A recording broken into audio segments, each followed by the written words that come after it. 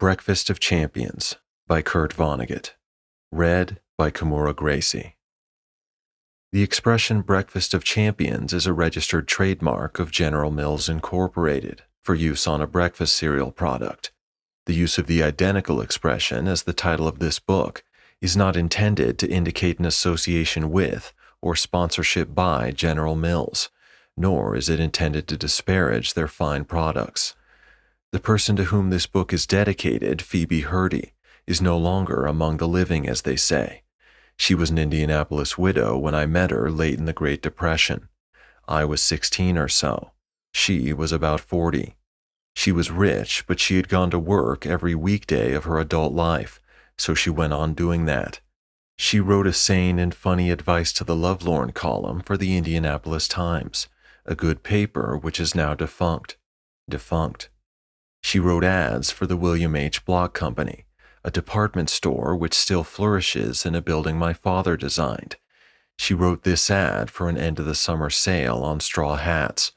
For prices like this, you can run them through your horse and put them on your roses. Phoebe Hurdy hired me to write copy for ads about teenage clothing. I had to wear the clothes I praised. That was part of the job. And I became friends with her two sons, who were my age. I was over at their house all the time. She would talk bodily to me and her sons, and to our girlfriends when we brought them around. She was funny. She was liberating. She taught us to be impolite in conversation, not only about sexual matters, but about American history and famous heroes, about the distribution of wealth, about school, about everything. I now make my living being impolite. I am clumsy at it. I keep trying to imitate the impoliteness which was so graceful in Phoebe Hurdy. I think now that grace was easier for her than it is for me because of the mood of the Great Depression. She believed what so many Americans believed then, that the nation would be happy and just and rational when prosperity came. I never hear that word anymore. Prosperity. It used to be a synonym for paradise, and Phoebe Hurdy was able to believe that the impoliteness she recommended would give shape to an American paradise. Now her sort of impoliteness is fashionable, but nobody believes anymore in a new American paradise. I sure miss Phoebe Hurdy.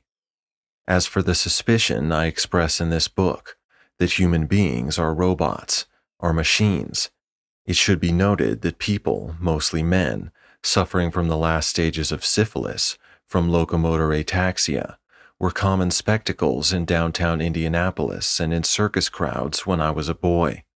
Those people were infested with carnivorous little corkscrews, which could be seen only with a microscope. The victims' vertebrae were welded together after the corkscrews got through with the meat in between. The syphilitics seemed tremendously dignified, erect, eyes straight ahead. I saw one stand on a curb at the corner of Meridian and Washington Streets one time, underneath an overhanging clock which my father designed. The intersection was known locally as the Crossroads of America. This syphilitic man was thinking hard there at the Crossroads of America about how to get his legs to step off the curb and carry him across Washington Street. He shuddered gently, as though he had a small motor which was idling inside. Here was his problem. His brains, where the instructions to his legs originated, were being eaten alive by corkscrews. The wires which had to carry the instructions weren't insulated anymore, or were eaten clear through. Switches along the way were welded open or shut. This man looked like an old man, although he might have been only 30 years old. He thought, and then he kicked 2 times like a chorus girl. He certainly looked like a machine to me when I was a boy. I tend to think of human beings as huge rubbery test tubes, too, with chemical reactions seething inside. When I was a boy, I saw a lot of people with goiters. So did Dwayne Hoover, the Pontiac dealer who was the hero of this book.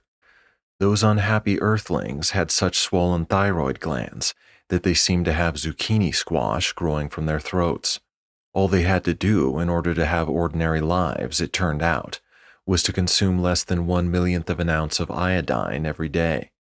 My own mother wrecked her brains with chemicals which were supposed to make her sleep. When I get depressed, I take a little pill, and I cheer up again, and so on. So it is a big temptation to me when I create a character for a novel to say that he is what he is because of faulty wiring, or because of microscopic amounts of chemicals which he ate or failed to eat on that particular day. What do I myself think of this particular book? I feel lousy about it, but I always feel lousy about my books. My friend Knox Berger said one time that a certain cumbersome novel read as though it had been written by Phil Boyd Studge. That's who I think I am when I write what I am seemingly programmed to write. This book is my 50th birthday present to myself. I feel as though I am crossing the spine of a roof, having ascended one slope.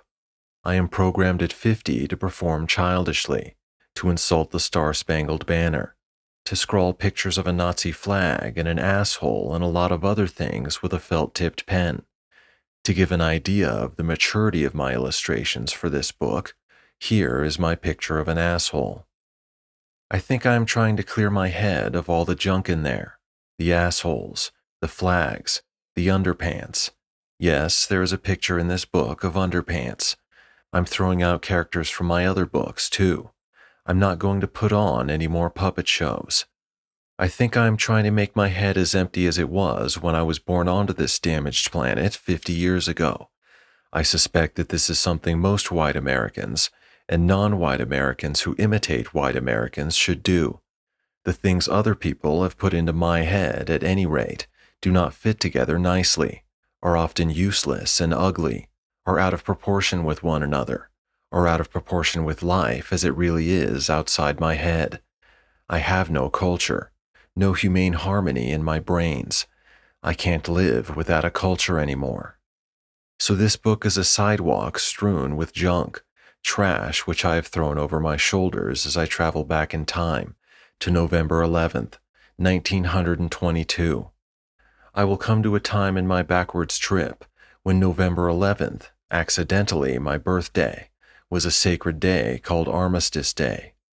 When I was a boy, and when Dwayne Hoover was a boy, all the people of all the nations which had fought in the First World War were silent during the 11th minute of the 11th hour of Armistice Day, which was the 11th day of the 11th month.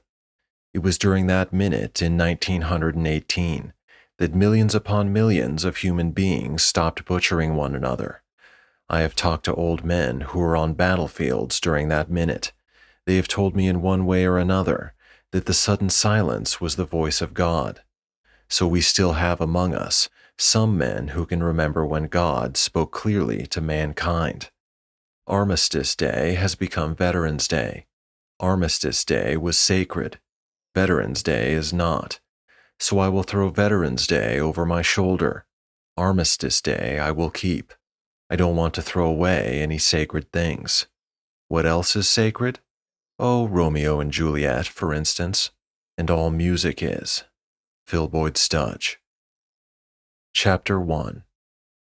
This is a tale of a meeting of two lonesome, skinny, fairly old white men on a planet which was dying fast. One of them was a science fiction writer named Kilgore Trout. He was a nobody at the time, and he supposed his life was over. He was mistaken. As a consequence of the meeting, he became one of the most beloved and respected human beings in history. The man he met was an automobile dealer, a Pontiac dealer named Dwayne Hoover. Dwayne Hoover was on the brink of going insane. Listen, Trout and Hoover were citizens of the United States of America, a country which was called America for short. This was their national anthem, which was pure balderdash, like so much they were expected to take seriously. Oh, say, can you see by the dawn's early light what so proudly we hailed at the twilight's last gleaming, whose broad stripes and bright stars, through the perilous fight, o'er the ramparts we watched were so gallantly streaming, and the rocket's red glare, the bombs bursting in air, gave proof through the night that our flag was still there. Oh, say, does that star-spangled banner yet wave o'er the land of the free and the home of the brave?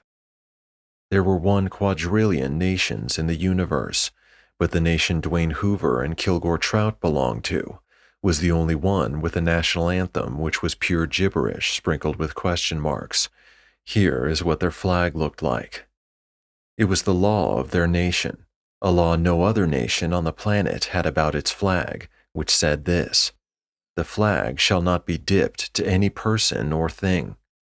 Flag dipping was a form of friendly and respectful salute, which consisted of bringing the flag on a stick closer to the ground, then raising it up again.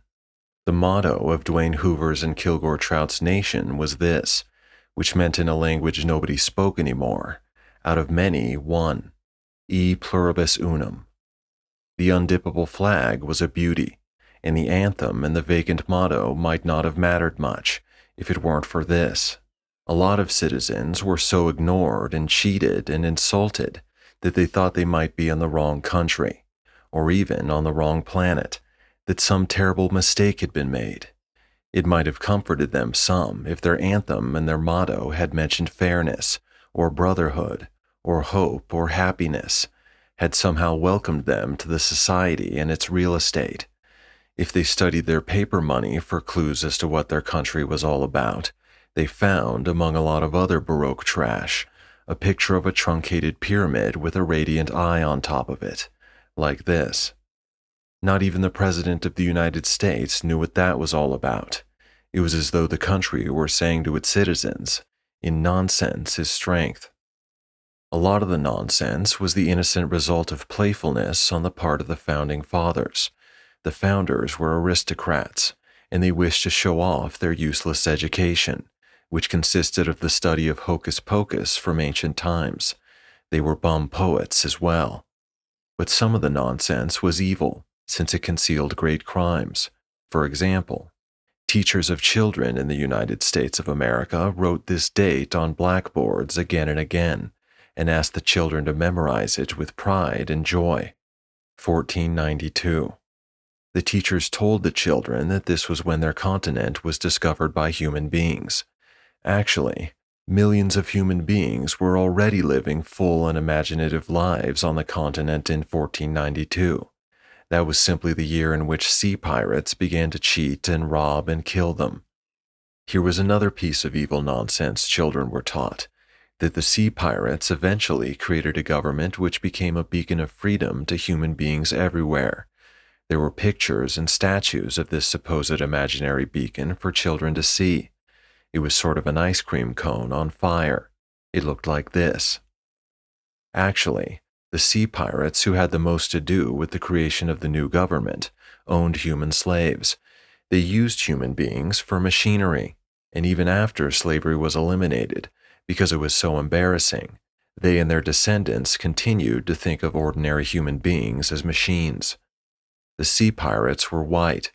The people who were already on the continent when the pirates arrived were copper-colored. When slavery was introduced onto the continent, the slaves were black. Color was everything. Here is how the pirates were able to take whatever they wanted from anybody else. They had the best boats in the world, and they were meaner than anybody else.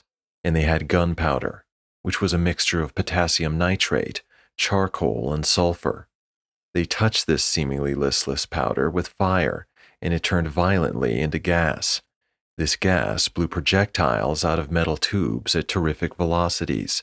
The projectiles cut through meat and bone very easily, so the pirates could wreck the wiring or the bellows or the plumbing of a stubborn human being even if he was far, far away. The chief weapon of the sea pirates, however, was their capacity to astonish. Nobody else could believe, until it was much too late, how heartless and greedy they were. When Dwayne Hoover and Kilgore Trout met each other, their country was by far the richest and most powerful country on the planet. It had the most food and minerals and machinery, and it disciplined other countries by threatening to shoot big rockets at them, or to drop things on them from airplanes. Most other countries didn't have doodly squat. Most of them weren't even inhabitable anymore. They had too many people and not enough space. They had sold everything that was any good, and there wasn't anything to eat anymore. And still, the people went on fucking all the time. Fucking was how babies were made. A lot of people on the wrecked planet were communists. They had a theory that what was left of the planet should be shared more or less equally among all the people who hadn't asked to come to a wrecked planet in the first place. Meanwhile, more babies were arriving all the time, kicking and screaming, yelling for milk. In some places, people would actually try to eat mud or such on gravel, while babies were being born just a few feet away, and so on. Dwayne Hoover's and Kilgore Trout's country, where there was still plenty of everything, was opposed to communism. It didn't think that Earthlings who had a lot should share it with others unless they really wanted to, and most of them didn't want to, so they didn't have to. Everybody in America was supposed to grab whatever he could and hold on to it. Some Americans were very good at grabbing and holding, were fabulously well-to-do. Others couldn't get their hands on doodly squat. Dwayne Hoover was fabulously well-to-do when he met Kilgore Trout. A man whispered those exact words to a friend one morning as Dwayne walked by. Fabulously well-to-do. And here's how much of the planet Kilgore Trout owned in those days. Doodly squat. And Kilgore Trout and Dwayne Hoover met in Midland City, which was Dwayne's hometown, during an arts festival there in autumn of 1972.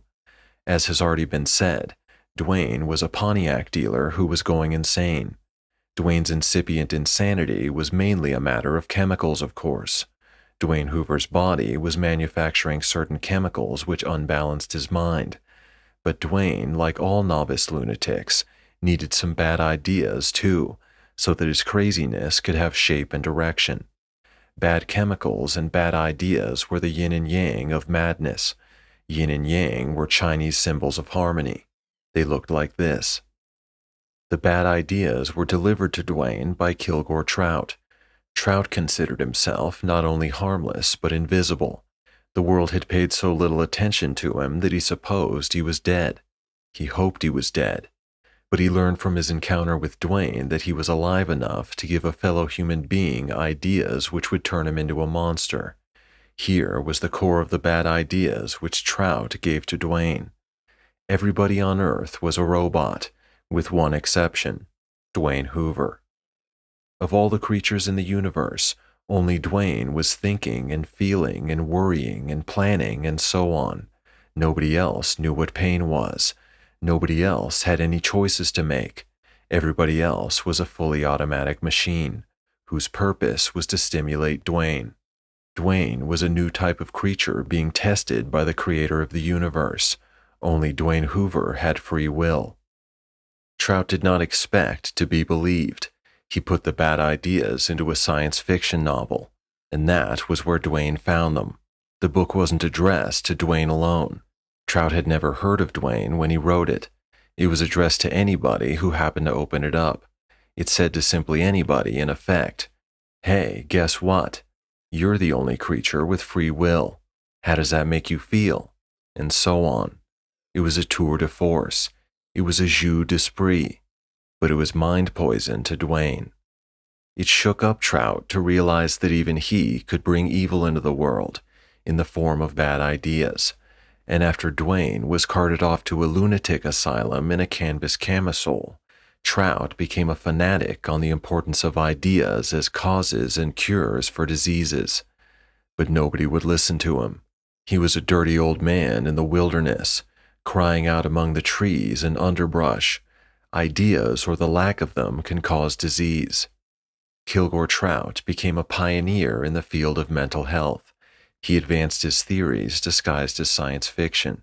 He died in 1981, almost 20 years after he made Dwayne Hoover so sick. He was by then recognized as a great artist and scientist. The American Academy of Arts and Sciences caused a monument to be erected over his ashes. Carved in its face was a quotation from his last novel, his 209th novel, which was unfinished when he died. The monument looked like this: Kilgore Trout, 1907 to 1981.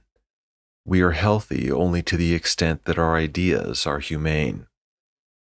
Chapter 2. Dwayne was a widower. He lived alone at night in a dream house in Fairchild Heights, which was the most desirable residential area in the city. Every house there cost at least $100,000 to build. Every house was on at least 4 acres of land. Dwayne's only companion at night was a Labrador retriever named Sparky. Sparky could not wag his tail because of an automobile accident many years ago, so he had no way of telling other dogs how friendly he was. He had to fight all the time. His ears were in tatters. He was lumpy with scars. Dwayne had a black servant named Lottie Davis. She cleaned his house every day. Then she cooked his supper for him and served it. Then she went home. She was descended from slaves. Lottie Davis and Dwayne didn't talk much, even though they liked each other a lot. Dwayne reserved most of his conversation for his dog. He would get down on the floor and roll around with Sparky, and he would say things like, "You and me, Spark," and "How's my old buddy?" and so on. And that routine went on unrevised, even after Dwayne started to go crazy, so Lottie had nothing unusual to notice. Kilgore Trout owned a parakeet named Bill. Like Dwayne Hoover, Trout was all alone at night except for his pet. Trout too talked to his pet. While Dwayne babbled to his Labrador retriever about love, Trout sneered and muttered to his parakeet about the end of the world. "Any time now," he would say, "and high time too." It was Trout's theory that the atmosphere would become unbreathable soon. Trout supposed that when the atmosphere became poisonous, Bill would keel over a few minutes before Trout did. He would kid Bill about that. "How's the old respiration, Bill?" he'd say. Or, "Seems like you've got a touch of the old emphysema, Bill." Or, "We never discussed what kind of funeral you want, Bill. You never even told me what your religion is," and so on. He told Bill that humanity deserved to die horribly, since it had behaved so cruelly and wastefully on a planet so sweet. "We're all Heliogabalus, Bill," he would say. This was the name of a Roman emperor who had a sculptor make a hollow life-size iron bull with a door on it. The door could be locked from the outside. The bull's mouth was open. That was the only other opening to the outside. Heliogabalus would have a human being put into the bull through the door, and the door would be locked. Any sounds the human being made in there would come out of the mouth of the bull. Heliogabalus would have guests in for a nice party, with plenty of food and wine and beautiful women and pretty boys, and Heliogabalus would have a servant light kindling. The kindling was under dry firewood, which was under the bull. Trout did another thing which some people might have considered eccentric. He called mirrors leaks. It amused him to pretend that mirrors were holes between two universes. If he saw a child near a mirror, he might wag his finger at the child warningly and say with great solemnity, "Don't get too near that leak. You wouldn't want to wind up in the other universe, would you?" Sometimes somebody would say in his presence, "Excuse me, I have to take a leak." This was a way of saying that the speaker intended to drain liquid wastes from his body through a valve in his lower abdomen, and Trout would reply waggishly, "Where I come from, that means you're about to steal a mirror," and so on. By the time of Trout's death, of course, everybody called mirrors leaks. That was how respectable even his jokes had become. In 1972, Trout lived in a basement apartment in Cohoes, New York. He made his living as an installer of aluminum combination storm windows and screens. He had nothing to do with the sales end of the business because he had no charm. Charm was a scheme for making strangers like and trust a person immediately, no matter what the charmer had in mind. Dwayne Hoover had oodles of charm. I can have oodles of charm when I want to. A lot of people have oodles of charm. Trout's employer and co-workers had no idea he was a writer. No reputable publisher had ever heard of him, for that matter, even though he had written 117 novels and 2,000 short stories by the time he met Dwayne. He made carbon copies of nothing he wrote. He mailed off manuscripts without enclosing stamped self-addressed envelopes for their safe return. Sometimes he didn't even include a return address. He got names and addresses of publishers from magazines devoted to the writing business, which he read avidly in the periodical rooms of public libraries. He thus got in touch with a firm called World Classics Library, which published hardcore pornography in Los Angeles, California. They used his stories, which usually didn't even have women in them, to give bulk to books and magazines of salacious pictures. They never told him where or when he might expect to find himself in print. Here is what they paid him: doodly squat. They didn't even send him complimentary copies of the books and magazines in which he appeared, so he had to search them out in pornography stores, and the titles he gave to his stories were often changed. Pangalactic Straw Boss, for instance, became Mouth Crazy. Most distracting to Trout, however, were the illustrations his publisher selected, which had nothing to do with his tales. He wrote a novel, for instance, about an earthling named Delmore Skagg, a bachelor in a neighborhood where everybody else had enormous families, and Skagg was a scientist, and he found a way to reproduce himself in chicken soup. He would shave living cells from the palm of his right hand, mix them with the soup, and expose the soup to cosmic rays. The cells turned into babies which looked exactly like Delmore Skagg. Pretty soon, Delmore was having several babies a day and inviting his neighbors to share his pride and happiness. He had mass baptisms of as many as 100 babies at a time. He became famous as a family man, and so on. Skagg hoped to force his country into making laws against excessively large families, but the legislatures and the courts declined to meet the problem head-on. They passed stern laws instead against the possession by unmarried persons of chicken soup, and so on. The illustrations for this book were murky photographs of several white women giving blowjobs to the same black man, who, for some reason, wore a Mexican sombrero. At the time he met Dwayne Hoover, Trout's most widely distributed book was Plague on Wheels. The publisher didn't change the title, but he obliterated most of it and all of Trout's name with a lurid banner which made this promise: wide open beavers inside. A wide open beaver was a photograph of a woman not wearing underpants and with her legs far apart so that the mouth of her vagina could be seen. The expression was first used by news photographers who often got to see up women's skirts at accidents and sporting events and from underneath fire escapes and so on. They needed a code word to yell to other newsmen and friendly policemen and firemen and so on to let them know what could be seen in case they wanted to see it. The word was this: beaver. A beaver was actually a large rodent. It loved water, so it built dams. It looked like this. The sort of beaver which excited news photographers so much looked like this. This was where babies came from. When Dwayne was a boy, when Kilgore Trout was a boy, when I was a boy, and even when we became middle-aged men and older, it was the duty of the police and the courts to keep representations of such ordinary apertures from being examined and discussed by persons not engaged in the practice of medicine. It was somehow decided that wide-open beavers, which were 10,000 times as common as real beavers, should be the most massively defended secret under law. So there was a madness about wide-open beavers. There was also a madness about a soft, weak metal, an element, which had somehow been declared the most desirable of all elements, which was gold. And the madness about wide-open beavers was extended to underpants when Dwayne and Trout and I were boys. Girls concealed their underpants at all costs, and boys tried to see their underpants at all costs. Female underpants looked like this. One of the first things Dwayne learned in school as a little boy, in fact, was a poem he was supposed to scream in case he saw a little girl's underpants by accident in the playground. Other students taught it to him. This was it.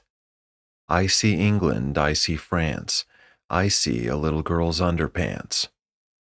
When Kilgore Trout accepted the Nobel Prize for Medicine in 1979, he declared, "Some people say there is no such thing as progress. The fact that human beings are now the only animals left on Earth, I confess, seems a confusing sort of victory. Those of you familiar with the nature of my earlier published works will understand why I mourned especially when the last beaver died. There were two monsters sharing this planet with us when I was a boy, however, and I celebrate their extinction today. They were determined to kill us, or at least to make our lives meaningless. They came close to success. They were cruel adversaries which my little friends the beavers were not. Lions? No. Tigers? No. Lions and tigers snoozed most of the time. The monsters I will name never snoozed. They inhabited our heads.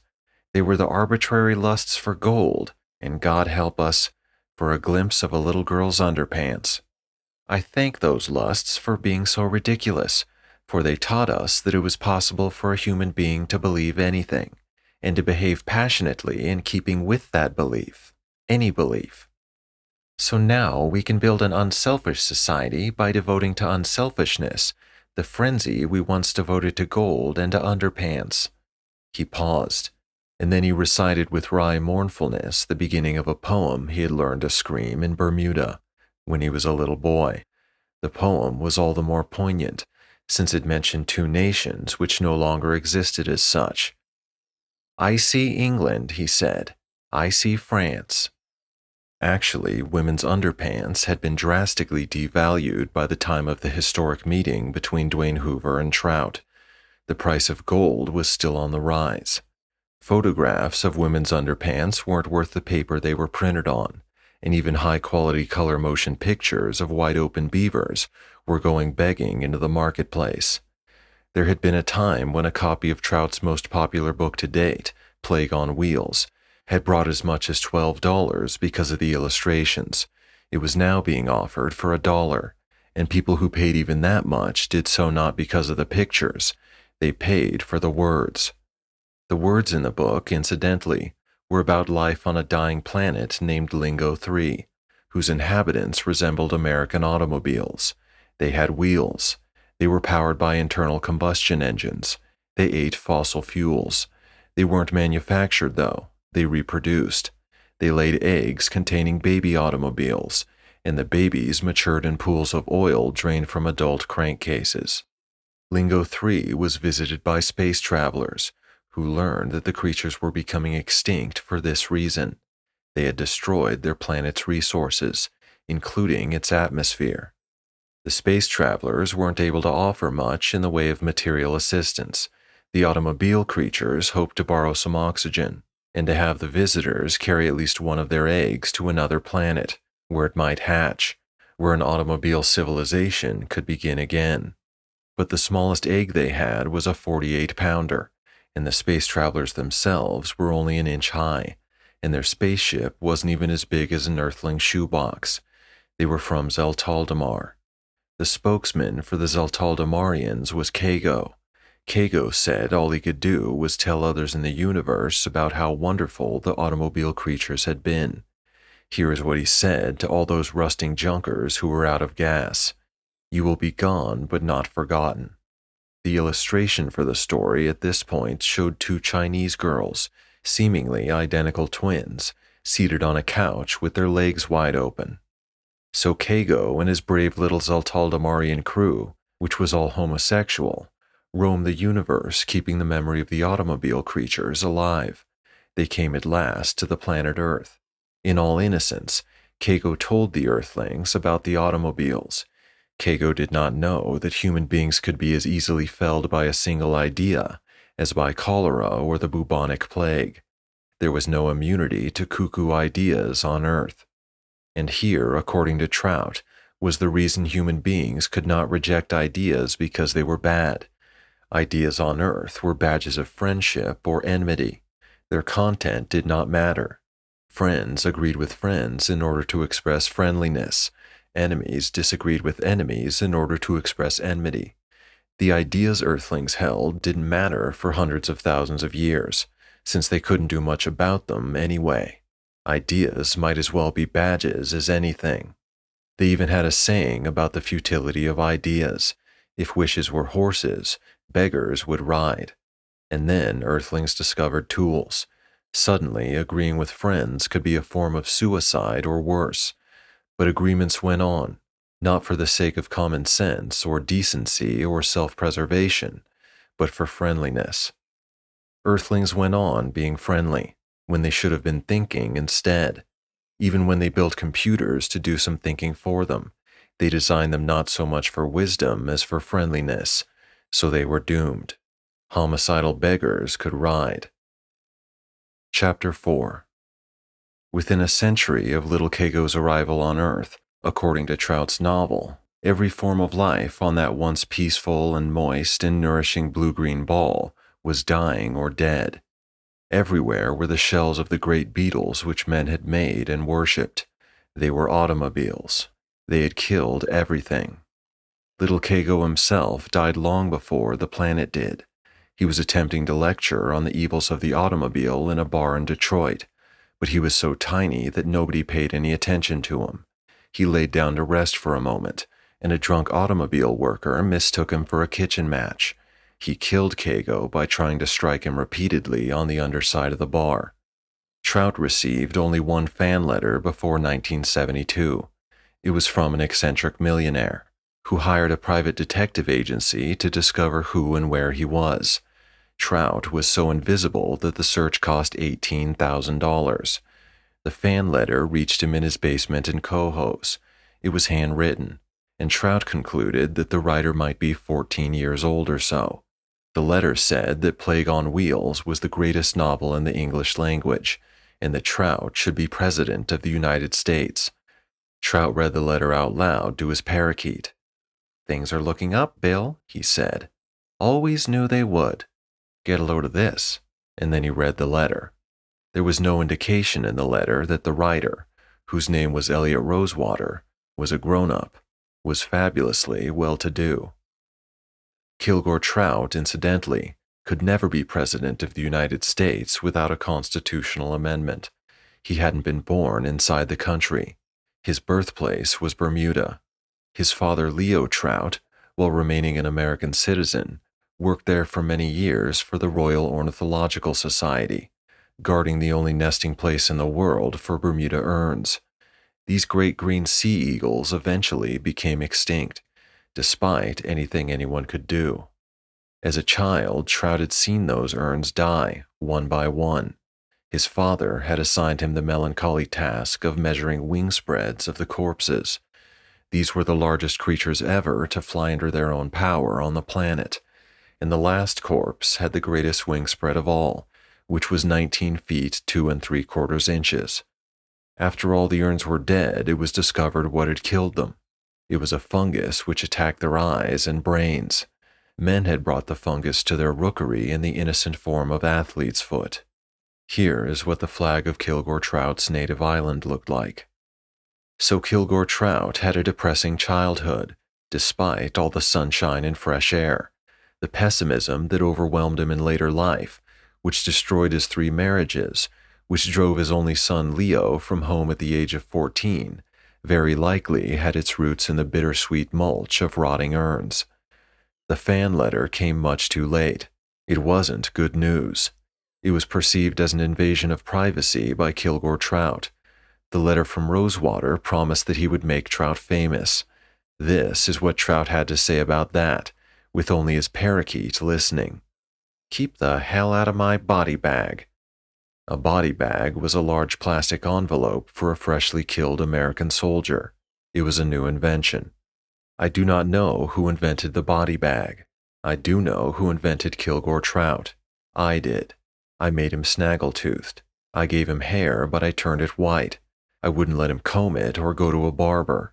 I made him grow it long and tangled. I gave him the same legs the creator of the universe gave to my father when my father was a pitiful old man. They were pale white broomsticks. They were hairless. They were embossed fantastically with varicose veins. And 2 months after Trout received his first fan letter, I had him find in his mailbox an invitation to be a speaker at an arts festival in the American Middle West. The letter was from the festival's chairman, Fred T. Barry. He was respectful, almost reverent about Kilgore Trout. He beseeched him to be one of the several distinguished out-of-town participants in the festival, which would last for 5 days. It would celebrate the opening of the Mildred Berry Memorial Center for the Arts in Midland City. The letter did not say so, but Mildred Berry was the late mother of the chairman, the wealthiest man in Midland City. Fred T. Berry had paid for the new Center of the Arts, which was a translucent sphere on stilts. It had no windows. When illuminated inside at night, it resembled a rising harvest moon. Fred T. Berry, incidentally, was exactly the same age as Trout. They had the same birthday, but they certainly didn't look anything alike. Fred T. Berry didn't even look like a white man anymore, even though he was of pure English stock. As he grew older and happier, and all his hair fell out everywhere, he came to look like an ecstatic old Chinaman. He looked so much like a Chinaman that he had taken to dressing like a Chinaman. Real Chinamen often mistook him for a real Chinaman. Fred T. Berry confessed in his letter that he had not read the works of Kilgore Trout, but that he would joyfully do so before the festival began. "You come highly recommended by Elliot Rosewater," he said, "who assures me that you are perhaps the greatest living American novelist. There can be no higher praise than that." Clipped to the letter was a check for $1,000. Fred T. Berry explained that this was for travel expenses and an honorarium. It was a lot of money. Trout was suddenly fabulously well-to-do. Here is how Trout happened to be invited. Fred T. Berry wanted to have a fabulously valuable oil painting as a focal point for the Midland City Festival of the Arts. As rich as he was, he couldn't afford to buy one, so he looked for one to borrow. The first person he went to was Elliot Rosewater, who owned an El Greco worth $3 million or more. Rosewater said the festival could have the picture on one condition, that it hire as a speaker the greatest living writer in the English language, who was Kilgore Trout. Trout laughed at the flattering invitation, but he felt fear after that. Once again, a stranger was tampering with the privacy of his body bag. He put this question to his parakeet haggardly, and he rolled his eyes. "Why all this sudden interest in Kilgore Trout?" He read the letter again. "They not only want Kilgore Trout," he said. "They want him in a tuxedo, Bill. Some mistake has been made." He shrugged. "Maybe they invited me because they know I have a tuxedo," he said. He really did own a tuxedo. It was in a steamer trunk which he had lugged from place to place for more than 40 years. It contained toys from childhood, the bones of a Bermuda urn, and many other curiosities, including the tuxedo he had worn to a senior dance just prior to his graduation from Thomas Jefferson High School in Dayton, Ohio in 1924. Trout was born in Bermuda and attended grammar school there, but then his family moved to Dayton. His high school was named after a slave owner, who was also one of the world's greatest theoreticians on the subject of human liberty. Trout got his tuxedo out of the trunk and he put it on. It was a lot like a tuxedo I'd seen my father put on when he was an old man. It had a greenish patina of mold. Some of the growths it supported resembled patches of fine rabbit fur. "This will do nicely for the evenings," said Trout. "But tell me, Bill, what does one wear in Midland City in October before the sun goes down?" He hauled up his pants legs so that his grotesquely ornamental shins were exposed. "Bermuda shorts and bobby socks, eh, Bill? After all, I am from Bermuda." He dabbed at his tuxedo with a damp rag, and the fungi came away easily. "Hate to do this, Bill," he said of the fungi he was murdering. "Fungi have as much right to life as I do. They know what they want, Bill. Damned if I do anymore." Then he thought about what Bill himself might want. It was easy to guess. "Bill," he said, "I like you so much, and I am such a big shot in the universe, that I will make your 3 biggest wishes come true." He opened the door of the cage, something Bill couldn't have done in 1,000 years. Bill flew over to a windowsill. He put his little shoulder against the glass.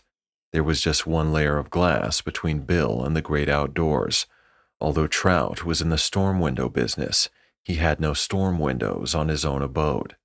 "Your second wish is about to come true," said Trout, and he again did something which Bill could never have done. He opened the window. But the opening of the window was such an alarming business to the parakeet that he flew back to his cage and hopped inside. Trout closed the door of the cage and latched it. "That's the most intelligent use of 3 wishes I've ever heard of," he said to the bird.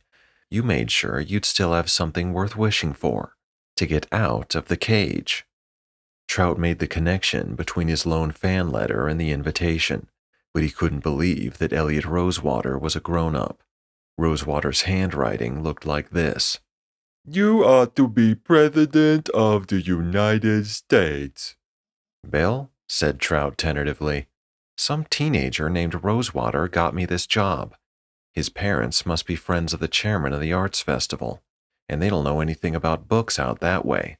So when he said I was good, they believed him." Trout shook his head. "I'm not going, Bill. I don't want out of my cage. I'm too smart for that. Even if I did want out, though, I wouldn't go to Midland City and make a laughingstock of myself. And my only fan." He left it at that, but he reread the invitation from time to time, got to know it by heart. And then one of the subtler messages on the paper got through to him. It was in the letterhead, which displayed 2 masks intended to represent comedy and tragedy. One mask looked like this. The other one looked like this. "They don't want anything but smilers out there," Trout said to his parakeet. "Unhappy failures need not apply." But his mind wouldn't leave it alone at that. He got an idea which he found very tangy. But maybe an unhappy failure is exactly what they need to see. He became energetic after that. "Bill, Bill," he said, "listen, I'm leaving the cage, but I'm coming back.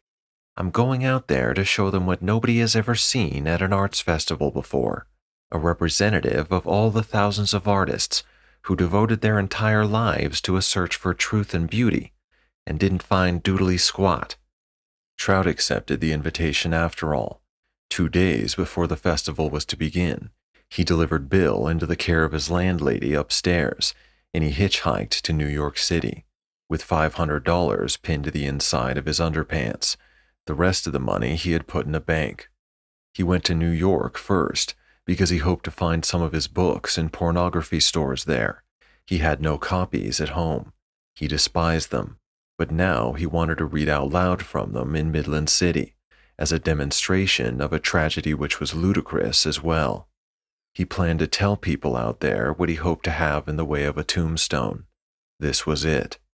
Somebody, sometime to sometime, he tried. Chapter 4.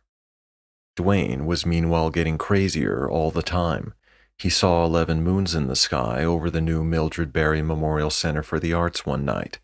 The next morning, he saw a huge duck directing traffic at the intersection of Arsenal Avenue and Old County Road. He didn't tell anybody what he saw. He maintained secrecy. But the bad chemicals in his head were fed up with secrecy. They were no longer content with making him feel and see queer things. They wanted him to do queer things also, and make a lot of noise. They wanted Dwayne Hoover to be proud of his disease. People said later that they were furious with themselves for not noticing the danger signals in Dwayne's behavior, for ignoring his obvious cries for help. After Dwayne ran amok, the local paper ran a deeply sympathetic editorial about it, begging people to watch each other for danger signals. Here was its title: A Cry for Help. But Dwayne wasn't all that weird before he met Kilgore Trout. His behavior in public kept him well within the limits of acceptable acts and beliefs and conversations in Midland City. The person closest to him, Francine Pefko, his white secretary and mistress, said that Dwayne seemed to be getting happier and happier all the time during the month before Dwayne went public as a maniac. "I kept thinking," she told a newspaper reporter from her hospital bed, "he's finally getting over his wife's suicide."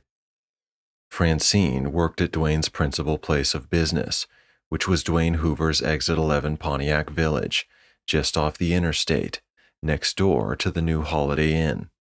Here is what made Francine think he was becoming happier. Dwayne began to sing songs which had been popular in his youth, such as The Old Lamplighter, and Tippy Tippy Tin, and Hold Tight, and Blue Moon, and so on. Dwayne had never sung before. Now he did it loudly as he sat at his desk, when he took a customer for a ride in a demonstrator, when he watched a mechanic service a car. One day he sang loudly as he crossed the lobby of the new Holiday Inn, smiling and gesturing at people as though he had been hired to sing for their pleasure. But nobody thought that was necessarily a hint of derangement either, especially since Dwayne owned a piece of the inn. A black busboy and a black waiter discussed this singing. "Listen at him sing," said the busboy. "If I owned what he owns, I'd sing too," the waiter replied. The only person who said out loud that Dwayne was going crazy was Dwayne's white sales manager at the Pontiac agency, who was Harry LeSabre. A full week before Dwayne went off his rocker, Harry said to Francine Pefko, "Something has come over Dwayne. He used to be so charming. I don't find him so charming anymore." Harry knew Dwayne better than did any other man. He had been with Dwayne for 20 years. He came to work for him when the agency was right on the nigger part of town. Nigger often referred to a human being who was black, but also extended to human beings who were otherwise dark-skinned and therefore seen as subhuman. "I know him the way a combat soldier knows his buddy," said Harry. "We used to put our lives on the line every day. When the agency was down on Jefferson Street, we got held up on the average of 14 times a year. And I tell you that the Dwayne of today is a Dwayne I never saw before." It was true about the holdups. That was how Dwayne bought a Pontiac agency so cheaply. White people were the only people with enough money to buy new automobiles, except for a few black criminals who always wanted Cadillacs, and white people were scared to go anywhere on Jefferson Street anymore. Here is where Dwayne got the money to buy the agency. He borrowed it from the Midland County National Bank. For collateral, he put up stock he owned in a company which was then called the Midland City Ordnance Company. It later became Barrytron Limited. When Dwayne first got the stock, in the depths of the Great Depression, the company was called the Robo-Magic Corporation of America. The name of the company kept changing through the years because the nature of its business changed so much, but its management hung on to the company's original motto, for old time's sake. The motto was this: "Goodbye, Blue Monday." Listen, Harry LeSabre said to Francine, "When a man has been in combat with another man, he gets so he can sense the slightest change in his buddy's personality, and Dwayne has changed. You ask Vernon Garr." Vernon Garr was a white mechanic who was the only other employee who had been with Dwayne before Dwayne moved the agency out to the interstate. As it happened, Vernon was having trouble at home. His wife Mary was a schizophrenic, so Vernon hadn't noticed whether Dwayne had changed or not. Vernon's wife believed that Vernon was trying to turn her brains into plutonium. Harry LeSabre was entitled to talk about combat. He had been in actual combat in a war. Dwayne hadn't been in combat. He was a civilian employee of the United States Army Air Corps during the Second World War, though. One time he got to paint a message on a 500-pound bomb, which was going to be dropped on Hamburg, Germany. This was it. "Goodbye, Blue Monday." "Harry," said Francine, "everybody is entitled to a few bad days. Dwayne has fewer than anybody I know. So when he does have one like today, some people are hurt and surprised. They shouldn't be. He's human just like anybody else." But why should he single out me, Harry wanted to know. He was right. Dwayne had singled him out for astonishing insults and abuse that day. Everybody else still found Dwayne nothing but charming. Later on, of course, Dwayne would assault all sorts of people, even 3 strangers from Erie, Pennsylvania, who had never been to Midland City before. But Harry was an isolated victim now. "Why me?" said Harry. This was a common question in Midland City. People were always asking that as they were loaded into ambulances after accidents of various kinds, or arrested for disorderly conduct, or burglarized, or socked in the nose, and so on. Why me? "Probably because he felt you were man enough and friend enough to put up with him on one of his few bad days," said Francine. "How would you like it if he insulted your clothes?" said Harry. This is what Dwayne had done to him, insulted his clothes. I would remember that he was the best employer in town, said Francine. This was true.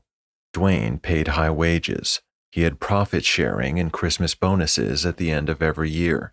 He was the first automobile dealer in this part of the state to offer his employees Blue Cross Blue Shield, which was health insurance. He had a retirement plan which was superior to every retirement plan in the city, with the exception of the one at Barrytron. His office door was always open to any employee who had troubles to discuss, whether they had to do with the automobile business or not. For instance, on the day he insulted Harry's clothing, he also spent 2 hours with Vernon Garr, discussing the hallucinations Vernon's wife was having. She sees things that aren't there, said Vernon. She needs rest, Vern, said Dwayne. Maybe I'm going crazy too, said Vernon. Christ, I go home and I talk for hours to my fucking dog. That makes 2 of us, said Dwayne. Here is the scene between Harry and Dwayne which upset Harry so much. Harry went into Dwayne's office right after Vern left. He expected no trouble, because he had never had any serious trouble with Dwayne. How's my old combat buddy today? He said to Dwayne. As good as can be expected, said Dwayne. Anything special bothering you? No, said Harry. Vern's wife thinks Vern is trying to turn her brains into plutonium, said Dwayne. What's plutonium? Said Harry. And so on. They rambled along, and Harry made up a problem for himself just to keep the conversation lively. He said he was sad sometimes that he had no children. But I'm glad in a way too, he went on. I mean, why should I contribute to overpopulation? Dwayne didn't say anything. Maybe we should have adopted one, said Harry. But it's too late now. And the old lady and me, we have a good time just horsing around with ourselves. What do we need a kid for? It was after the mention of adoption that Dwayne blew up. He himself had been adopted by a couple who had moved to Midland City from West Virginia in order to make big money as factory workers in the First World War. Dwayne's real mother was a spinster school teacher who wrote sentimental poetry and claimed to be descended from Richard the Lionhearted, who was a king. His real father was an itinerant typesetter who seduced his mother by setting her poems in type. He didn't sneak them into a newspaper or anything. It was enough for her that they were set in type. She was a defective childbearing machine. She destroyed herself automatically while giving birth to Dwayne. The printer disappeared. He was a disappearing machine. It may be that the subject of adoption caused an unfortunate chemical reaction in Dwayne's head. At any rate, Dwayne suddenly snarled this at Harry. Harry, why don't you get a bunch of cotton waste from Vernon Garr, soak it in blue Sunoco, and burn up your fucking wardrobe? You make me feel like I'm at Watson Brothers. Watson Brothers was the name of a funeral parlor for white people who were at least moderately well-to-do. Blue Sunoco was a brand of gasoline. Harry was startled, and then pain set in. Dwayne had never said anything about his clothes in all the years he'd known him. The clothes were conservative and neat in Harry's opinion. His shirts were white. His ties were black or navy blue. His suits were gray or dark blue. His shoes and socks were black. Listen, Harry, said Dwayne, and his expression was mean. Hawaiian Week is coming up, and I'm absolutely serious. Burn your clothes and get new ones, or apply for work at Watson Brothers. Have yourself embalmed while you're at it. Harry couldn't do anything but let his mouth hang open. The Hawaiian Week Dwayne had mentioned was a sales promotion scheme which involved making the agency look as much like the Hawaiian Islands as possible. People who bought new or used cars or had repairs done in excess of $500 during the week would be entered automatically into a lottery. 3 lucky people would win a free all-expenses-paid trip to Las Vegas and San Francisco and then Hawaii for a party of 2. I don't mind that you have the name of a Buick, Harry, when you're supposed to be selling Pontiacs, Dwayne went on. He was referring to the fact that the Buick division of General Motors put out a model called the LeSabre. You can't help that. Dwayne now patted the top of his desk softly. This was somehow more menacing than if he had pounded the desk with his fist. But there are a hell of a lot of things you can change, Harry. There's a long weekend coming up. I expect to see some big changes in you when I come to work on Tuesday morning." The weekend was extra long because the coming Monday was a national holiday, Veterans Day. It was in honor of people who had served their country in uniform. "When we started selling Pontiacs, Harry," Dwayne said, "the car was sensible transportation for school teachers and grandmothers and maiden aunts." This was true. "Perhaps you haven't noticed, Harry, but the Pontiac has now become a glamorous youthful adventure for people who want a kick out of life. And you dress and act like this was a mortuary. Look at yourself in a mirror, Harry, and ask yourself, who could ever associate a man like this with a Pontiac?" Harry LeSabre was too choked up to point out to Dwayne that no matter what he looked like, he was generally acknowledged to be one of the most effective sales managers for Pontiac, not only in the state, but in the entire Middle West. Pontiac was the best-selling automobile in the Midland City area, despite the fact that it was not a low-price car. It was a medium-price car. Dwayne Hoover told poor Harry LeSabre that the Hawaiian Festival, only a long weekend away, was Harry's golden opportunity to loosen up, to have some fun, to encourage other people to have some fun too. "Harry," said Dwayne, "I have some news for you. Modern science has given us a whole lot of wonderful new colors, with strange, exciting names like red and orange, green and pink, Harry. We're not stuck anymore with just black, gray, and white. Isn't that good news, Harry? And the state legislature has just announced that it's no longer a crime to smile during working hours, Harry. And I have the personal promise of the governor that never again will anybody be sent to the sexual offenders wing of the adult correctional institution for telling a joke." Harry LeSabre might have weathered all this with only minor damage, if only Harry hadn't been a secret transvestite. On weekends, he liked to dress up in women's clothing, and not drab clothing either. Harry and his wife would pull down the blinds, and Harry would turn into a bird of paradise. Nobody but Harry's wife knew his secret. When Dwayne razzed him about the clothes he wore to work, and then mentioned the sexual offenders wing of the adult correctional institution at Shepherdstown, Harry had to suspect that his secret was out. And it wasn't merely a comical secret either. Harry could be arrested for what he did on weekends. He could be fined up to $3,000 and sentenced to as much as 5 years at hard labor in the sexual offenders wing of the adult correctional institution at Shepherdstown. So poor Harry spent a wretched Veterans Day weekend after that, but Dwayne spent a worse one. Here is what the last night of that weekend was like for Dwayne. His bad chemicals rolled him out of bed. They made him dress as though there were some sort of emergency with which he had to deal. This was in the wee hours. Veterans Day had ended at the stroke of 12. Dwayne's bad chemicals made him take a loaded .38 caliber revolver from under his pillow and stick it in his mouth. This was a tool whose only purpose was to make holes in human beings. It looked like this. In Dwayne's part of the planet, anybody who wanted one could get one down at his local hardware store. Policemen all had them. So did the criminals. So did the people caught in between. Criminals would point guns at people and say, "Give me all your money," and the people usually would. And policemen would point their guns at criminals and say, "Stop," or whatever the situation called for, and the criminals usually would. Sometimes they wouldn't. Sometimes a wife would get so mad at her husband that she would put a hole in him with a gun. Sometimes a husband would get so mad at his wife that he would put a hole in her, and so on. In the same week Dwayne Hoover ran amok, a 14-year-old Midland City boy put holes in his mother and father because he didn't want to show them the bad report card he brought home. His lawyer planned to enter a plea of temporary insanity, which meant that at the time of the shooting, the boy was unable to distinguish the difference between right and wrong. Sometimes people put holes in famous people so they could be at least fairly famous too. Sometimes people would get on airplanes which were supposed to fly to some place, and they would offer to put holes in the pilot and co-pilot unless they flew the airplane to somewhere else. Dwayne held the muzzle of his gun in his mouth for a while. He tasted oil.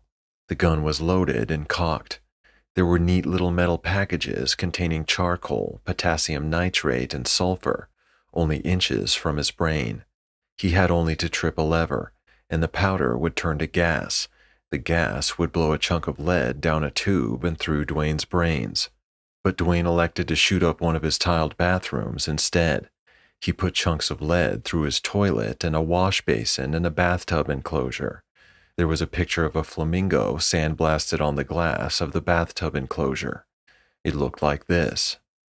Dwayne shot the flamingo. He snarled at his recollection of it afterwards. Here's what he snarled. "Dumb fucking bird." Nobody heard the shots. All the houses in the neighborhood were too well insulated for sound to ever get in or out. A sound wanting in or out of Dwayne's dream house, for instance, had to go through an inch and a half of plasterboard, a polystyrene vapor barrier, a sheet of aluminum foil, a 3-inch airspace, another sheet of aluminum foil, a 3-inch blanket of glass wool, another sheet of aluminum foil, 1 inch of insulating board made of pressed sawdust, tar paper, 1 inch of wood sheathing, more tar paper, and then aluminum siding, which was hollow.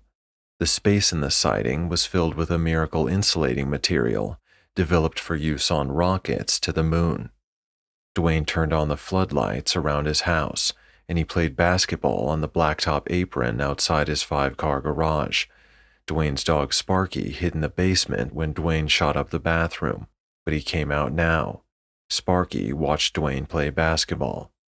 "You and me, Sparky," said Dwayne, and so on. He sure loved that dog. Nobody saw him playing basketball. He was screened from his neighbors by trees and shrubs and a high cedar fence. He put the basketball away, and he climbed into a black Plymouth Fury he had taken in trade the day before. The Plymouth was a Chrysler product, and Dwayne himself sold General Motors products. He had decided to drive the Plymouth for a day or two in order to keep abreast of the competition. As he backed out of his driveway, he thought it was important to explain to his neighbors why he was in a Plymouth Fury, so he yelled out the window, "Keeping abreast of the competition!" He blew his horn. Dwayne zoomed down Old County Road and onto the interstate, which he had all to himself. He swerved into exit 10 at a high rate of speed, slammed into a guardrail, spun around and around. He came out onto Union Avenue going backwards, jumped a curb and came to a stop in a vacant lot. Dwayne owned the lot. Nobody saw or heard anything. Nobody lived in the area. A policeman was supposed to cruise by about once an hour or so, but he was cooping in an alley behind a Western Electric warehouse about 2 miles away. Cooping was police slang for sleeping on the job. Dwayne stayed in his vacant lot for a while. He played the radio. All the Midland City stations were asleep for the night, but Dwayne picked up a country music station in West Virginia, which offered him 10 different kinds of flowering shrubs and 5 fruit trees for $6 COD. "Sounds good to me," said Dwayne. He meant it. Almost all the messages which were sent and received in his country, even the telepathic ones, had to do with buying or selling some damn thing. They were like lullabies to Dwayne. Chapter 5. While Dwayne Hoover listened to West Virginia, Kilgore Trout tried to fall asleep in a movie theater in New York City. It was much cheaper than a night in a hotel. Trout had never done it before, but he knew sleeping in movie houses was the sort of thing really dirty old men did. He wished to arrive in Midland City as the dirtiest of all old men. He was supposed to take part in a symposium out there entitled "The Future of the American Novel in the Age of McLuhan." He wished to say at that symposium, "I don't know who McLuhan is, but I know what it's like to spend the night with a lot of other dirty old men in a movie theater in New York City. Could we talk about that?" He wished to say, too, "Does this McLuhan, whoever he is, have anything to say about the relationship between wide open beavers and the sales of books?" Trout had come down from Coho's late that afternoon. He had since visited many pawn shops and a shirt store.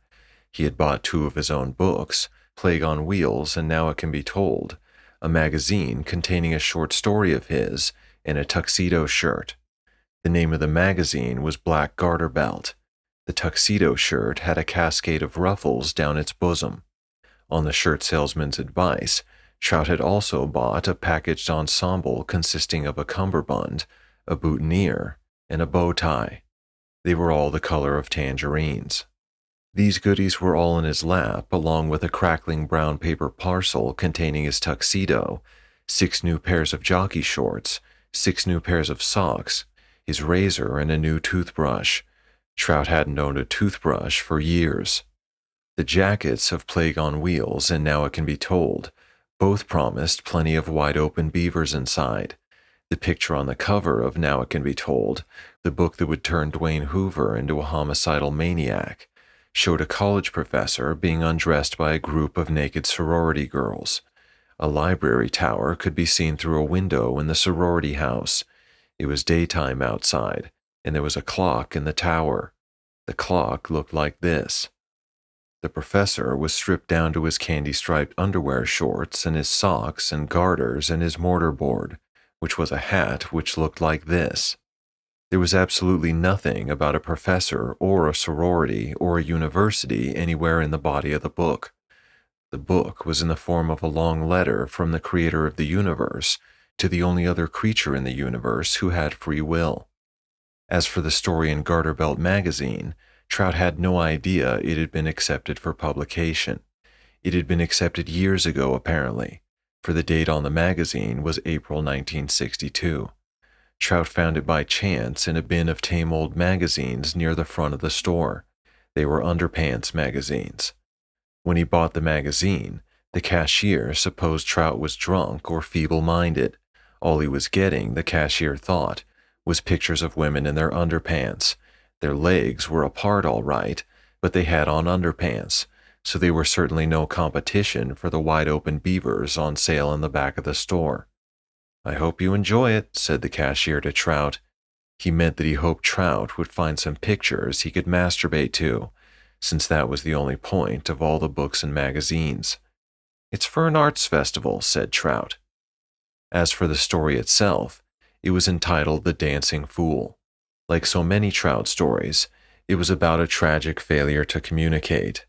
Here was the plot. A flying saucer creature named Zog arrived on Earth to explain how wars could be prevented and how cancer could be cured.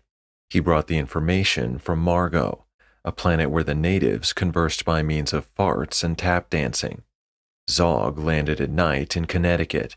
He had no sooner touched down when he saw a house on fire. He rushed into the house, farting and tap dancing, warning the people about the terrible danger they were in. The head of the house brained Zog with a golf club. The movie theater where Trout sat with all his parcels in his lap showed nothing but dirty movies. The music was soothing. Phantasms of a young man and a young woman sucked harmlessly on one another's soft apertures on the silver screen. And Trout made up a new novel while he sat there. It was about an earthling astronaut who arrived on a planet where all the animal and plant life had been killed by pollution, except for humanoids. The humanoids ate food made from petroleum and coal. They gave a feast for the astronaut, whose name was Dawn. The food was terrible. The big topic of conversation was censorship. The cities were blighted with motion picture theaters which showed nothing but dirty movies. The humanoids wished they could put them out of business somehow, but without interfering with free speech. They asked Dawn if dirty movies were a problem on Earth, too, and Dawn said yes. They asked him if the movies were really dirty, and Dawn replied, "As dirty as movies could get."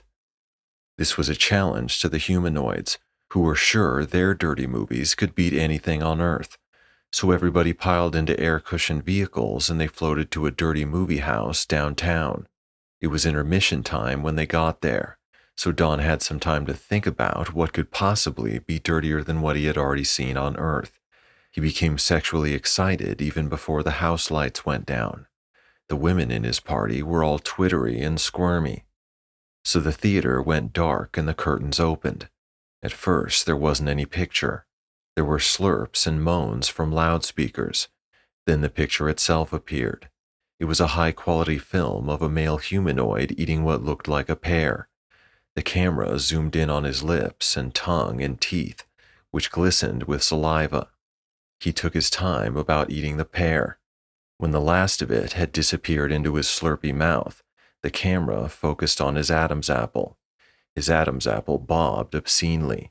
He belched contentedly, and then these words appeared on the screen, but in the language of the planet. The end. It was all fake, of course.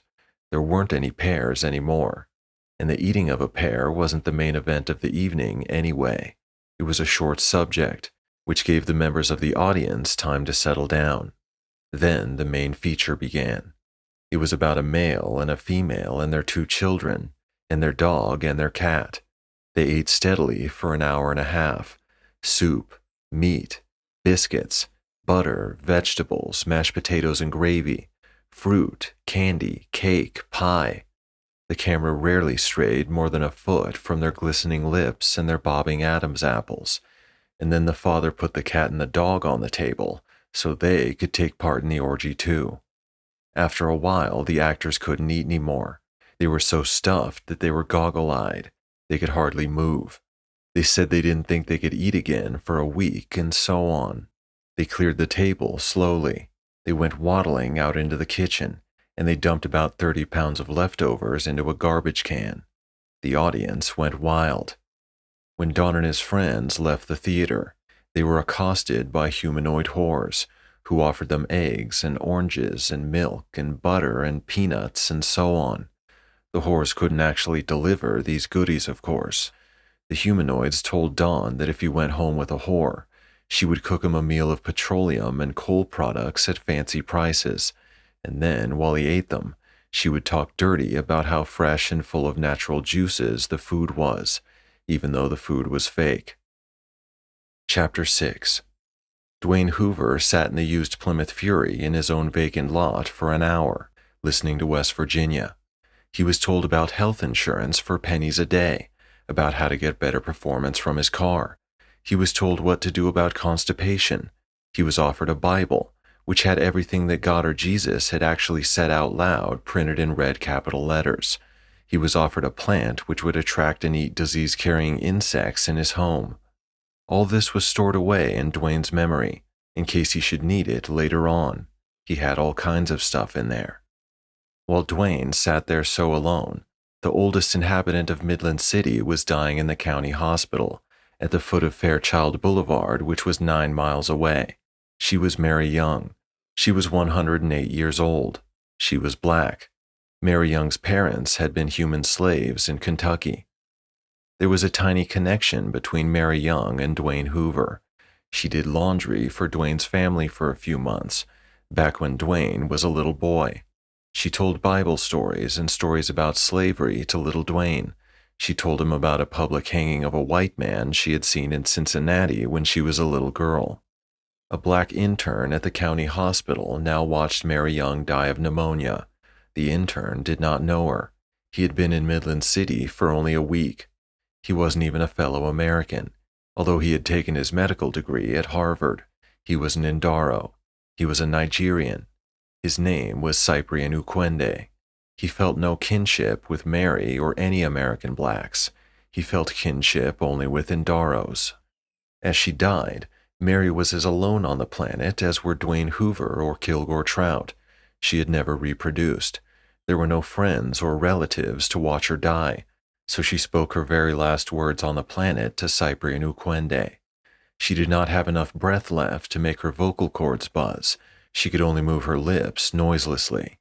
Here is all she had to say about death. "Oh my, oh my." Like all earthlings at the point of death, Mary Young sent faint reminders of herself to those who had known her. She released a small cloud of telepathic butterflies, and one of these brushed the cheek of Dwayne Hoover, 9 miles away. Dwayne heard a tired voice from somewhere behind his head, even though there was no one back there. It said this to Dwayne: "Oh my, oh my." Dwayne's bad chemicals now made him put his car in gear. He drove out of the vacant lot, proceeded sedately down Union Avenue, which paralleled the interstate. He went past his principal place of business, which was Dwayne Hoover's Exit 11 Pontiac Village, and he turned into the parking lot of the new Holiday Inn next door. Dwayne owned a third of the inn, in partnership with Midland City's leading orthodontist, Dr. Alfred Maritimo, and Bill Miller, who was chairman of the parole board at the Adult Correctional Institution at Shepherdstown, among other things. Dwayne went up the inn's back steps to the roof without meeting anybody. There was a full moon. There were 2 full moons. The new Mildred Berry Memorial Center for the Arts was a translucent sphere on stilts, and it was illuminated from the inside now. It looked like a moon. Dwayne gazed over the sleeping city. He had been born there. He had spent the first 3 years of his life in an orphanage only 2 miles from where he stood. He had been adopted and educated there. He owned not only the Pontiac Agency and a piece of the new Holiday Inn, he owned 3 burger chefs, too, and 5 coin-operated car washes, and pieces of the Sugar Creek Drive-In Theater, radio station WMCY, the 3 Maples Par 3 golf course, and 1,700 shares of common stock in Berrytron Limited, a local electronics firm. He owned dozens of vacant lots. He was on the board of directors of the Midland County National Bank. But now Midland City looked unfamiliar and frightening to Dwayne. "Where am I?" he said. He even forgot that his wife Celia had committed suicide, for instance, by eating Drano, a mixture of sodium hydroxide and aluminum flakes, which was meant to clear drains. Celia became a small volcano because she was composed of the same sorts of substances which commonly clog drains. Dwayne even forgot that his only child, a son, had grown up to be a notorious homosexual. His name was George, but everybody called him Bunny. He played piano in the cocktail lounge of the new Holiday Inn. "Where am I?" said Dwayne. Chapter 7. Kilgore Trout took a leak in the men's room of the New York City movie house. There was a sign on the wall next to the roller towel. It advertised a massage parlor called the Sultan's Harem. Massage parlors were something new and exciting in New York. Men could go in there and photograph naked women, or they could paint the women's naked bodies with water-soluble paints. Men could be rubbed all over by a woman until their penises squirted jism into Turkish towels. "It's a full life and a merry one," said Kilgore Trout. There was a message written in pencil on the tiles by the roller towel. This was it. "What is the purpose of life?" Trout plundered his pockets for a pen or pencil. He had an answer to the question, but he had nothing to write with, not even a burnt match. So he left the question unanswered. But here is what he would have written if he had found anything to write with. "To be the eyes and the ears and the conscience of the creator of the universe, you fool." When Trout headed back for his seat in the theater, he played at being the eyes and ears and conscience of the creator of the universe. He sent messages by telepathy to the creator, wherever he was. He reported that the men's room had been clean as a whistle. "The carpeting under my feet," he signaled from the lobby, "is springy and new. I think it must be some miracle fiber. It's blue. You know what I mean by blue," and so on. When he got to the auditorium itself, the house lights were on. Nobody was there but the manager, who was also the ticket taker and the bouncer and the janitor. He was sweeping filth from between the seats. He was a middle-aged white man. "No more fun tonight, grandfather," he said to Trout. "Time to go home." Trout didn't protest. Neither did he leave immediately. He examined a green enamel steel box at the back of the auditorium. It contained the projector and the sound system and the films. There was a wire that led from the box to a plug in the wall. There was a hole in the front of the box. That was how the pictures got out. On the side of the box was a simple switch. It looked like this. On, off. It intrigued Trout to know that he only had to flick the switch, and the people would start fucking and sucking again. "Good night, grandfather," said the manager pointedly. Trout took his leave of the machine reluctantly. He said this about it to the manager: "It fills such a need, this machine, and it's so easy to operate." As Trout departed, he sent this telepathic message to the creator of the universe, serving as his eyes and ears and conscience. "Am headed for 42nd Street now." How much do you already know about 42nd Street? Chapter 8. Trout wandered out onto the sidewalk of 42nd Street. It was a dangerous place to be. The whole city was dangerous because of chemicals and the uneven distribution of wealth and so on. A lot of people were like Dwayne. They created chemicals in their own bodies which were bad for their heads. But there were thousands upon thousands of other people in the city who bought bad chemicals and ate them or sniffed them or injected them into their veins with devices which looked like this. Sometimes they even stuffed bad chemicals up their assholes. Their assholes looked like this. People took such awful chances with chemicals in their bodies because they wanted the quality of their lives to improve. They lived in ugly places where there were only ugly things to do. They didn't own doodly squat, so they couldn't improve their surroundings. So they did their best to make their insides beautiful instead. The results had been catastrophic so far. Suicide, theft, murder, insanity, and so on. But new chemicals were coming onto the market all the time. 20 feet away from Trout, there on 42nd Street, a 14-year-old white boy lay unconscious in the doorway of a pornography store. He had swallowed half a pint of a new type of paint remover, which had gone on sale for the first time only the day before. He had also swallowed 2 pills, which were intended to prevent contagious abortion in cattle, which was called Bang's disease. Trout was petrified there on 42nd Street. I had given him a life not worth living, but I had also given him an iron will to live. This was a common combination on the planet Earth. The theater manager came out and locked the door behind him, and 2 young black prostitutes materialized from nowhere. They asked Trout and the manager if they would like to have some fun. They were cheerful and unafraid because of a tube of Norwegian hemorrhoid remedy, which they had eaten about a half an hour before. The manufacturer had never intended the stuff to be eaten. People were supposed to squirt it up their assholes. These were country girls. They had grown up in the rural south of the nation, where their ancestors had been used as agricultural machinery.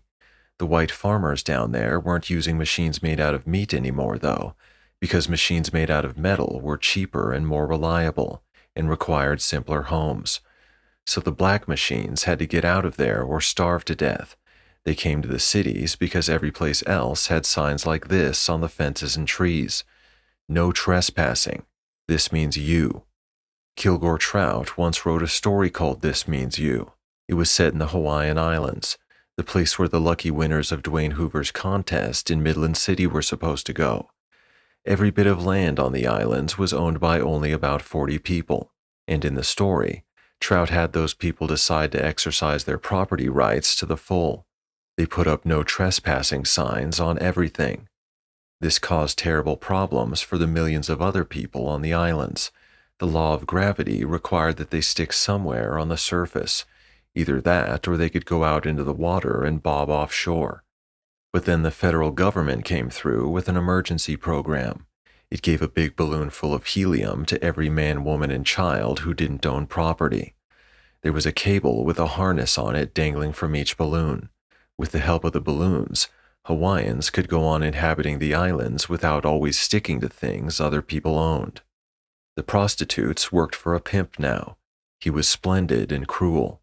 He was a god to them. He took their free will away from them, which was perfectly all right. They didn't want it anyway. It was as though they had surrendered themselves to Jesus, for instance, so they could live unselfishly and trustingly, except that they had surrendered themselves to a pimp instead. Their childhoods were over. They were dying now.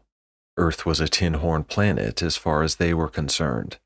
When Trout and the theater manager, 2 tin horns, said they didn't want any tin horn fun, the dying children sauntered off, their feet sticking to the planet, coming unstuck, then sticking again. They disappeared around a corner. Trout, the eyes and ears of the creator of the universe, sneezed. "God bless you," said the manager. This was a fully automatic response many Americans had to hearing a person sneeze. "Thank you," said Trout. Thus a temporary friendship was formed. Trout said he hoped to get safely to a cheap hotel. The manager said he hoped to get to the subway station on Times Square. so they walked together, encouraged by the echoes of their footsteps from the building facades. The manager told Trout a little about what the planet looked like to him. It was a place where he had a wife and 2 kids, he said. They didn't know he ran a theater which showed blue movies. They thought he was doing consulting work as an engineer so late at night. He said that the planet didn't have much use for engineers his age anymore. It had adored them once. Hard times, said Trout. The manager told of being in on the development of a miraculous insulating material, which had been used on rocket ships to the moon. This was, in fact, the same material which gave the aluminum siding of Dwayne Hoover's dream house in Midland City its miraculous insulating qualities. The manager reminded Trout of what the first man to set foot on the moon had said. "One small step for man, one giant leap for mankind." Thrilling words, said Trout. He looked over his shoulder, perceived that they were being followed by a white Oldsmobile Toronado with a black vinyl roof. This 400 horsepower front-wheel drive vehicle was burbling along at about 3 miles an hour, 10 feet behind them and close to the curb. That was the last thing Trout remembered, seeing the Oldsmobile back there. The next thing he knew, he was on his hands and knees on a handball court underneath the Queensboro Bridge at 59th Street, with the East River nearby. His trousers and underpants were around his ankles. His money was gone. His parcels were scattered around him. The tuxedo, the new shirt, the books. Blood seeped from one ear. The police caught him in the act of pulling up his trousers. They dazzled him with a spotlight as he leaned against the backboard of the handball court and fumbled foolishly with his belt and the buttons on his fly. The police supposed that they had caught him working with an old man's limited palette of excrement and alcohol. He wasn't quite penniless. There was a $10 bill in the watch pocket of his pants. It was determined at a hospital that Trout was not seriously hurt. He was taken to a police station where he was questioned. All he could say was that he had been kidnapped by pure evil in a white Oldsmobile. The police wanted to know how many people were in the car, their ages, their sexes, the color of their skin, their manner of speech. "For all I know, they may not have even been Earthlings," said Trout. "For all I know, that car might have been occupied by an intelligent gas from Pluto." Trout said this so innocently, but his comment turned out to be the first germ in an epidemic of mind poisoning. Here is how the disease was spread. A reporter wrote a story for the New York Post the next day, and he led off with the quotation from Trout. The story appeared under this headline: "Pluto bandits kidnap pair." Trout's name was given as Kilmer Trotter, address unknown. His age was given as 82. Other papers copied the story, rewrote it some. They all hung on the joke about Pluto, spoke knowingly of the Pluto Gang, and reporters asked police for any new information on the Pluto Gang, so police went looking for information on the Pluto Gang. So New Yorkers who had so many nameless terrors were easily taught to fear something seemingly specific, the Pluto Gang. They bought new locks for their doors and gratings for their windows to keep out the Pluto Gang. They stopped going to theaters at night for fear of the Pluto Gang. Foreign newspapers spread the terror, ran articles on how persons thinking of visiting New York might keep to a certain few streets in Manhattan and stand a fair chance of avoiding the Pluto Gang. In one of New York City's many ghettos for dark-skinned people, a group of Puerto Rican boys gathered together in the basement of an abandoned building. They were small, but they were numerous and volatile. They wished to become frightening, in order to defend themselves and their friends and families, something the police wouldn't do. They also wanted to drive the drug peddlers out of their neighborhood, and to get enough publicity, which was very important, to catch the attention of the government, so that the government would do a better job of picking up the garbage and so on. One of them, Jose Mendoza, was a fairly good painter, so we painted the emblem of their new gang on the backs of their members' jackets. This was it. Pluto Gang. Chapter 9. While Kilgore Trout was inadvertently poisoning the collective mind of New York City, Dwayne Hoover, the demented Pontiac dealer, was coming down from the roof of his own Holiday Inn in the Middle West. Dwayne went into the carpeted lobby of the place not long before sunrise to ask for a room. As queer as the hour was, there was a man ahead of him, and a black one at that. This was Cyprian Ukwende the Indaro, the physician from Nigeria, who was staying at the inn until he could find a suitable apartment. Dwayne awaited his turn humbly. He had forgotten that he was co-owner of the inn. As for staying at a place where black men stayed, Dwayne was philosophical. He experienced a sort of bittersweet happiness as he told himself, "Times change, times change." The night clerk was new. He did not know Dwayne. He had Dwayne fill out a registration in full. Dwayne, for his part, apologized for not knowing what the number of his license plate was. He felt guilty about that, even though he knew he had done nothing he should feel guilty about. He was elated when the clerk let him have a room key. He had passed the test, and he adored his room. It was so new and cool and clean. It was so neutral. It was the brother of thousands upon thousands of rooms in Holiday Inns all over the world. Dwayne Hoover might be confused as to what his life was all about, or what he should do with it next, but this much he had done correctly. He had delivered himself to an irreproachable container for a human being. It awaited anybody. It awaited Dwayne. Around the toilet seat was a band of paper like this, which he would have to remove before he used the toilet. Sanitary. This loop of paper guaranteed Dwayne that he need have no fear that corkscrew-shaped little animals would crawl up his asshole and eat up his wiring. That was one less worry for Dwayne. There was a sign hanging on the inside of the doorknob, which Dwayne now hung on the outside of the doorknob. It looked like this: "Please do not disturb." Dwayne pulled open his floor-to-ceiling draperies for a moment. He saw the sign which announced the presence of the inn to weary travelers on the interstate. Here is what it looked like: Holiday Inn, the world's innkeeper. He closed the draperies. He adjusted the heating and ventilating system. He slept like a lamb. A lamb was a young animal which was legendary for sleeping well on the planet Earth. It looked like this. Chapter 10. Kilgore Trout was released by the police department of New York City like a weightless thing, at 2 hours before dawn on the day after Veterans Day. He crossed the island of Manhattan from east to west in the company of Kleenex tissues and newspapers and soot. He got a ride in a truck. It was hauling 78,000 pounds of Spanish olives. It picked him up at the mouth of the Lincoln Tunnel, which was named in honor of a man who had had the courage and imagination to make human slavery against the law in the United States of America. This was a recent innovation. The slaves were simply turned loose without any property. They were easily recognizable. They were black. They were suddenly free to go exploring. The driver, who was white, told Trout that he would have to lie on the floor of the cab until they reached open country, since it was against the law for him to pick up hitchhikers. It was still dark when he told Trout he could sit up. They were crossing the poisoned marshes and meadows of New Jersey. The truck was a General Motors Astro 95 diesel tractor, hooked up to a trailer 40 feet long. It was so enormous that it made Trout feel that his head was about the size of a piece of BB shot.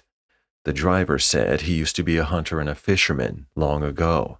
It broke his heart when he imagined what the marshes and meadows had been like only 100 years before. And when you think of the shit that most of these factories make, wash day products, dog food, pop, he had a point. The planet was being destroyed by manufacturing processes, and what was being manufactured was lousy by and large. Then Trout made a good point too. "Well," he said, "I used to be a conservationist. I used to weep and wail about people shooting bald eagles with automatic shotguns from helicopters and all that, but I gave it up. There's a river in Cleveland which is so polluted it catches fire about once a year. That used to make me sick, but I laugh about it now. When some tanker accidentally dumps its load into the ocean and kills millions of birds and billions of fish, I say more power to Standard Oil." Trout raised his arms in celebration.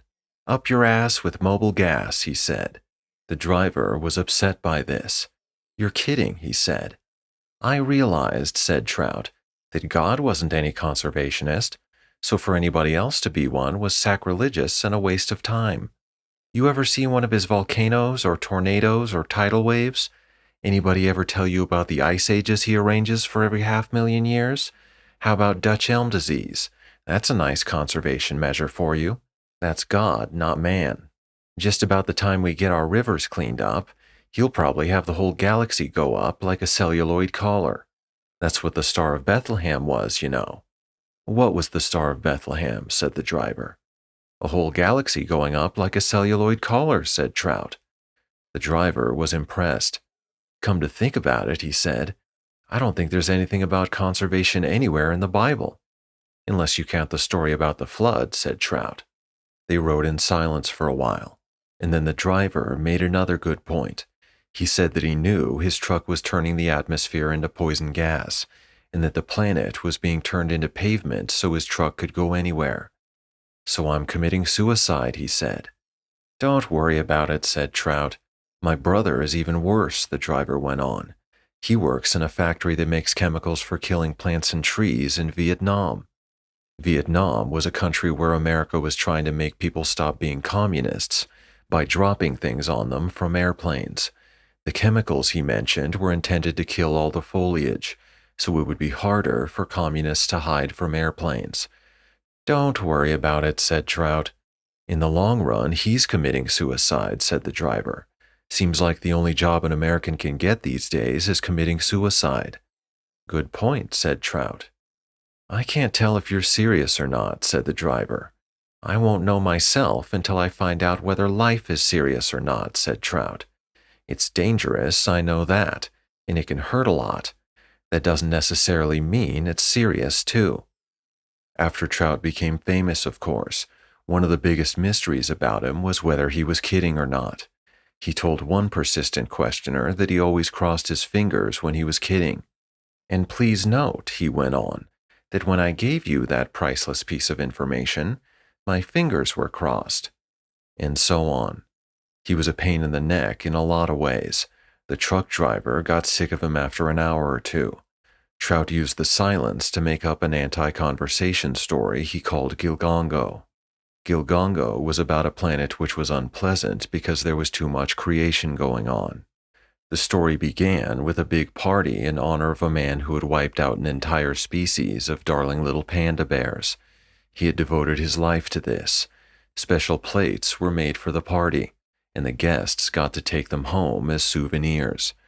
There was a picture of a little bear on each one, and the date of the party. Underneath the picture was the word Gilgongo. In the language of the planet, that meant extinct. People were glad that the bears were Gilgongo, because there were too many species on the planet already, and new ones were coming into being almost every hour. There was no way anybody could prepare for the bewildering diversity of creatures and plants he was likely to encounter. The people were doing their best to cut down on the number of species, so that life could be more predictable, but nature was too creative for them. All life on the planet was suffocated at last by a living blanket 100 feet thick. The blanket was composed of passenger pigeons, eagles, Bermuda erns, and whooping cranes. At least it's olives, said the driver. What? Said Trout. Lots of worse things we could be hauling than olives. Right, said Trout. He had forgotten that the main thing they were doing was moving 78,000 pounds of olives to Tulsa, Oklahoma. The driver talked politics some. Trout couldn't tell one politician from another. They were all formlessly enthusiastic chimpanzees to him. He wrote a story one time about an optimistic chimpanzee who became president of the United States. He called it Hail to the Chief. The chimpanzee wore a little blue blazer with brass buttons, and with the seal of the President of the United States sewed to the breast pocket. It looked like this. Everywhere he went, bands would play Hail to the Chief. The chimpanzee loved it. He would bounce up and down. They stopped at a diner. Here is what the sign in front of the diner said. Eat. So they ate. Trout spotted an idiot who was eating too. The idiot was an adult white male in the care of a white female nurse. The idiot couldn't talk much, and he had a lot of trouble feeding himself. The nurse put a bib around his neck. He certainly had a wonderful appetite, though. Trout watched him shovel waffles and pork sausage into his mouth, watched him guzzle orange juice and milk. Trout marveled at what a big animal the idiot was. The idiot's happiness was fascinating too, as he stoked himself with calories which would get him through yet another day. Trout said this to himself: "Stoking up for another day." "Excuse me," said the truck driver to Trout. "I've got to go take a leak." "Back where I come from," said Trout, "that means you're going to steal a mirror. We call mirrors leaks." "I never heard that before," said the driver. He repeated the word, "leaks." He pointed to a mirror on a cigarette machine. "You call that a leak?" "Doesn't it look like a leak to you?" said Trout. "No," said the driver. "Where did you say you were from?" "I was born in Bermuda," said Trout. About a week later, the driver would tell his wife that mirrors were called leaks in Bermuda, and she would tell her friends. When Trout followed the driver back to the truck, he took his first good look at their form of transportation from a distance, saw it whole. There was a message written on the side of it in bright orange letters which were 8 feet high. This was it: Pyramid. Trout wondered what a child who was just learning to read would make of a message like that. The child would suppose that the message was terrifically important, since somebody had gone to the trouble of writing it in letters so big. And then, pretending to be a child by the roadside, he read the message on the side of another truck. This was it: Ajax. Chapter 11. Dwayne Hoover slept until 10 at the new Holiday Inn. He was much refreshed. He had a number 5 breakfast in the popular restaurant of the inn, which was the tally-ho room. The drapes were drawn at night. They were wide open now. They let the sunshine in. At the next table, also alone, was Cyprian Ukwende, the Indaro, the Nigerian. He was reading the classified ads in the Midland City Bugle-Observer. He needed a cheap place to live. The Midland County General Hospital was footing his bills at the inn while he looked around, and they were getting restless about it. He needed a woman, too, or a bunch of women who would fuck him hundreds of times a week, because he was so full of lust and jism all the time. And he ached to be with his Indaro relatives. Back home, he had 600 relatives he knew by name. Ukwende's face was impassive as he ordered the number 3 breakfast with whole wheat toast. Behind his mask was a young man in the terminal stages of nostalgia and lover's nuts. Dwayne Hoover, 6 feet away, gazed out at the busy, sunny interstate highway. He knew where he was. There was a familiar moat between the parking lot of the inn and the interstate, a concrete trough which the engineers had built to contain Sugar Creek. Next came a familiar resilient steel barrier which prevented cars and trucks from tumbling into Sugar Creek. Next came the 3 familiar westbound lanes, and then the familiar grassy median divider. After that came the 3 familiar eastbound lanes, and then another familiar steel barrier. After that came the Will Fairchild Memorial Airport, and then the farmlands beyond. It was certainly flat out there. Flat city, flat township, flat county, flat state. When Dwayne was a little boy, he had supposed that almost everybody lived in places that were treeless and flat. He imagined that oceans and mountains and forests were mainly sequestered in state and national parks. In the 3rd grade, little Dwayne scrawled an essay which argued in favor of creating a national park at a bend in Sugar Creek, the only significant surface water within 8 miles of Midland City. Dwayne said the name of that familiar surface water to himself now, silently: Sugar Creek. Sugar Creek was only 2 inches deep and 50 yards wide at the bend, where little Dwayne thought the park should be. Now they had put the Mildred Berry Memorial Center for the Arts there instead. It was beautiful. Dwayne fiddled with his lapel for a moment, felt a badge pin there. He unpinned it, having no recollection of what it said. It was a boost for the Arts Festival, which would begin that evening. All over town, people were wearing badges like Dwayne's. Here is what the badges said: Support the arts. Sugar Creek flooded now and then. Dwayne remembered about that. In a land so flat, flooding was a queerly pretty thing for water to do. Sugar Creek brimmed over silently. formed a vast mirror in which children might safely play. The mirror showed the citizens the shape of the valley they lived in, demonstrated that they were hill people who inhabited slopes rising 1 inch for every mile that separated them from Sugar Creek. Dwayne silently said the name of the water again. Sugar Creek. Dwayne finished his breakfast, and he dared to suppose that he was no longer mentally diseased. He had been cured by a simple change of residence, by a good night's sleep. His bad chemicals let him cross the lobby and then the cocktail lounge, which wasn't open yet, without experiencing anything strange. But when he stepped outside the door of the cocktail lounge and onto the asphalt prairie which surrounded both his inn and his Pontiac agency, he discovered that someone had turned the asphalt into a sort of trampoline. It sank beneath Dwayne's weight. It dropped Dwayne to well below street level, then brought him only part way up again. He was in a shallow, rubbery dimple. Dwayne took another step in the direction of his automobile agency. He sank down again, came up again, and stood in a brand new dimple. He gawked around for witnesses. There was only one. Cyprian Ukwende stood on the rim of the dimple, not sinking in. This was all Ukwende had to say, even though Dwayne's situation was extraordinary. Nice day. Dwayne progressed from dimple to dimple. He blooped across the used car lot now. He stopped in a dimple, looked up at another young black man. This one was polishing a maroon 1970 Buick Skylark convertible with a rag. The man wasn't dressed for that sort of work. He wore a cheap blue suit and a white shirt and a black necktie. Also, he wasn't merely polishing the car. He was burnishing it. The young man did some more burnishing. Then he smiled at Dwayne blindingly. Then he burnished the car again. Here was the explanation. This young black man had just been paroled from the adult correctional institution at Shepherdstown. He needed work right away or he would starve to death, so he was showing Dwayne how hard a worker he was. He had been in orphanages and youth shelters and prisons of one sort or another in the Midland City area since he was 9 years old. He was now 26. He was free at last. Dwayne thought the young man was a hallucination.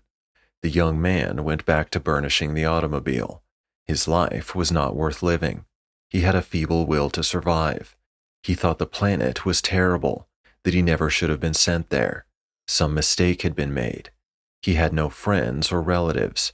He was put in cages all the time. He had a name for a better world, and he often saw it in his dreams. The name was a secret. He would have been ridiculed if he had said it out loud. It was such a childish name. The young black jailbird could see the name any time he wanted to, written in lights on the inside of his skull. This is what it looked like. Fairyland. He had a photograph of Dwayne in his wallet. He used to have photographs of Dwayne on the walls of his cell at Shepherdstown. They were easy to get, because Dwayne's smiling face with his motto underneath was part of every ad he ran for the Bugle Observer. The picture was changed every 6 months. The motto hadn't varied in 25 years. Here was the motto. Ask anybody. You can trust Dwayne. The young ex-convict smiled yet again at Dwayne. His teeth were in perfect repair. The dental program at Shepherdstown was excellent. So was the food. Good morning, sir, said the young man to Dwayne. He was dismayingly innocent. There was so much he had to learn. He didn't know anything about women, for instance. Francine Pefko was the first woman he had spoken to in 11 years. Good morning, said Dwayne. He said it softly, so his voice wouldn't carry very far, in case he was conversing with a hallucination. Sir, I have read your ads in the newspaper with great interest, and I have found pleasure in your radio advertising too, the parolee said. During the last year in prison, he had been obsessed by one idea, that he would work for Dwayne someday and live happily ever after. It would be like fairyland. Dwayne made no reply to this, so the young man went on. I'm a very hard worker, sir, as you can see. I hear nothing but good things about you. I think the good Lord meant for me to work for you. Oh, said Dwayne. Our names are so close, said the young man. It's the good Lord telling us both what to do. Dwayne Hoover didn't ask him what his name was, but the young man told him anyway. radiantly. "My name, sir, is Wayne Hubler."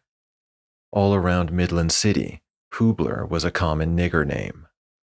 Dwayne Hoover broke Wayne Hubler's heart by shaking his head vaguely, then walking away. Dwayne entered his showroom. The ground wasn't blooping underneath him anymore, but now he saw something else for which there could be no explanation. A palm tree was growing in the middle of the showroom. Dwayne's bad chemicals made him forget all about Hawaiian Week. Actually, Dwayne had designed the palm tree himself. It was a sawed-off telephone pole swaddled in burlap. It had real coconuts nailed to the top. Sheets of green plastic had been cut to resemble leaves. The tree so bewildered Dwayne that he almost swooned. Then he looked around and saw pineapples and ukuleles scattered everywhere. And then he saw the most unbelievable thing of all. His sales manager, Harry LeSabre, came towards him leeringly, wearing a lettuce-green leotard, straw sandals, a grass skirt, and a pink t-shirt which looked like this: "Make love, not war." Harry and his wife had spent all weekend arguing about whether or not Dwayne suspected that Harry was a transvestite. They concluded that Dwayne had no reason to suspect.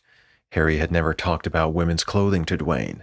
He had never entered a transvestite beauty contest, or done what a lot of transvestites in Midland City did, which was to join a big transvestite club over in Cincinnati.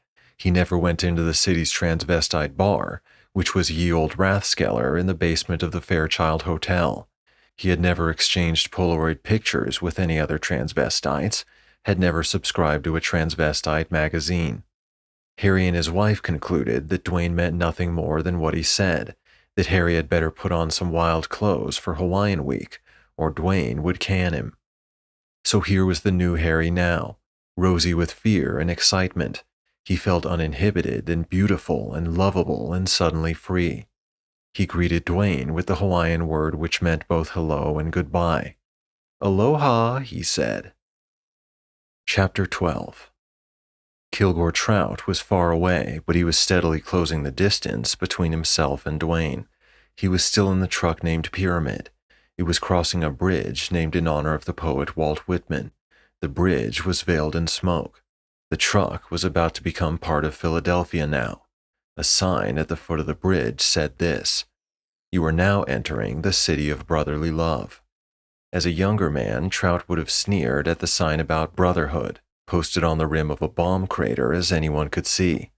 But his head no longer sheltered ideas of how things could be and should be on the planet, as opposed to how they really were. There was only one way for the earth to be, he thought, the way it was. Everything was necessary.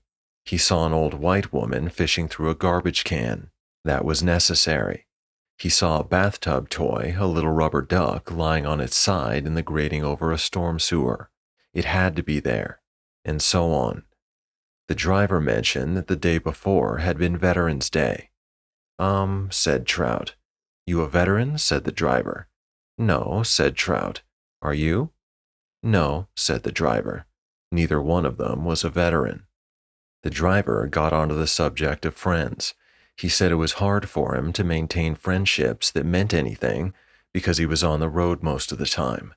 He joked about the time when he used to talk about his best friends. He guessed people stopped talking about best friends after they got out of junior high.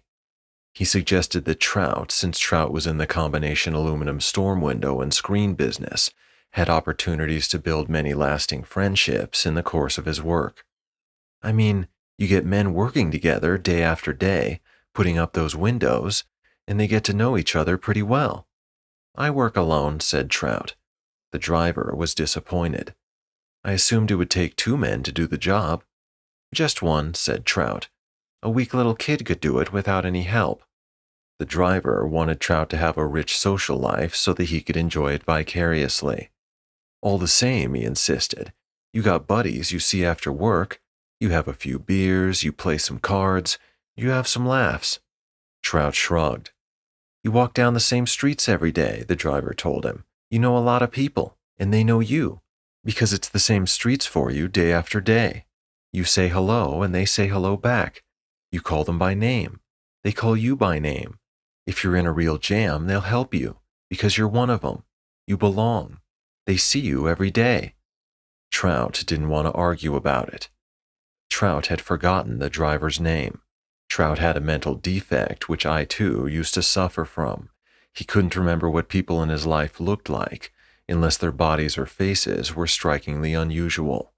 When he lived on Cape Cod, the only person he could greet warmly and by name was Alfie Bierce, who was a one-armed albino. "Hot enough for you, Alfie?" he would say. "Where you been keeping yourself, Alfie?" "You're a sight for sore eyes, Alfie," and so on.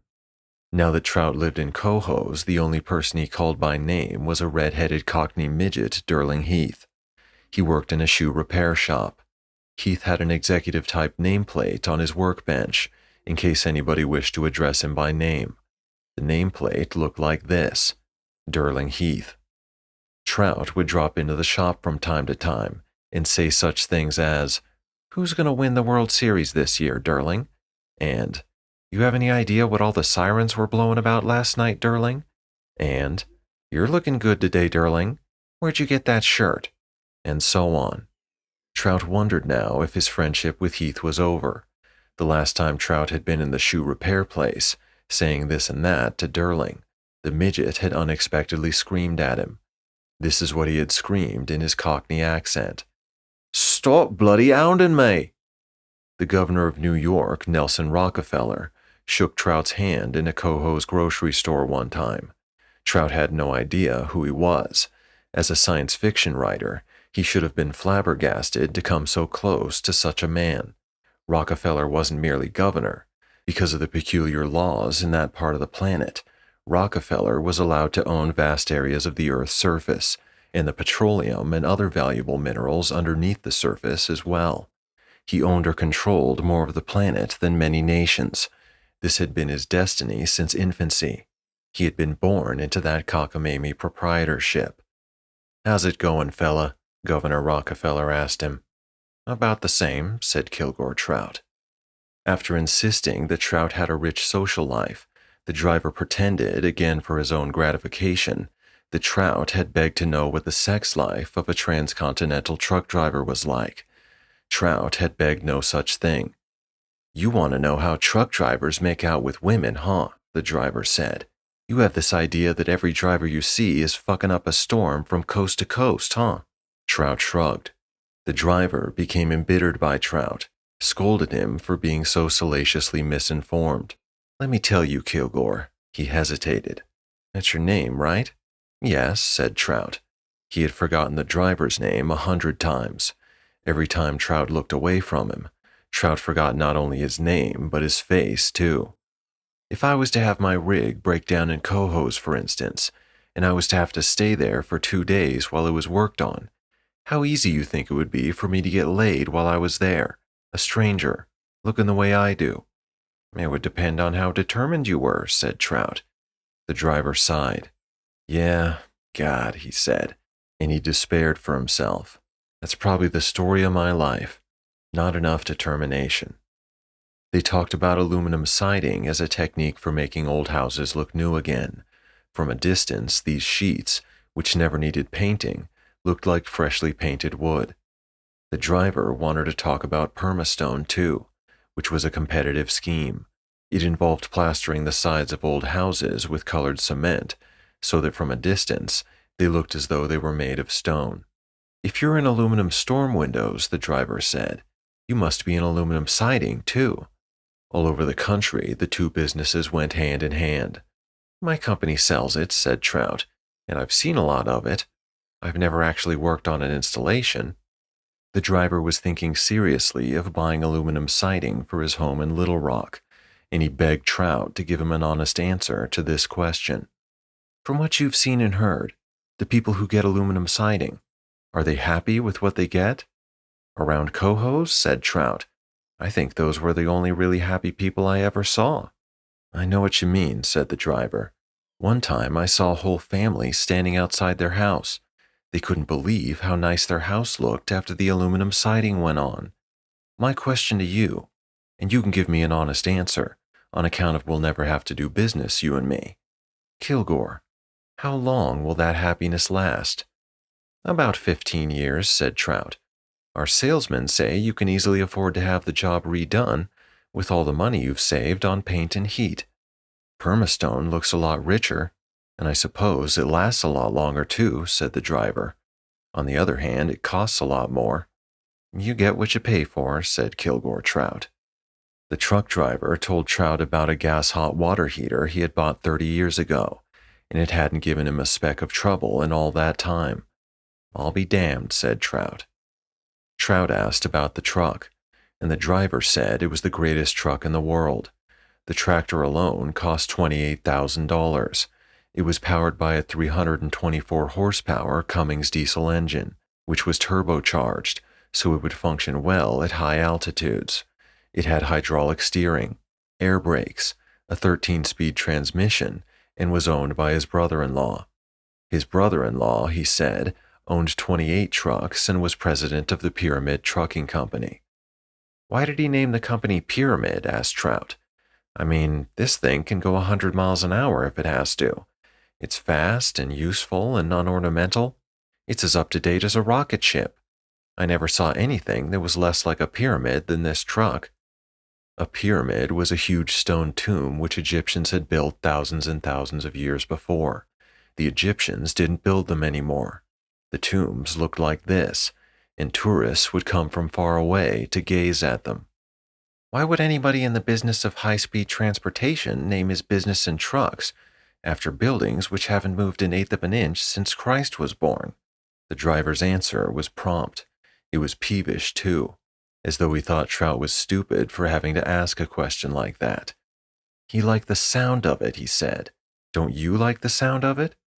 Trout nodded in order to keep things friendly. Yes, he said. It's a very nice sound. Trout sat back and thought about the conversation. He shaped it into a story. It was about a planet where the language kept turning into pure music, because the creatures there were so enchanted by sounds. Words became musical notes.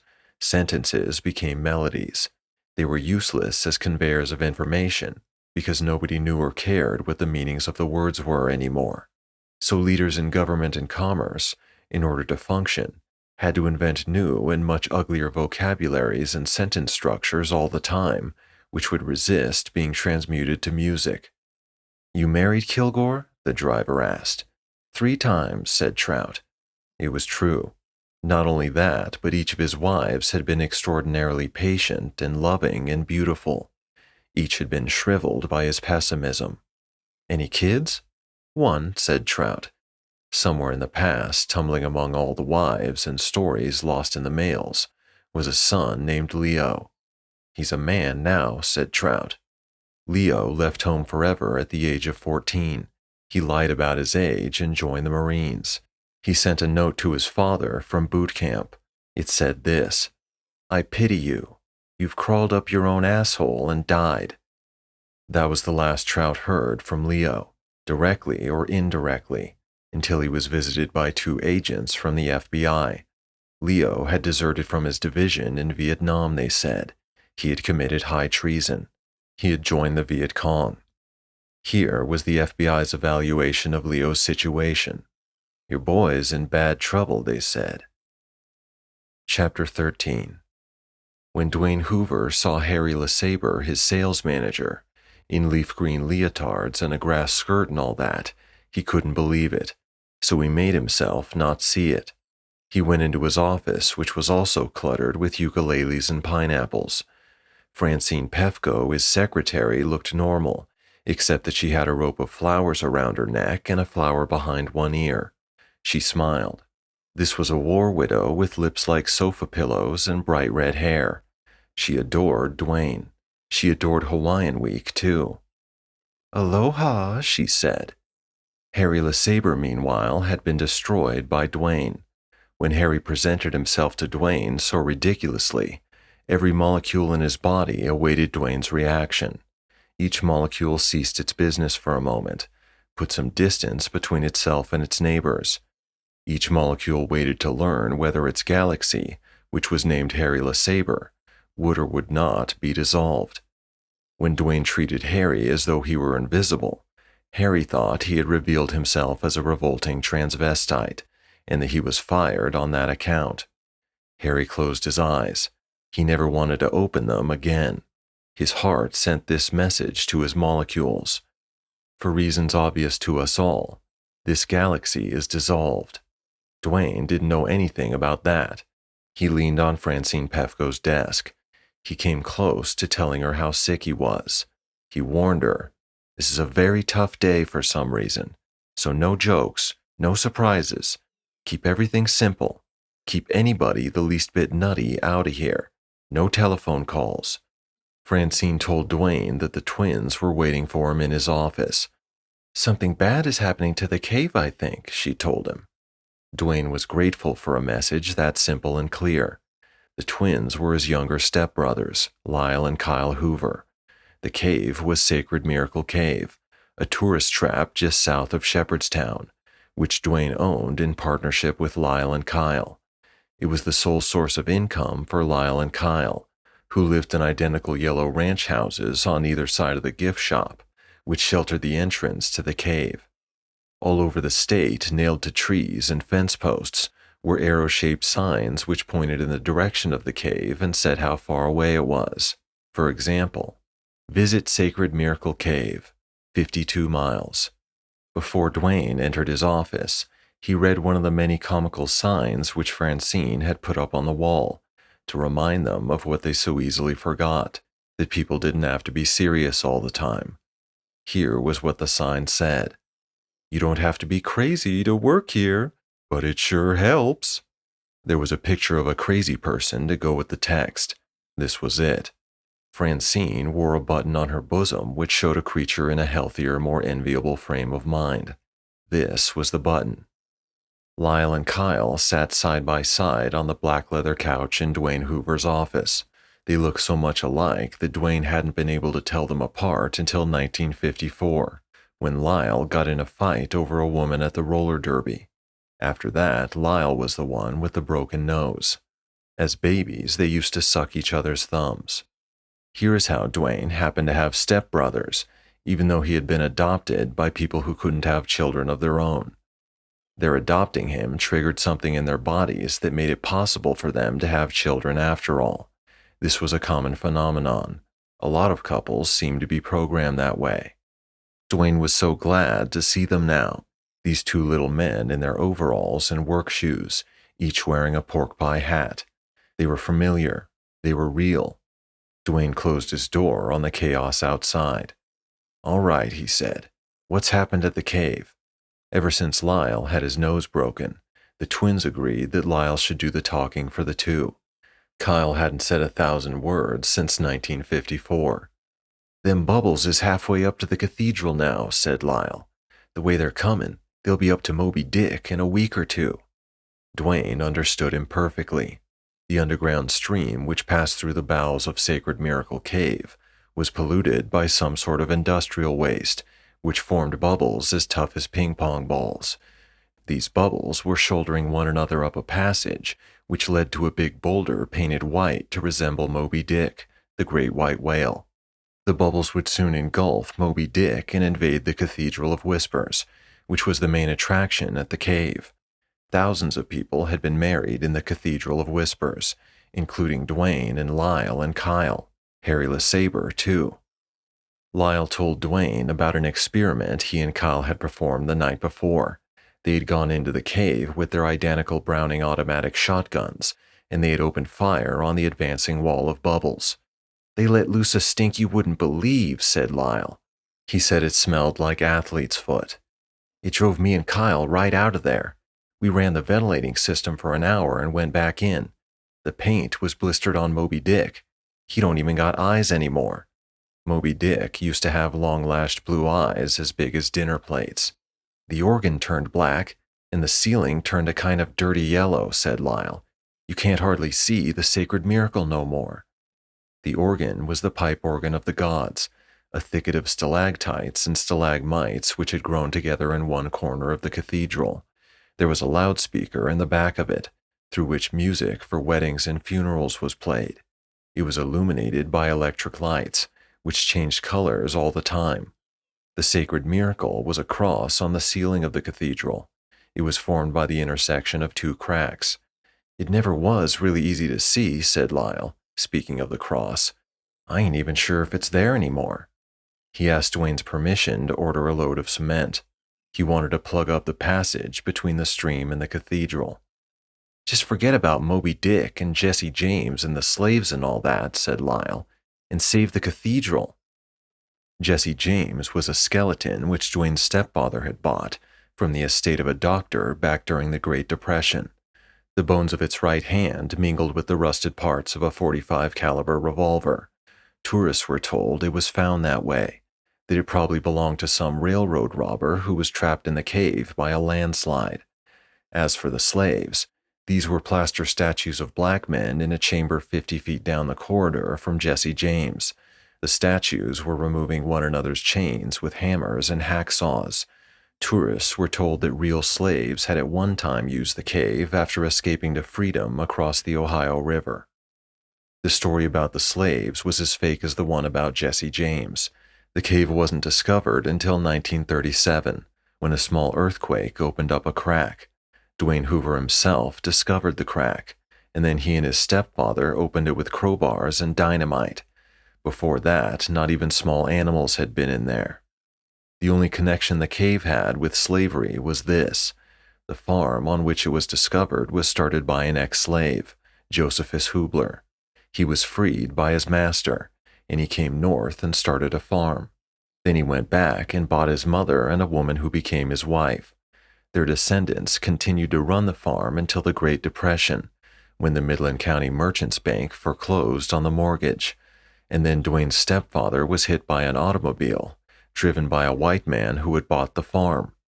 In an out-of-court settlement for his injuries, Dwayne's stepfather was given what he called contemptuously a goddamn nigger farm.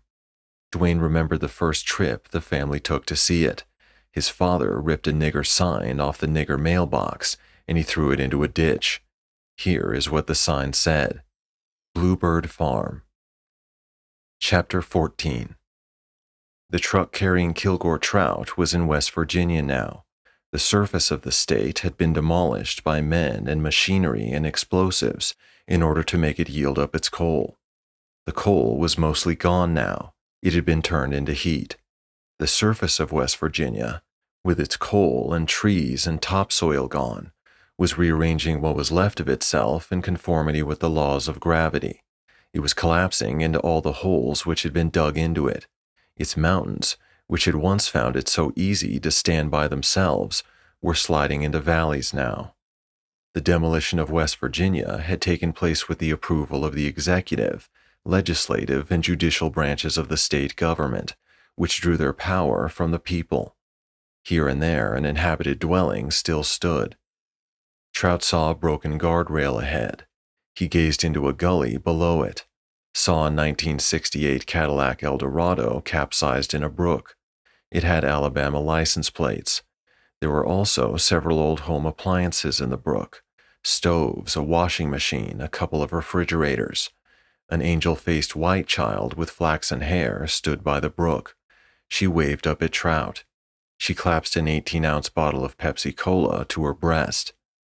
Trout asked himself out loud what the people did for amusement, and the driver told him a queer story about a night he spent in West Virginia, in the cab of his truck, near a windowless building which droned monotonously. "I'd see folks go in and I'd see folks come out," he said, "but I couldn't figure out what kind of a machine it was that made that drone. The building was a cheap old frame thing set on cement blocks, and it was out in the middle of nowhere. Cars came and went, and the folks sure seemed to like whatever was doing the droning," he said. So we had a look inside. It was full of folks on roller skates, he said. They went around and around. Nobody smiled. They just went around and around. He told Trout about people he'd heard of in the area who grabbed live copperheads and rattlesnakes during church services to show how much they believed that Jesus would protect them. "Takes all kinds to make up a world," said Trout. Trout marveled at how recently white men had arrived in West Virginia, and how quickly they had demolished it for heat. Now the heat was all gone too. Into outer space, Trout supposed. It had boiled water, and the steam had made steel windmills whiz around and around. The windmills had made rotors and generators whiz around and around. America was jazzed with electricity for a while. Coal had also powered old-fashioned steamboats and choo-choo trains. Choo-choo trains and steamboats and factories had whistles which were blown by steam when Dwayne Hoover and Kilgore Trout and I were boys, when our fathers were boys, when our grandfathers were boys. The whistles looked like this. Steam from water boiled by burning coal was sent raging through the whistles, which made harshly beautiful laments, as though they were the voice boxes of mating or dying dinosaurs, cries such as, "Woo-ah, woo-ah," and "torn," and so on. A dinosaur was a reptile as big as a choo-choo train. It looked like this. It had two brains, one for its front end and one for its rear end. It was extinct. Both brains combined were smaller than a pea. A pea was a legume which looked like this. Coal was a highly compressed mixture of rotten trees and flowers and bushes and grasses and so on, and dinosaur excrement. Kilgore Trout thought about the cries of steam whistles he had known, and about the destruction of West Virginia, which made their songs possible. He supposed that the heart-rending cries had fled into outer space, along with the heat. He was mistaken. Like most science fiction writers, Trout knew almost nothing about science. He was bored stiff by technical details. But no cry from a whistle got very far from Earth for this reason. Sound could only travel in an atmosphere, and the atmosphere of Earth relative to the planet wasn't even as thick as the skin of an apple. Beyond that lay an all but perfect vacuum. An apple was a popular fruit which looked like this. The driver was a big eater. He pulled into a McDonald's hamburger establishment. There were many different chains of hamburger establishments in the country. McDonald's was one. Burger Chef was another. Dwayne Hoover, as has already been said, owned franchises for several burger chefs. A hamburger was made out of an animal which looked like this. The animal was killed and ground up into little bits, then shaped into patties and fried and put between two pieces of bread. The finished product looked like this. Trout had very little money left and only ordered a cup of coffee. He asked an old man on a stool next to him if he had worked in the coal mines, and the old man said, "From the time I was 10 till I was 62. "You glad to be out of 'em?" said Trout. "Oh, God," said the man, "you never get out of 'em, even when you sleep. I dream mines." Trout asked him what it felt like to work for an industry whose business was to destroy the countryside, and the old man said he was usually too tired to care. "Don't matter if you care," the old miner said, "if you don't own what you care about." He pointed out that the mineral rights to the entire county were owned by the Rosewater Coal and Iron Company, which had acquired these rights soon after the end of the Civil War. "The law says," he went on, "when a man owns something under the ground and he wants to get at it, you gotta let him tear up anything between the surface and what he owns."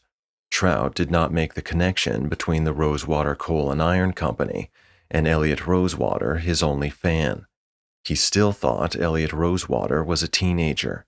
The truth was that Rosewater's ancestors had been among the principal destroyers of the surface and the people of West Virginia. "It don't seem right, though," the old miner said to Trout, "that a man can own what's underneath another man's farm or woods or house, and any time the man wants to get at what's underneath it, he's got the right to wreck what's on top. The rights of the people on top of the ground don't amount to nothing compared to the rights of the man who owns what's underneath." He remembered out loud when he and other miners used to try and force the Rosewater Coal and Iron Company to treat them like human beings. They would fight small wars with the company's private police, and the state police and the National Guard. "I never saw Rosewater," he said, "but Rosewater always won. I walked on Rosewater. I dug holes for Rosewater in Rosewater. I lived in Rosewater houses. I ate Rosewater food. I'd fight Rosewater, whatever Rosewater is, and Rosewater would beat me and leave me for dead. You ask people round here and they'll tell you. This whole world is Rosewater far as they're concerned." The driver knew Trout was bound for Midland City. He didn't know Trout was a writer on his way to an arts festival. Trout understood that honest working people had no use for the arts. Why would anybody in his right mind go to Midland City, the driver wanted to know. They were riding along again. My sister is sick, said Trout. Midland City is the asshole of the universe, said the driver. I've often wondered where the asshole was, said Trout. If it isn't Midland City, said the driver, it's Libertyville, Georgia. You ever see Libertyville? No, said Trout. I was arrested for speeding down there. They had a speed trap where all of a sudden you go down from 50 to 15 miles an hour. It made me mad. I had some words with the policeman, and he put me in jail. The main industry there was pulping up old newspapers and magazines and books and making new paper out of them, said the driver. Trucks and trains were bringing in hundreds of tons of unwanted printed material every day. Said Trout, and the unloading process was sloppy, so there were pieces of books and magazines blowing all over town. If you wanted to start a library, you could just go over to the freight yard and carry away all the books you wanted. Said Trout. Up ahead was a white man hitchhiking with his pregnant wife and 9 children. Looks like Gary Cooper, don't he? Said the truck driver of the hitchhiking man. Yes, he does, said Trout. Gary Cooper was a movie star. Anyway, said the driver, they had so many books in Libertyville. They used books for toilet paper in jail. They got me on a Friday late in the afternoon, so I couldn't have a court hearing until Monday. So I sat there in the calaboose for 2 days, with nothing to do but read my toilet paper. I can still remember one of the stories. Said Trout. That was the last story I ever read, said the driver. My God, that must have been 15 years ago. The story was about another planet. It was a crazy story. They had museums full of paintings all over the place, and the government used a kind of roulette wheel to decide what to put in museums and what to throw out. Kilgore Trout was suddenly woozy with déjà vu. The truck driver was reminding him of the premise of a book he hadn't thought about for years. The driver's toilet paper in Libertyville, Georgia, had been the Baring Gaffner of Bagney Alto, or This Year's Masterpiece, by Kilgore Trout. The name of the planet where Trout's book took place was Bagney Alto, and a Baring Gaffner was a government official who spun a wheel of chance once a year. Citizens submitted works of art to the government, and these were given numbers, and then they were assigned cash values according to the Baring Gaffner's spins of the wheel. The main character of the tale was a humble cobbler named Goose. Goose painted a picture of his cat. It was the only picture he ever painted. He took it to the Baring Gaffner, who numbered it and put it in a warehouse crammed with works of art.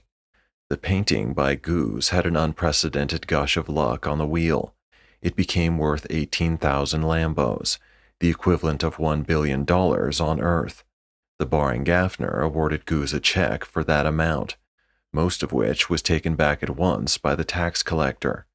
The picture was given a place of honor in the National Gallery, and people lined up for miles for a chance to see a painting worth $1 billion. There was also a huge bonfire of all the paintings and statues and books and so on, which the wheel said were worthless. And then it was discovered that the wheel was rigged, and the Baring Gaffner committed suicide. It was an amazing coincidence that the truck driver had read a book by Kilgore Trout. Trout had never met a reader before, and his response was interesting. He did not admit that he was the father of the book. The driver pointed out that all the mailboxes in the area had the same last name painted on them. There's another one, he said, indicating a mailbox which looked like this: J. A. Hubler.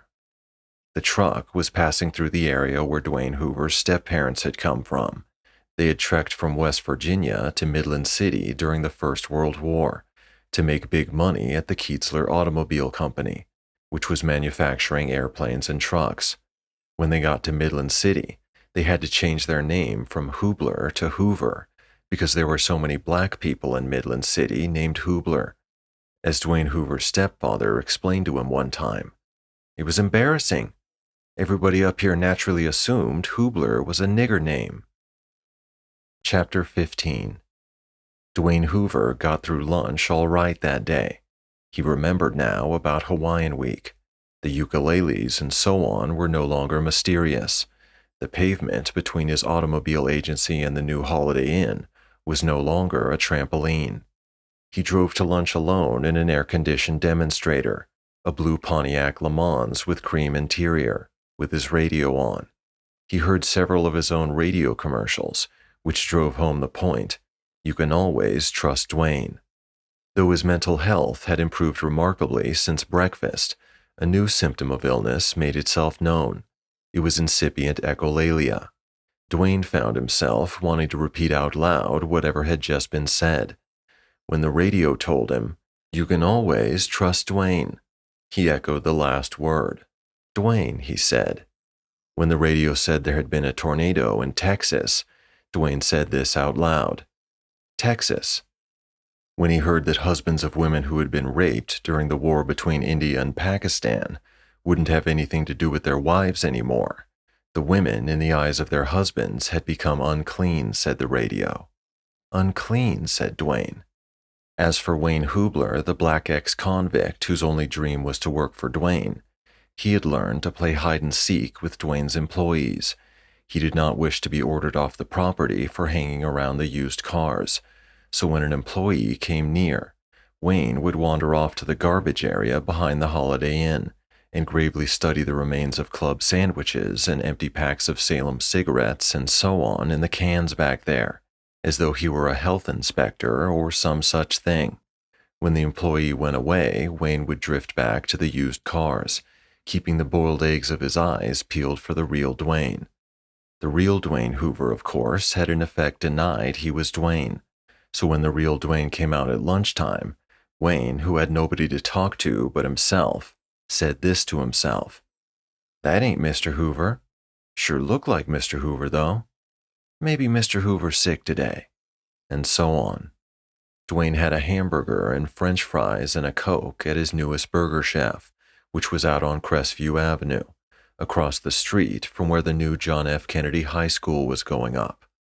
John F. Kennedy had never been in Midland City, but he was a president of the United States who was shot to death. Presidents of the country were often shot to death.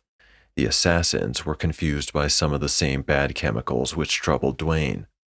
Dwayne certainly wasn't alone as far as having bad chemicals inside of him was concerned. He had plenty of company throughout all history. In his own lifetime, for instance, the people in a country called Germany were so full of bad chemicals for a while that they actually built factories whose only purpose was to kill people by the millions. The people were delivered by railroad trains. When the Germans were full of bad chemicals, their flag looked like this. Here is what their flag looked like after they got well again. After they got well again, they manufactured a cheap and durable automobile which became popular all over the world, especially among young people. It looked like this. People called it the Beetle. A real beetle looked like this. The mechanical beetle was made by Germans. The real beetle was made by the creator of the universe. Dwayne's waitress at the Burger Chef was a 17-year-old white girl named Patty Keene. Her hair was yellow. Her eyes were blue. She was very old for a mammal. Most mammals were senile or dead by the time they were 17. But Patty was a sort of mammal which developed very slowly, so the body she rode around in was only now mature. She was a brand new adult who was working in order to pay off the tremendous doctors and hospital bills. Her father had run up in the process of dying of cancer of the colon, and then cancer of the everything. This was in a country where everybody was expected to pay their own bills for everything, and one of the most expensive things a person could do was get sick. Patty Keene's father's sickness cost 10 times as much as all the trips to Hawaii which Dwayne was going to give away at the end of Hawaiian Week. Dwayne appreciated Patty Keene's brand newness, even though he was not sexually attracted to women that young. She was like a new automobile which hadn't even had its radio turned on yet, and Dwayne was reminded of a ditty his father would sing sometimes when his father was drunk. It went like this. Roses are red and ready for plucking. You're 16 and ready for high school. Patty Keene was stupid on purpose. which was the case with most women in Midland City. The women all had big minds because they were big animals, but they did not use them much for this reason. Unusual ideas could make enemies, and the women, if they were going to achieve any sort of comfort and safety, needed all the friends they could get. So, in the interest of survival, they trained themselves to be agreeing machines instead of thinking machines. All their minds had to do was discover what other people were thinking, and then they thought that too. Patty knew who Dwayne was. Dwayne didn't know who Patty was. Patty's heart beat faster when she waited on him, because Dwayne could solve so many of her problems with the money and power he had. He could give her a fine house and new automobiles, nice clothes and a life of leisure, and he could pay all the medical bills, as easily as she had given him his hamburger, french fries, and Coke. Dwayne could do for her what the fairy godmother did for Cinderella, if he wanted to, and Patty had never been so close to such a magical person before. She was in the presence of the supernatural, and she knew enough about Midland City and herself to understand that she might never be this close to the supernatural ever again. Patty Keene actually imagined Dwayne waving a magic wand at her troubles and dreams. It looked like this. She spoke up bravely to learn if supernatural assistance was possible in her case. She was willing to do without it, expected to do without it, to work hard all her life, to get not much in return, and to associate with other men and women who were poor and powerless and in debt. She said this to Dwayne. "Excuse me for calling you by name, Mr. Hoover, but I can't help knowing who you are, with your pictures and all your ads and everything. Besides, everybody else who works here told me who you were. When you came in, they just buzzed and buzzed." "Buzzed," said Dwayne. This was his echolalia again. "I guess that isn't the right word," she said. She was used to apologizing for her use of language. She had been encouraged to do a lot of that in school. Most white people in Midland City were insecure when they spoke, so they kept their sentences short and their words simple, in order to keep embarrassing mistakes to a minimum. Dwayne certainly did that. Patty certainly did that. This was because their English teachers would wince and cover their ears and give them flunking grades and so on whenever they failed to speak like English aristocrats before the First World War. Also, they were told that they were unworthy to speak or write their language if they couldn't love or understand incomprehensible novels, poems, and plays about people long ago and far away, such as Ivanhoe. The black people would not put up with this. They went on talking English every which way. They refused to read books they couldn't understand, on the grounds they couldn't understand them. They would ask such impudent questions as, "What fo' I want to read no Tale of Two Cities? What fo'?" Patty Keene flunked English during the semester when she had to read and appreciate Ivanhoe, which was about men in iron suits and the women who loved them. She was put in a remedial reading class, where they made her read The Good Earth, which was about Chinamen. It was during this same semester that she lost her virginity. She was raped by a white gas conversion unit installer named Don Breedlove in the parking lot outside the Bannister Memorial Fieldhouse at the county fairgrounds after the regional high school basketball playoffs. She never reported it to the police. She never reported it to anybody, since her father was dying at the time. There was enough trouble already. The Bannister Memorial Fieldhouse was named in honor of George Hickman Bannister, a 17-year-old boy who was killed while playing high school football in 1924. George Hickman Bannister had the largest tombstone in Cavalry Cemetery, a 62-foot obelisk with a marble football on top. The marble football looked like this. Football was a war game. Two opposing teams fought over the ball while wearing armor made out of leather and cloth and plastic. George Hickman Bannister was killed while trying to get a hold of the ball on Thanksgiving Day. Thanksgiving Day was a holiday when everybody in the country was expected to express gratitude to the creator of the universe, mainly for food. George Hickman Bannister's obelisk was paid for by public subscription, with the Chamber of Commerce matching every $2 raised with $1 of its own. It was for many years the tallest structure in Midland City. A city ordinance was passed which made it illegal to erect anything taller, and it was called the George Hickman Bannister Law. The ordinance was junked later on to allow radio towers to go up. Until the new Mildred Berry Memorial Center for the Arts went up in Sugar Creek, the two largest monuments in town were constructed supposedly so that George Hickman Bannister would never be forgotten. But nobody ever thought about him anymore by the time Dwayne Hoover met Kilgore Trout. There wasn't much to think about him, even at the time of his death, except that he was young. He didn't have any relatives in town anymore. There weren't any Bannisters in the phone book, except for The Bannister, which was a motion picture theater. And there wouldn't even be a Bannister Theater in there after the new phone books came out.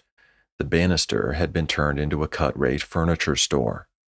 George Hickman Bannister's father and mother and sister Lucy moved away from town before either the tombstone or the field house was completed, and they couldn't be located for the dedication ceremonies. It was a very restless country, with people tearing around all the time. Every so often, somebody would stop to put up a monument.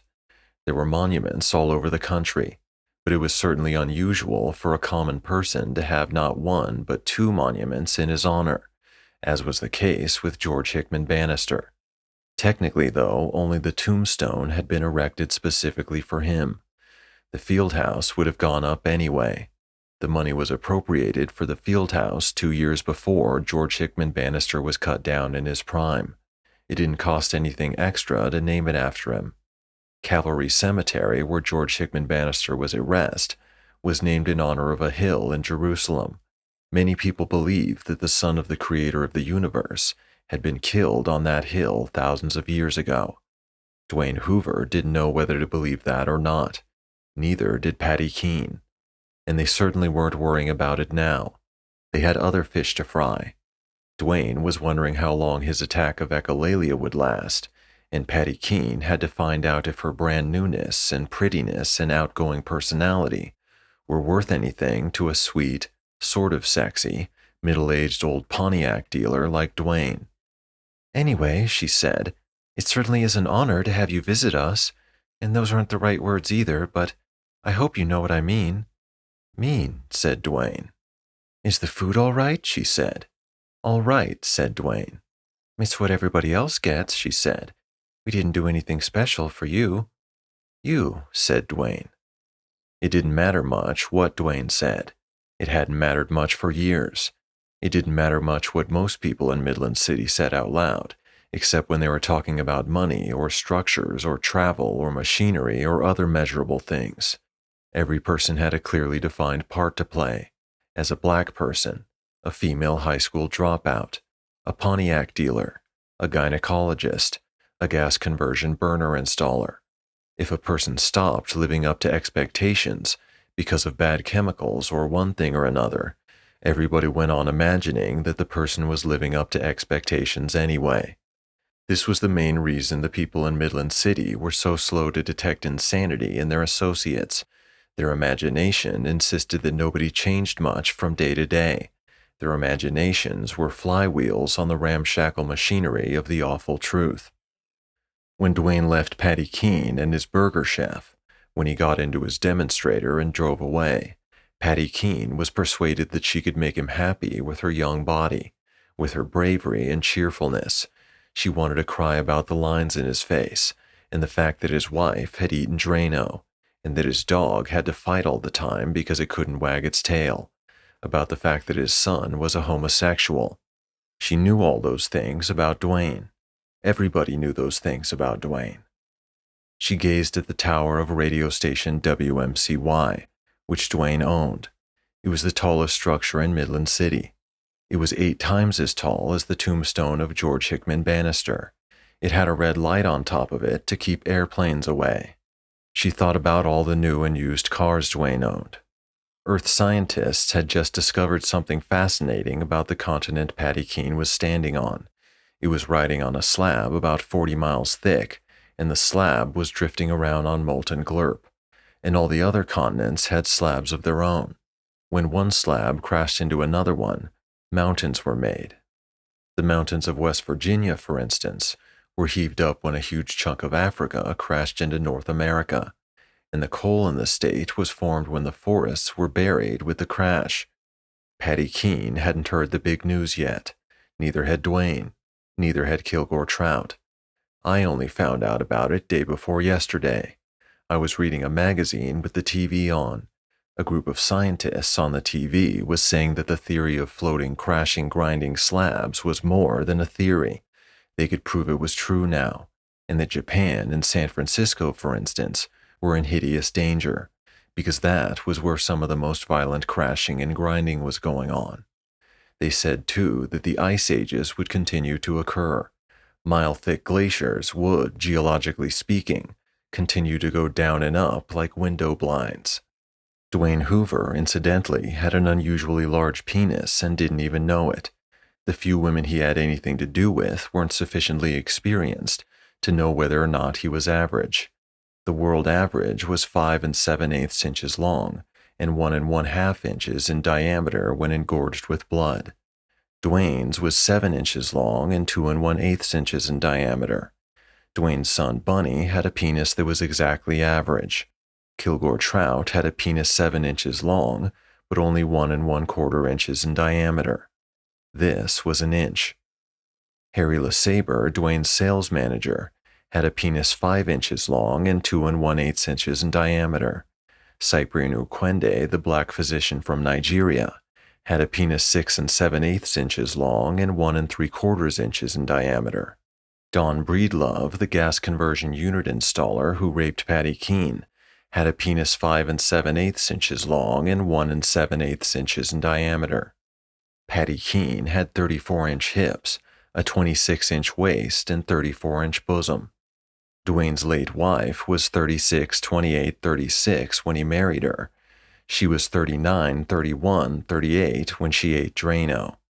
His mistress and secretary, Francine Pefko, was 37, 30, 39. His stepmother at the time of her death was 34, 24, 34. Dwayne went from the burger chef to the construction site of the new high school.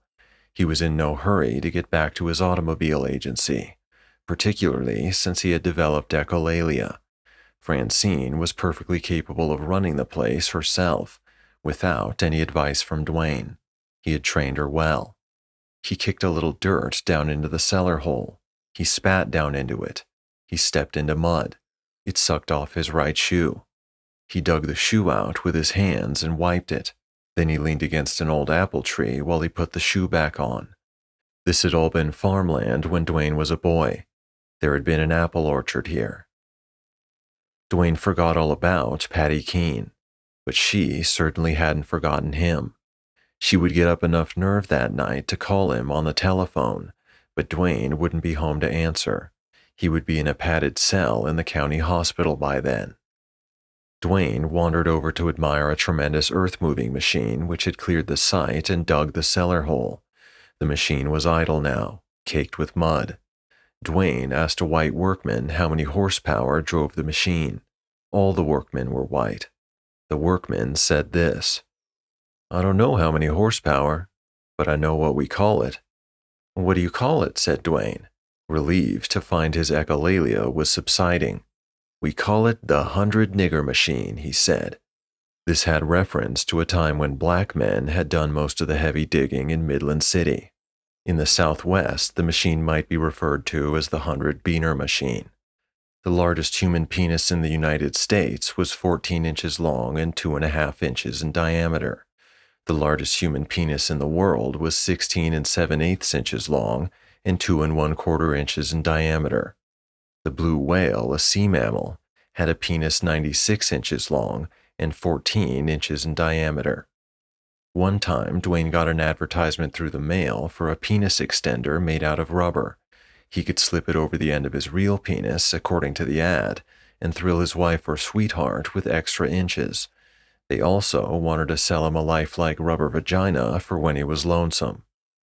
Dwayne went back to work at about 2 in the afternoon, and he avoided everybody because of his echolalia. He went into his office and ransacked his desk for something to read or think about. He came across the brochure which offered him the penis extender and the rubber vagina for lonesomeness.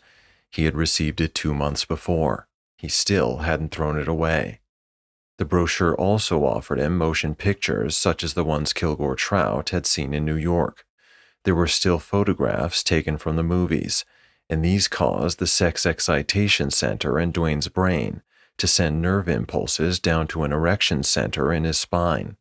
The erection center caused the dorsal vein in his penis to tighten up, so blood could get in but it couldn't get out again. It also relaxed the tiny arteries of the penis, so they filled up the spongy tissue of which Dwayne's penis was mainly composed, so that the penis got hard and stiff like a plugged-up garden hose. So Dwayne called Francine Pefko on the telephone, even though she was only 11 feet away. "Francine," he said. "Yes," she said. Dwayne fought down his echolalia.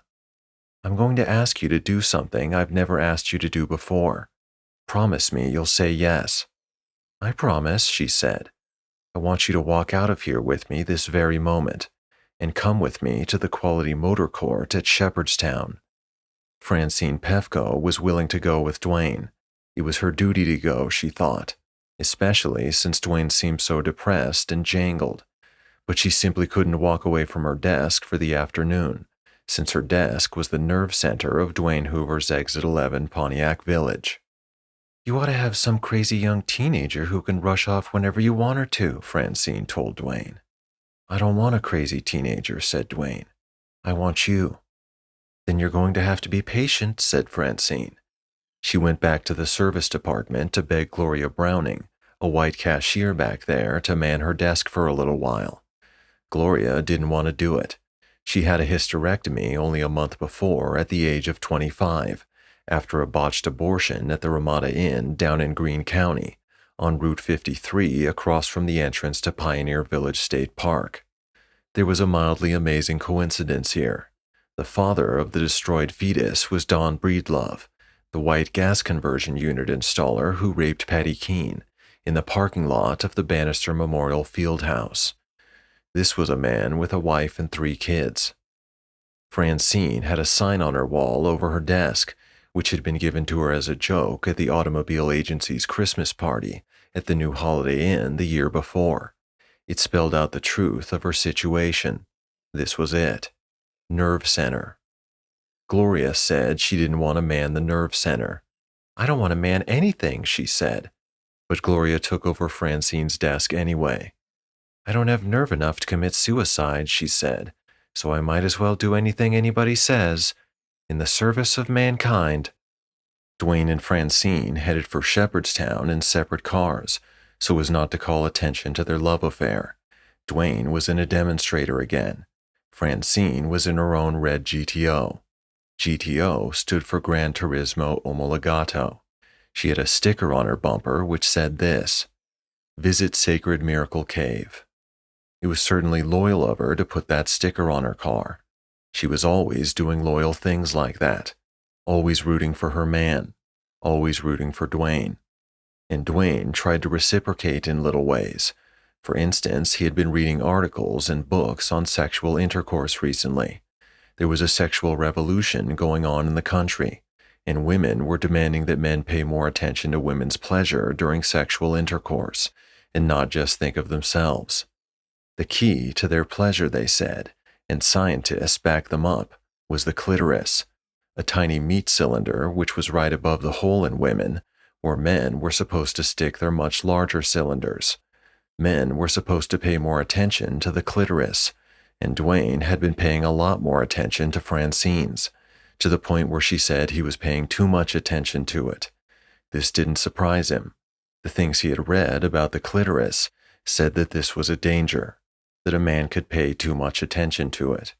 So, driving to the Quality Motor Court that day, Dwayne was hoping that he would pay exactly the right amount of attention to Francine's clitoris. Kilgore Trout once wrote a short novel about the importance of the clitoris in lovemaking. This was in response to a suggestion by his second wife, Darlene, that he could make a fortune with a dirty book. She told him the hero should understand women so well that he could seduce any woman he wanted. So Trout wrote The Son of Jimmy Valentine. Jimmy Valentine was a famous made-up person in someone else's book. just as Kilgore Trout was a famous made-up person in my books. Jimmy Valentine sandpapered his fingertips so they were extra sensitive. He was a safecracker. His sense of feel was so delicate that he could open any safe in the world just by feeling the tumblers fall. Kilgore Trout invented a son for Jimmy Valentine, named Ralston Valentine. Ralston also sandpapered his fingertips, but he wasn't a safecracker. Ralston was so good at touching women the way they wanted to be touched, the tens of thousands of them became his willing slaves. They abandoned their husbands and lovers for him, and Ralston Valentine became President of the United States thanks to the votes of women. Dwayne and Francine made love in the Quality Motor Court. Then they stayed in bed for a while. It was a water bed. Francine had a beautiful body. So did Dwayne. "We never made love in the afternoon before," said Francine. "I felt so tense," said Dwayne. "I know," said Francine. "Are you better now?" "Yes." He was lying on his back. His ankles were crossed. His hands were folded behind his head. His great wang lay across his thigh like a salami. It slumbered now. "I love you so much," said Francine. She corrected herself. "I know I promised not to say that, but it's a promise I can't help breaking all the time." The thing was, Dwayne had made a pact with her that neither one of them was to ever mention love. Since Dwayne's wife had eaten Drano, Dwayne never wanted to hear about love ever again. The subject was too painful. Dwayne snuffled. It was customary for him to communicate by means of snuffles after sex. The snuffles all had meanings which were bland. "That's all right. Forget it. Who could blame you?" And so on. "On Judgment Day," said Francine, "when they ask me what bad things I did down here, I'm going to have to tell them. Well, there was a promise I made to a man I loved, and I broke it all the time. I promised to never say I loved him." This generous, voluptuous woman, who had only $96.11 a week in take-home pay, had lost her husband, Robert Pefko, in Vietnam. He was a career officer in the Army. He had a penis 6 1/2 inches long and 1 7/8 inches in diameter. He was a graduate of West Point, a military academy which turned young men into homicidal maniacs for use in war. Francine followed Robert from West Point to parachute school at Fort Bragg, and then to South Korea, where Robert managed a post exchange, which was a department store for soldiers, and then to the University of Pennsylvania, where Robert took a master's degree in anthropology at Army expense, and then back to West Point, where Robert was an assistant professor of social sciences for 3 years. After that, Francine followed Robert to Midland City, where Robert oversaw the manufacture of a new sort of booby trap. A booby trap was an easily hidden explosive device, which blew up when it was accidentally twiddled in some way. One of the virtues of this new type of booby trap was that it could not be smelled by dogs. Various armies at the time were training dogs to sniff out booby traps. When Robert and Francine were in Midland City, there weren't any other military people around, so they made their first civilian friends, and Francine took a job with Dwayne Hoover in order to augment her husband's salary and fill her days. But then Robert was sent to Vietnam. Shortly after that, Dwayne's wife ate Drano, and Robert was shipped home in a body bag. "I pity men," said Francine. She was sincere. "I wouldn't want to be a man. They take such chances. They work so hard." They were on the second floor of the motel. Their sliding glass doors gave them a view of an iron railing and a concrete terrace outside, and then Route 103, and then the wall and the rooftops of the adult correctional institution beyond that. "It's no wonder you're tired and nervous," Francine went on. "If I was a man, I'd be tired and nervous too.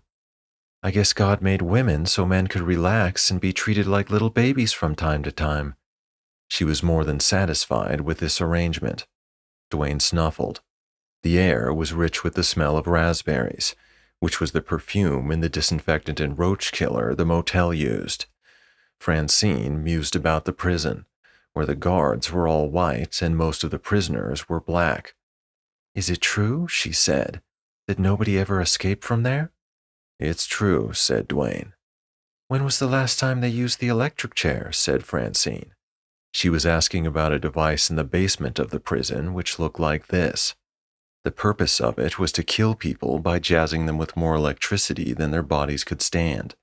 Dwayne Hoover had seen it twice, once on a tour of the prison, and then again when it was actually used on a black human being he knew. Dwayne tried to remember when the last execution took place at Shepherdstown. Executions had become unpopular. There were signs that they might become popular again.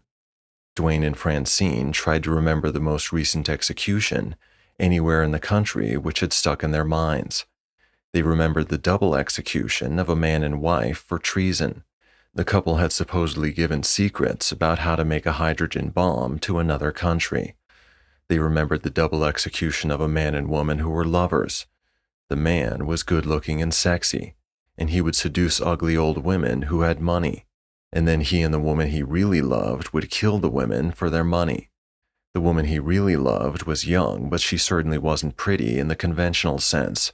She weighed 240 pounds. Francine wondered out loud why a thin, good-looking young man would love a woman that fat. It takes all kinds, said Dwayne. You know what I keep thinking? Said Francine. Dwayne snuffled. This would be a very good location for a Colonel Sanders Kentucky Fried Chicken franchise. Dwayne's relaxed body contracted as though each muscle in it had been stung by a drop of lemon juice. Here was the problem. Dwayne wanted Francine to love him for his body and soul, not for what his money could buy. He thought Francine was hinting that he should buy her a Kentucky Fried Chicken franchise. A chicken was a flightless bird which looked like this. The idea was to kill it and pull out all its feathers, cut off its head and feet and scoop out the internal organs, and then chop it into pieces and fry the pieces, and put the pieces into a wax paper bucket with a lid on it, so it looked like this. Francine, who had been so proud of her capacity to make Dwayne relax, was now ashamed to have made him tighten up again. He was rigid as an ironing board. Oh my God, she said. What's the matter now? If you're going to ask me for presents, said Dwayne, just do me a favor, and don't hint around right after we've made love. Let's keep love-making and presents separate, okay? I don't even know what you think I asked for, said Francine. Dwayne mimicked her cruelly in a falsetto voice. I don't even know what you think I asked for, he said. He looked about as pleasant and relaxed as a coiled rattlesnake. It was his bad chemicals, of course, which were compelling him to look like that. A real rattlesnake looked like this. The creator of the universe had put a rattle on its tail. The creator had also given it front teeth, which were hypodermic syringes filled with deadly poison. Sometimes I wonder about the creator of the universe. Another animal invented by the creator was a Mexican beetle which could make a blank cartridge gun out of its rear end. It could detonate its own farts and knock over other bugs with shock waves. Word of honor. I read it in an article on strange animals in Diners Club magazine. So Francine got off the bed, in order not to share it with the seeming rattlesnake. She was aghast. All she could say over and over was, You're my man. You're my man. This meant that she was willing to agree about anything with him, to do anything for him, no matter how difficult or disgusting, to think up nice things to do for him that he didn't even notice, to die for him if necessary, and so on. She honestly tried to live that way. She couldn't imagine anything better to do, so she fell apart when Dwayne persisted in his nastiness. He told her that every woman was a whore, and every whore had her price, and Francine's price was a Kentucky Fried Chicken franchise, which would be well over $100,000 by the time adequate parking and exterior lighting and all that was taken into consideration, and so on. Francine replied in blubbering gibberish that she had never wanted the franchise for herself, that she had wanted it for Dwayne, that everything she wanted was for Dwayne. Some of the words came through. I thought of all the people who come out here to visit their relatives in prison, and I realized how most of them were black, and I thought how much black people like fried chicken, she said. So you want me to open a nigger joint, he said, and so on. Francine now had the distinction of being the second close associate of Dwayne's, who had discovered how vile he could be. "Harry LeSabre was right," said Francine. She was backed up against the cement block wall of the motel room now, with her fingers spread over her mouth. Harry LeSabre, of course, was Dwayne's transvestite sales manager. "He said you'd changed," said Francine. She made a cage of fingers around her mouth. "Oh God, Dwayne," she said. "You've changed. You've changed." "Maybe it was time," said Dwayne. "I never felt better in my life." And so on. Harry LeSabre was at that moment crying too. He was at home in bed. He had a purple velvet sheet over his head. He was well-to-do. He had invested in the stock market very intelligently and luckily over the years. He had bought 100 shares of Xerox, for instance, at $8 a share. With the passage of time, his shares had become 100 times as valuable, simply lying in the total darkness and silence of a safe deposit box. There was a lot of money magic like that going on. It was as though some blue fairy were flitting about that part of the dying planet, waving her magic wand over certain deeds and bonds and stock certificates. Harry's wife, Grace, was stretched out on a Chase lounge chair. She was smoking a small cigar in a long holder made from the leg bone of a stork. A stork was a large European bird, about half the size of a Bermuda ern. Children who wanted to know where babies came from were sometimes told that they were brought by storks. People who told their children such a thing felt that their children were too young to think intelligently about wide-open beavers and all that.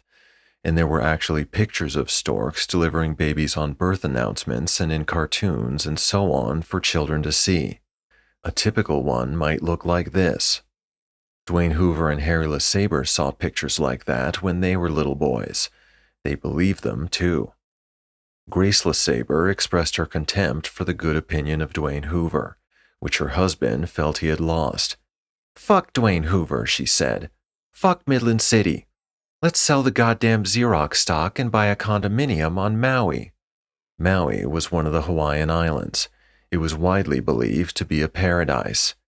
"Listen," said Grace. "We're the only white people in Midland City with any kind of sex life. You're not a freak. Dwayne Hoover's the freak. How many orgasms do you think he has a month?" "I don't know," said Harry from his humid tent. Dwayne's monthly orgasm rate on average over the past 10 years, which included the last years of his marriage, was 2 1/4. Grace's guess was close. 1.5, she said. Her own monthly average over the same period was 87. Her husband's average was 36. He had been slowing up in recent years, which was one of many reasons he had for feeling panicky. Grace now spoke loudly and scornfully about Dwayne's marriage. "He was so scared of sex," she said. "He married a woman who never even heard of the subject, who was guaranteed to destroy herself if she ever did hear about it," and so on, which she finally did, she said. "Can the reindeer hear you?" said Harry. "Fuck the reindeer," said Grace. Then she added, "No, the reindeer can't hear." Reindeer was their code word for the black maid, who was far away in the kitchen at the time. It was their code word for black people in general. It allowed them to speak of the black problem in the city, which was a big one, without giving offense to any black person who might overhear. "The reindeer's asleep, or reading the Black Panther Digest," she said. The reindeer problem was essentially this. Nobody white had much use for black people anymore, except for the gangsters who sold the black people used cars and dope and furniture. Still, the reindeer went on reproducing. There were these useless big black animals everywhere, and a lot of them had very bad dispositions.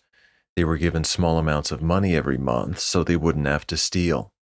There was talk of giving them very cheap dope, too, to keep them listless and cheerful and uninterested in reproduction.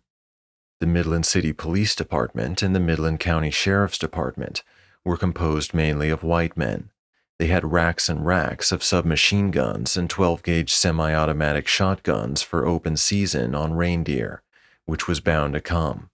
"Listen, I'm serious," said Grace to Harry. "This is the asshole of the universe. Let's split to a condominium on Maui and live for a change." So they did. Dwayne's bad chemicals, meanwhile, changed his manner toward Francine from nastiness to pitiful dependency. He apologized to her for ever thinking that she wanted a Colonel Sanders Kentucky Fried Chicken franchise. He gave her full credit for her unflagging unselfishness. He begged her to just hold him for a while, which she did. "I'm so confused," he said. "We all are," she said. She cradled his head against her breasts. "I've got to talk to somebody," said Dwayne. "You can talk to Mommy if you want," said Francine. She meant that she was Mommy. "Tell me what life is all about," Dwayne begged her fragrant bosom. "Only God knows that," said Francine. Dwayne was silent for a while, and then he told her haltingly about a trip he had made to the headquarters of the Pontiac division of General Motors in Pontiac, Michigan, only 3 months after his wife ate Drano. "We were given a tour of all the research facilities," he said. The thing that impressed him most was a series of laboratories and out-of-doors testing areas where various parts of automobiles and even entire automobiles were destroyed. Pontiac scientists set upholstery on fire, threw gravel at windshields, snapped crankshafts and drive shafts, staged head-on collisions, tore gear shift levers out by the roots, ran engines at high speeds with almost no lubrication, opened and closed glove compartment doors 100 times a minute for days, cooled dashboard clocks to within a few degrees of absolute zero, and so on. "Everything you're not supposed to do to a car, they did to a car," Dwayne said to Francine. "And I'll never forget the sign on the front door of the building where all that torture went on." Here was the sign. "Destructive testing." "I saw that sign," said Dwayne, "and I couldn't help wondering if that was what God put me on Earth for, to find out how much a man could take without breaking." "I've lost my way," said Dwayne. "I need somebody to take me by the hand and lead me out of the woods." "You're tired," she said. "Why wouldn't you be tired? You work so hard. I feel sorry for men. They work so hard. You want to sleep for a while?" "I can't sleep," said Dwayne, "till I get some answers." "You want to go to a doctor?" said Francine. "I don't want to hear the kinds of things doctors have to say," said Dwayne. "I want to talk to somebody brand new." "Francine," he said, and he dug his fingers into her soft arm. "I want to hear new things from new people. I've heard everything anybody in Midland City ever said, ever will say. It's got to be somebody new." "Like who?" said Francine. "I don't know," said Dwayne. "Somebody from Mars, maybe." "We could go to some other city," said Francine. "They're all like here. They're all the same," said Dwayne. Francine had an idea. "What about all these painters and writers and composers coming to town?" she said. "You never talked to anybody like that before. Maybe you should talk to one of them. They don't think like other people." "I've tried everything else," said Dwayne. He brightened. He nodded. "You're right. The festival could give me a brand new viewpoint on life," he said. "That's what it's for," said Francine. "Use it." "I will," said Dwayne. This was a bad mistake. Kilgore Trout, hitchhiking westward, ever westward, had meanwhile become a passenger in a Ford Galaxy. The man at the controls of the Ford Galaxy was a traveling salesman for a device which engulfed the rear ends of trucks at loading docks. It was a telescoping tunnel of rubberized canvas, and it looked like this in action. The idea of the gadget was to allow people in the building to load or unload trucks without losing cold air in the summertime or hot air in the wintertime to the outdoors. The man in control of the Galaxy also sold large spools for wire and cable and rope. He also sold fire extinguishers. He was a manufacturer's representative, he explained. He was his own boss, in that he represented products whose manufacturers couldn't afford salesmen of their own. "I make my own hours, and I pick the products I sell. The products don't sell me," he said. His name was Andy Lieber. He was 32. He was white. He was a good deal overweight, like so many people in the country. He was obviously a happy man. He drove like a jackass. The Galaxy was going 92 miles an hour now. "I'm one of the few remaining free men in America," he said. He had a penis 1 inch in diameter and 7.5 inches long. During the past year, he had averaged 22 orgasms per month. This was far above the national average. His income and value of his life insurance policies at maturity were also far above average. Trout wrote a novel one time which he called How You Doin'. It was about national averages for this and that. The eye-catching part of each ad was the statement of some sort of average, the average number of children, the average size of the male sex organ on that particular planet, which was 2 inches long, with an inside diameter of 3 inches and an outside diameter of 4.25 inches, and so on. The ads invited the readers to discover whether they were superior or inferior to the majority. The ad went on to say that superior and inferior people alike ate such and such a brand of peanut butter, except that it wasn't called peanut butter on that planet. It was Shaz butter, and so on. Chapter 16. And the peanut butter eaters on Earth were preparing to conquer the Shaz butter eaters on the planet in the book by Kilgore Trout. By this time, the Earthlings hadn't just demolished West Virginia and Southeast Asia. They had demolished everything, so they were ready to go pioneering again. They studied the Shaz butter eaters by means of electronic snooping and determined that they were too numerous and proud and resourceful ever to allow themselves to be pioneered. So the Earthlings infiltrated the ad agency which had the Shaz butter account, and they buggered the statistics in the ad. They made the average for everything so high that everybody on the planet felt inferior to the majority in every respect. And then the Earthling armored spaceships came in and discovered the planet. Only token resistance was offered here and there, because the natives felt so below average, and then the pioneering began. Trout asked the jackass manufacturer's representative what it felt like to drive a Galaxy, which was the name of the car. The driver didn't hear him, and Trout let it go. It was a dumb play on words, so that Trout was asking simultaneously what it was like to drive the car and what it was like to steer something like the Milky Way, which was 100,000 light-years in diameter and 10,000 light-years thick. It revolved once every 200 million years. It contained about 100 billion stars. And then Trout saw that a simple fire extinguisher in the galaxy had this brand name, Excelsior. As far as Trout knew, this word meant higher in a dead language. It was also a thing a fictitious mountain climber in a famous poem kept yelling as he disappeared into a blizzard up above. It was also the trade name for wood shavings which were used to protect fragile objects inside packages. "Why would anyone name a fire extinguisher Excelsior?" Trout asked the driver. The driver shrugged. "Somebody must have liked the sound of it," he said. Trout looked out at the countryside, which was smeared by high velocity. He saw this sign: "Visit Sacred Miracle Cave, 162 miles." So he was getting really close to Dwayne Hoover, and as though the creator of the universe or some other supernatural power were preparing him for the meeting, Trout felt the urge to thumb through his own book, Now It Can Be Told. This was the book which would soon turn Dwayne into a homicidal maniac. The premise of the book was this: life was an experiment by the creator of the universe, who wanted to test a new sort of creature he was thinking of introducing into the universe. It was a creature with the ability to make up its own mind. All the other creatures were fully programmed robots. The book was in the form of a long letter from the creator to the experimental creature. The creator congratulated the creature and apologized for all the discomfort he had endured.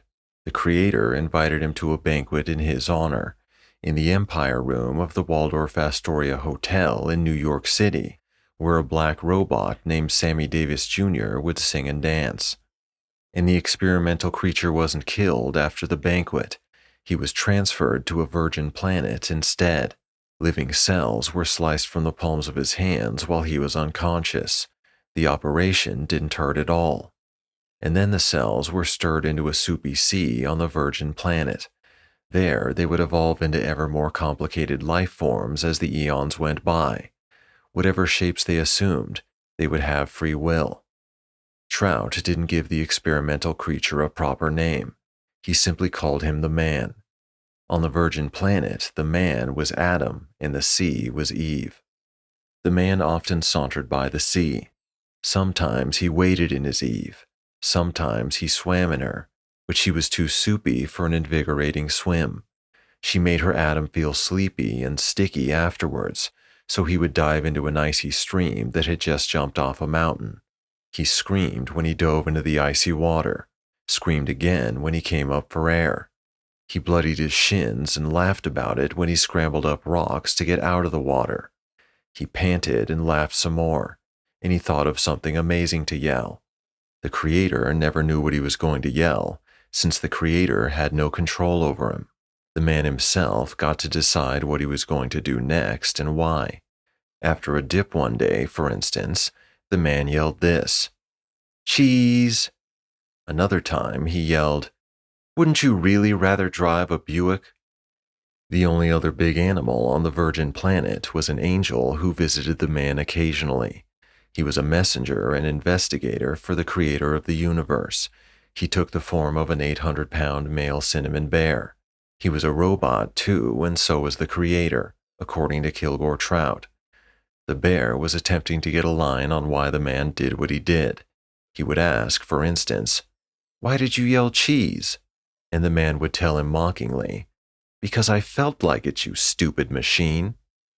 Here is what the man's tombstone on the virgin planet looked like at the end of the book by Kilgore Trout. Not even the Creator of the universe knew what the man was going to say next. Perhaps the man was a better universe in its infancy. Rest in peace. Chapter 17. Bunny Hoover, Dwayne's homosexual son, was dressing for work now. He was the piano player in the cocktail lounge of the new Holiday Inn. He was poor. He lived alone in a room without bath in the old Fairchild Hotel, which used to be fashionable. It was a flophouse now, in the most dangerous part of Midland City. Very soon, Bunny Hoover would be seriously injured by Dwayne, would soon share an ambulance with Kilgore Trout. Bunny was pale, the same unhealthy color of the blind fish that used to live in the bowels of Sacred Miracle Cave. Those fish were extinct. They had all turned belly up years ago, had been flushed from the cave and into the Ohio River to turn belly up, to go bang in the noonday sun. Bunny avoided the sunshine too, and the water from the taps of Midland City was becoming more poisonous every day. He ate very little. He prepared his own food in his room. The preparation was simple, since vegetables and fruits were all he ate, and he munched them raw. He not only did without dead meat, but he did without living meat too, without friends or lovers or pets. He had once been highly popular. When he was at Prairie Military Academy, for instance, the student body was unanimous in electing him cadet colonel, the highest rank possible in his senior year. When Bunny played the piano bar at the Holiday Inn, he had many, many secrets. One of them was this: he wasn't really there. He was able to absent himself from the cocktail lounge, and from the planet itself, for that matter, by means of transcendental meditation. He learned this technique from Maharishi Mahesh Yogi, who once stopped off in Midland City during a worldwide lecture tour. Maharishi Mahesh Yogi, in exchange for a new handkerchief, a piece of fruit, a bunch of flowers, and $35, taught Bunny to close his eyes and say this euphonious nonsense word to himself over and over again. I'm.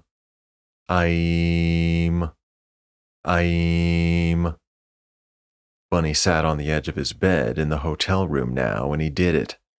I'm, he said to himself internally. The rhythm of the chant matched one syllable with each two beats of his heart. He closed his eyes. He became a skin diver in the depths of his mind. The depths were seldom used. His heart slowed. His respiration nearly stopped. A single word floated by in the depths. It had somehow escaped from the busier parts of his mind. It wasn't connected to anything. It floated by lazily, a translucent scarf-like fish. The word was untroubling. Here was the word: blue. Here is what it looked like to Bunny Hoover. And then another lovely scarf swam by. It looked like this: Clair de Lune, the name of a song by Claude Debussy. The word means moonlight. 15 minutes later, Bunny's awareness bobbed to the surface of its own accord. Bunny was refreshed. He got up from bed and brushed his hair with the military brushes his mother had given him when he was elected cadet colonel so long ago. When he was only 10 years old, Bunny was sent away to military school, an institution devoted to homicide and absolutely humorless obedience. Here is why. He told Dwayne that he wished he were a woman instead of a man, because what men did was so often cruel and ugly. Listen, Bunny Hoover went to Prairie Military Academy for 8 years of uninterrupted sports, buggery, and fascism. Buggery consisted of sticking one's penis in someone else's asshole or mouth, or having it done to one by somebody else. Fascism was a fairly popular political philosophy, which made sacred whatever nation or race the philosopher happened to belong to. It called for an autocratic centralized government headed up by a dictator. The dictator had to be obeyed, no matter what he told somebody to do. And Bunny would bring new medals with him every time he came home for vacation. He could fence and box and wrestle and swim. He could shoot a rifle and a pistol, fight with bayonets, ride a horse, creep and crawl through shrubbery, peek around corners without being seen. He would show off his medals, and his mother would tell him, when his father was out of hearing, that she was becoming unhappier with each passing day. She would hint that Dwayne was a monster. It wasn't true. It was all in her head. She would begin to tell Bunny what was so vile about Dwayne, but she always stopped short. "You're too young to hear about such things," she'd say, even when Bunny was 16 years old. "There's nothing you or anybody could do about them anyway." She would pretend to lock her lips with a key and then whisper to Bunny, "There are secrets I will carry to my grave." Her biggest secret, of course, was one that Bunny didn't detect until she knocked herself off with Drano. Celia Hoover was crazy as a bedbug. My mother was too. Listen, Bunny's mother and my mother were different sorts of human beings, but they were both beautiful in exotic ways, and they both boiled over with chaotic talk about love and peace and wars and evil and desperation, of better days coming by and by, of worse days coming by and by, and both our mothers committed suicide. Bunny's mother ate Drano. My mother ate sleeping pills, which wasn't nearly as horrible. Bunny's mother and my mother had one really bizarre symptom in common. Neither one could stand to have her picture taken. They were usually fine in the daytime. They usually concealed their frenzies until late at night. But if somebody aimed a camera at either one of them during the day, the mother who was aimed at would crash down on her knees and protect her head with her arms, as though somebody was about to club her to death. It was a scary and pitiful thing to see. At least Bunny's mother taught him how to control a piano, which was a music machine.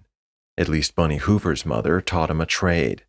A good piano controller could get a job making music in cocktail lounges almost anywhere in the world, and Bunny was a good one.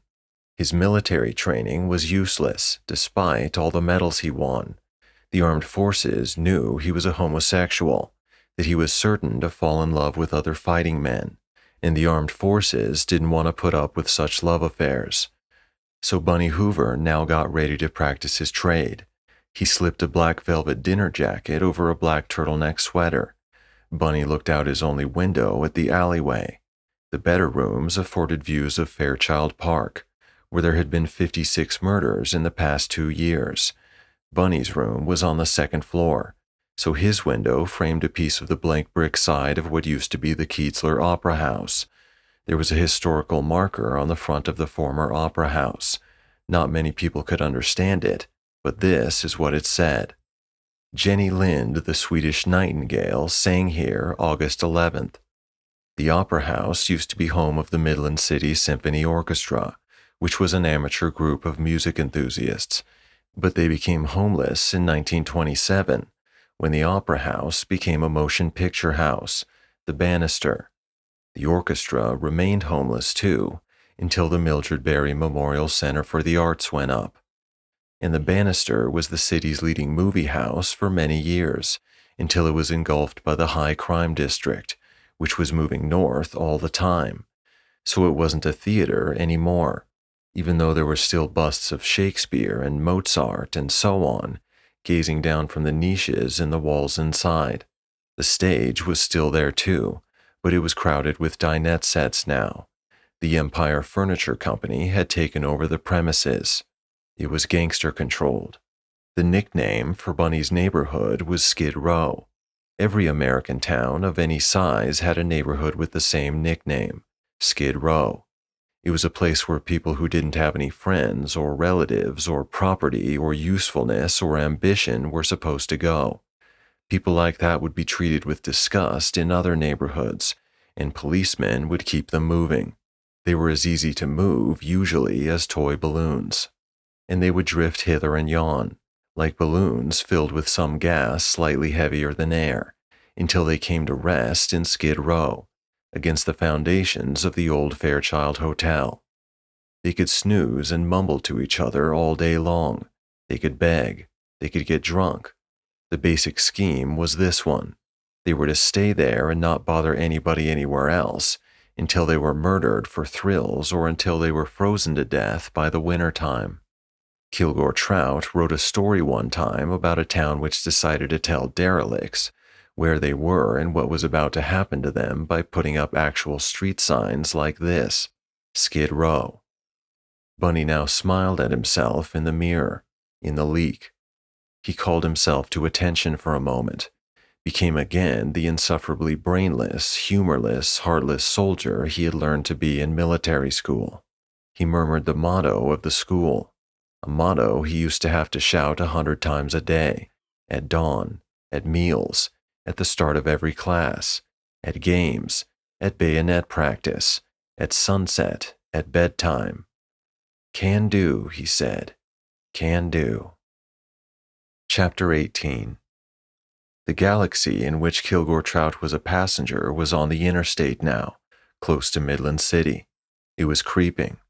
It was trapped in rush-hour traffic from Barrytron and Western Electric and Prairie Mutual. Trout looked up from his reading and saw a billboard which said this, "Turn back. You have just passed Sacred Miracle Cave." So Sacred Miracle Cave had become a part of the past. As an old man, Trout would be asked by Dr. Thor Lembrig, the Secretary General of the United Nations, if he feared the future.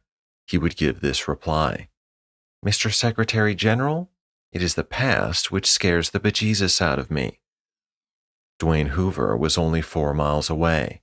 He was sitting alone on a zebra-skin banquet in the cocktail lounge of the new Holiday Inn. It was dark in there and quiet, too.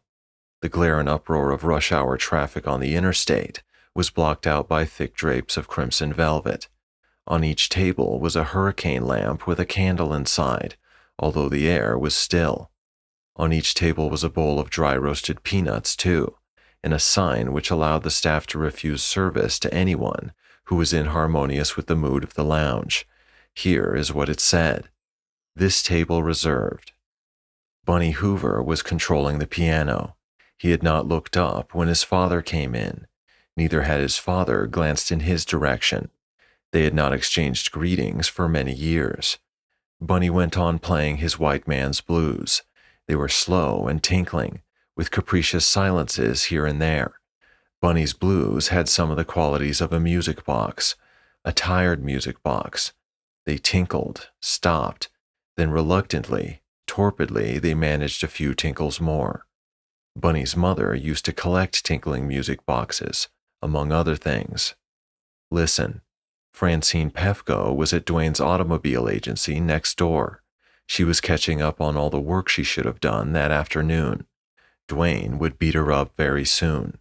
The only other person on the property with her as she typed and filed was Wayne Hubler, the black parolee, who still lurked among the used cars. Dwayne would try to beat him up too, but Wayne was a genius at dodging blows. Francine was pure machinery at the moment, a machine made of meat, a typing machine, a filing machine. Wayne Hubler, on the other hand, had nothing machine-like to do. He ached to be a useful machine. The used cars were all locked up tight for the night. Now and then, aluminum propellers on a wire overhead would be turned by a lazy breeze, and Wayne would respond to them as best he could. "Go," he would say to them. "Spin round." He established a sort of relationship with the traffic on the interstate, too, appreciating its changing moods. "Everybody going home," he said during the rush hour jam. "Everybody home now," he said later on when the traffic thinned out. Now the sun was going down. "Sun going down," said Wayne Hubler. He had no clues as to where to go next. He supposed without minding much that he might die of exposure that night. He had never seen death by exposure, had never been threatened by it, since he had so seldom been out of doors. He knew of death by exposure because the papery voice of the little radio in his cell told of people dying of exposure from time to time. He missed that papery voice. He missed the clash of steel doors. He missed the bread and the stew and the pitchers of milk and coffee. He missed fucking other men in the mouth and the asshole, and being fucked in the mouth and the asshole, and jerking off, and fucking cows in the prison dairy, all events in a normal sex life on the planet as far as he knew. Here would be a good tombstone for Wayne Hubler when he died. Black jailbird. He adapted to what there was to adapt to. The dairy at the prison provided milk and cream and butter and cheese and ice cream, not only for the prison and the county hospital.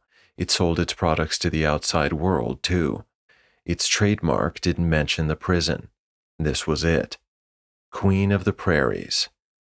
Wayne couldn't read very well.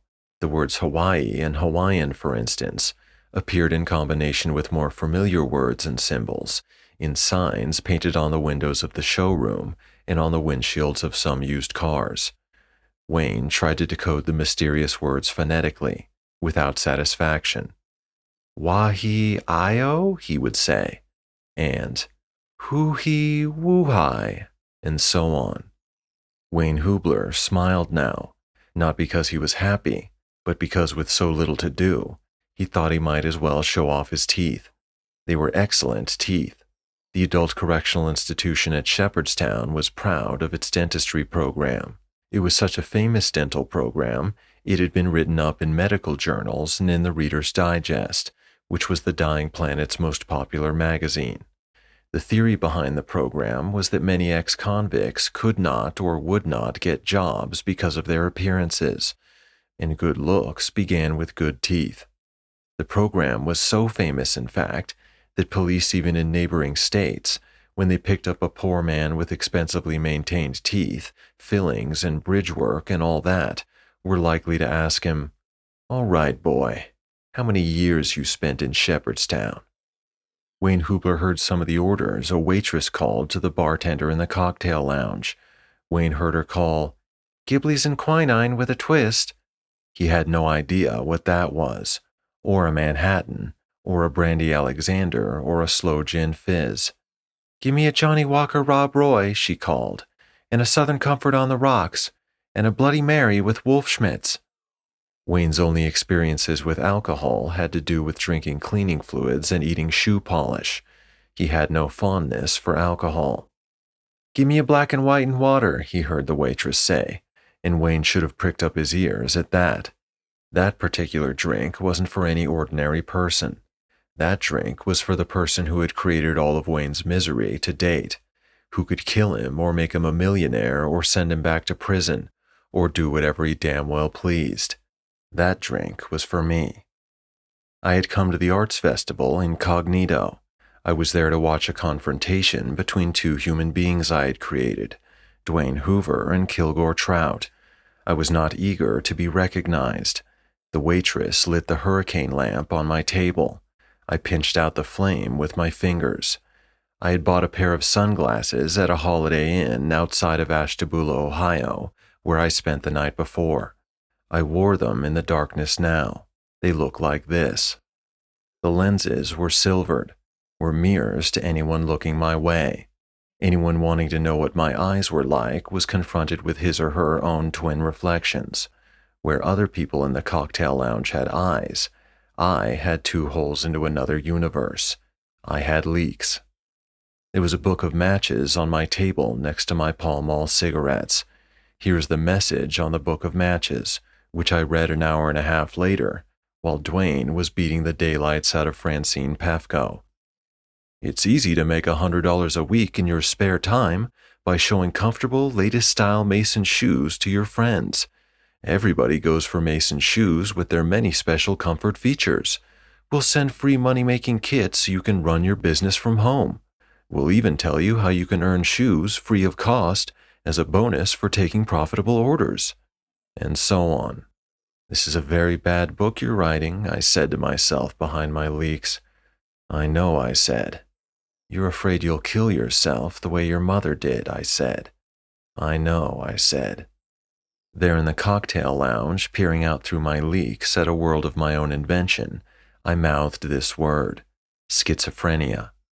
The sound and appearance of the word had fascinated me for many years. It sounded and looked to me like a human being sneezing in a blizzard of soap flakes. I did not and do not know for certain that I have that disease. This much I knew and know. I was making myself hideously uncomfortable by not narrowing my attention to details of life which were immediately important, and by refusing to believe what my neighbors believed. I am better now. Word of honor, I am better now. I was really sick for a while, though. I sat there in a cocktail lounge of my own invention, and I stared through my leaks at a white cocktail waitress of my own invention. I named her Bonnie McMahon. I had her bring Dwayne Hoover his customary drink, which was a House of Lords martini with a twist of lemon peel.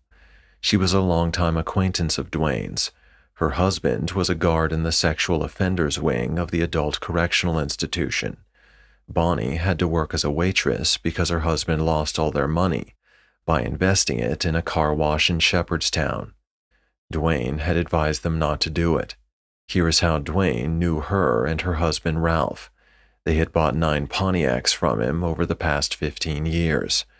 We're a Pontiac family, they'd say. Bonnie made a joke now as she served him his martini. She made the same joke every time she served anybody a martini. Breakfast of Champions, she said.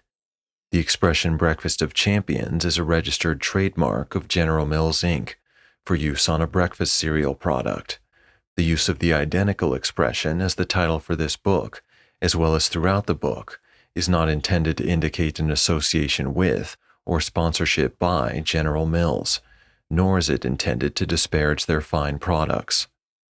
Dwayne was hoping that some of the distinguished visitors to the arts festival, who were all staying at the inn, would come into the cocktail lounge.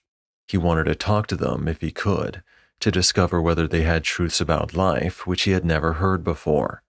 Here is what he hoped new truths might do for him: enable him to laugh at his troubles, to go on living, and to keep out of the north wing of the Midland County General Hospital, which was for lunatics. While he waited for an artist to appear, he consoled himself with the only artistic creation of any depth and mystery which was stored in his head. It was a poem he had been forced to learn by heart during his sophomore year in Sugar Creek High School, the elite white high school at the time. Sugar Creek High was a nigger school now. Here was the poem. The moving finger writes, and having writ, moves on, nor all your piety nor wit shall lure it back to cancel half a line, nor all your tears wash out a word of it. Some poem. And Dwayne was so open to new suggestions about the meaning of life that he was easily hypnotized. So when he looked down into his martini, he was put into a trance by dancing myriads of winking eyes on the surface of his drink. The eyes were beads of lemon oil. Dwayne missed it when 2 distinguished visitors to the arts festival came in and sat down on bar stools next to Bunny's piano. They were white. They were Beatrice Kienzler, the Gothic novelist, and Rabo Karabekian, the minimal painter. Bunny's piano, a Steinway Baby Grand, was armored with pumpkin-colored formica and ringed with stools. People could eat and drink from the piano. On the previous Thanksgiving, A family of 11 had had Thanksgiving dinner served on the piano. Bunny played. "This has to be the asshole of the universe," said Rabo Karabekian, the minimal painter. Beatrice Keetzler, the Gothic novelist, had grown up in Midland City. "I was petrified about coming home after all these years," she said to Karabekian. "Americans are always afraid of coming home," said Karabekian. "With good reason, I must say." "They used to have good reason," said Beatrice, "but not anymore. The past has been rendered harmless. I would tell any wandering American now, of course you can go home again, as often as you please. It's just a motel." Traffic on the westbound barrel of the interstate had come to a halt a mile east of the new Holiday Inn because of a fatal accident on exit 10A. Drivers and passengers got out of their cars to stretch their legs and find out, if they could, what the trouble was up ahead. Kilgore Trout was among those who got out. He learned from others that the new Holiday Inn was within easy walking distance, so he gathered up his parcels from the front seat of the Galaxy. He thanked the driver, whose name he had forgotten, and he began to trudge. He also began to assemble in his mind a system of beliefs which would be appropriate to narrow his mission in Midland City, which was to show provincials, who were bent on exalting creativity, a would-be creator who had failed and failed.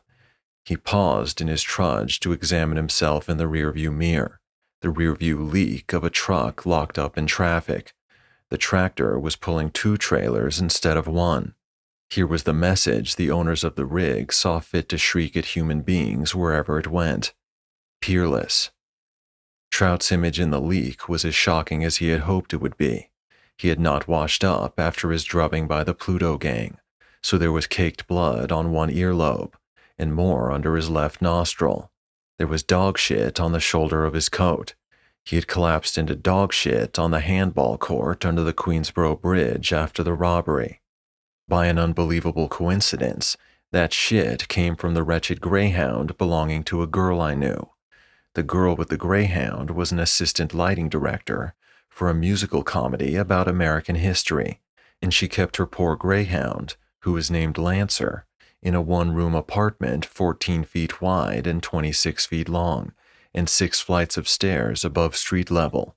His entire life was devoted to unloading his excrement at the proper time and place.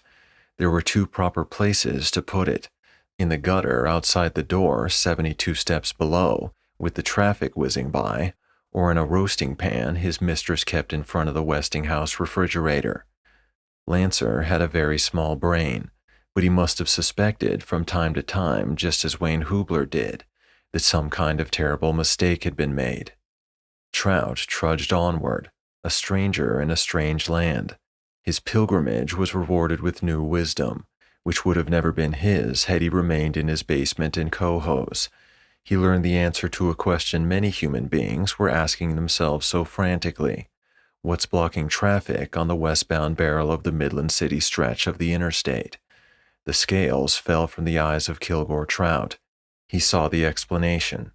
A Queen of the Prairie's milk truck was lying on its side, blocking the flow. It had been hit hard by a ferocious 1971 Chevrolet Caprice 2-door. The Chevy had jumped the median divide. The Chevy's passenger hadn't used his seatbelt. He had shot right through the shatterproof windshield. He was lying dead now in the concrete trough containing Sugar Creek. The Chevy's driver was also dead. He had been skewered by the post of his steering wheel. The Chevy's passenger was bleeding blood as he lay dead in Sugar Creek. The milk truck was bleeding milk. Milk and blood were about to be added to the composition of the stinking ping-pong balls, which were being manufactured in the bowels of Sacred Miracle Cave. Chapter 19. I was on par with the creator of the universe there in the dark in the cocktail lounge. I shrunk the universe to a ball exactly 1 light year in diameter. I had it explode. I had it disperse itself again. Ask me a question, any question. How old is the universe? It is 1/2 second old, but that half second has lasted 1 quintillion years so far. Who created it? Nobody created it. It has always been here. What is time? It is a serpent which eats its tail, like this. This is the snake which uncoiled itself long enough to offer Eve the apple, which looked like this. What was the apple which Eve and Adam ate? It was the creator of the universe, and so on. Symbols can be so beautiful sometimes. Listen, the waitress brought me another drink. She wanted to light my hurricane lamp again. I wouldn't let her. Can you see anything in the dark? With your sunglasses on? She asked me. The big show is inside my head, I said. Oh, she said. I can tell fortunes, I said. You want your fortune told? Not right now, she said. She went back to the bar and she and the bartender had some sort of conversation about me.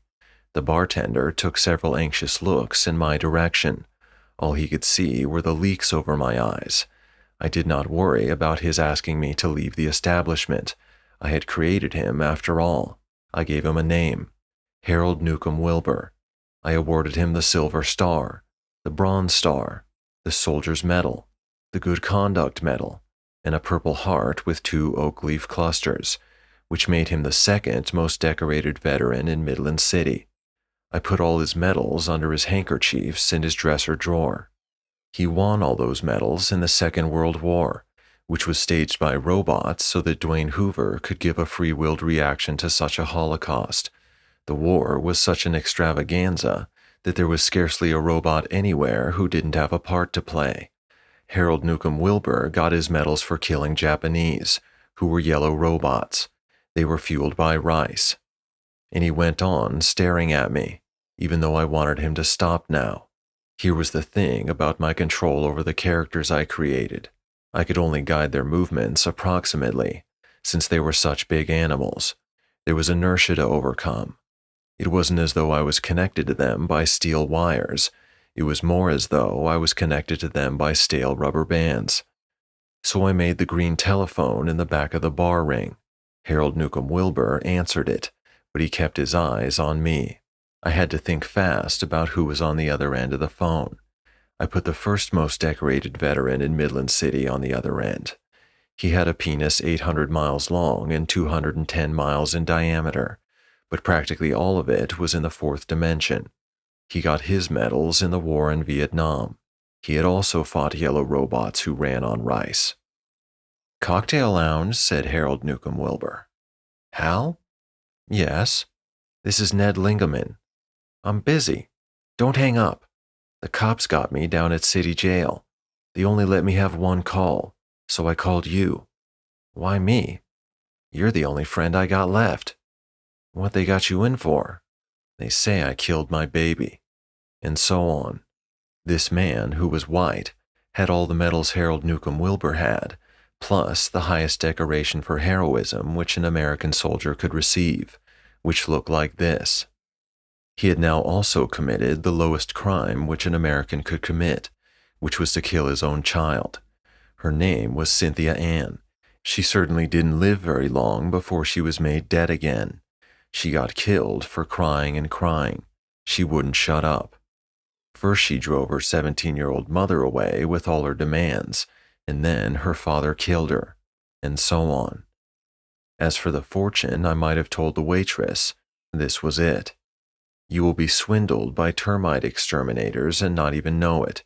You will buy steel-belted radial tires for the front wheels of your car. Your cat will be killed by a motorcyclist named Heedley Thomas, and you will get another cat. Arthur, your brother in Atlanta, will find $11 in a taxi cab. I might have told Bunny Hoover's fortune, too. Your father will become extremely ill, and you will respond so grotesquely that there will be talk of putting you in the booby hatch, too. You will stage scenes in the hospital waiting room, telling doctors and nurses that you are to blame for your father's disease. You will blame yourself for trying for so many years to kill him with your hatred. You will redirect your hatred. You will hate your mom, and so on. And I had Wayne Hubler, the black ex-convict, stand bleakly among the garbage cans outside the back door of the inn and examine the currency which had been given to him at the prison gate that morning. He had nothing else to do. He studied the pyramid with the blazing eye on top. He wished he had more information about the pyramid in the eye. There was so much to learn. Wayne didn't even know the Earth revolved around the sun. He thought the sun revolved around the Earth because it certainly looked that way. A truck sizzled by on the interstate, seemed to cry out in pain to Wayne because he read the message on the side of it phonetically. The message told Wayne that the truck was in agony as it hauled things from here to there. This was the message, and Wayne said it out loud. Hurts.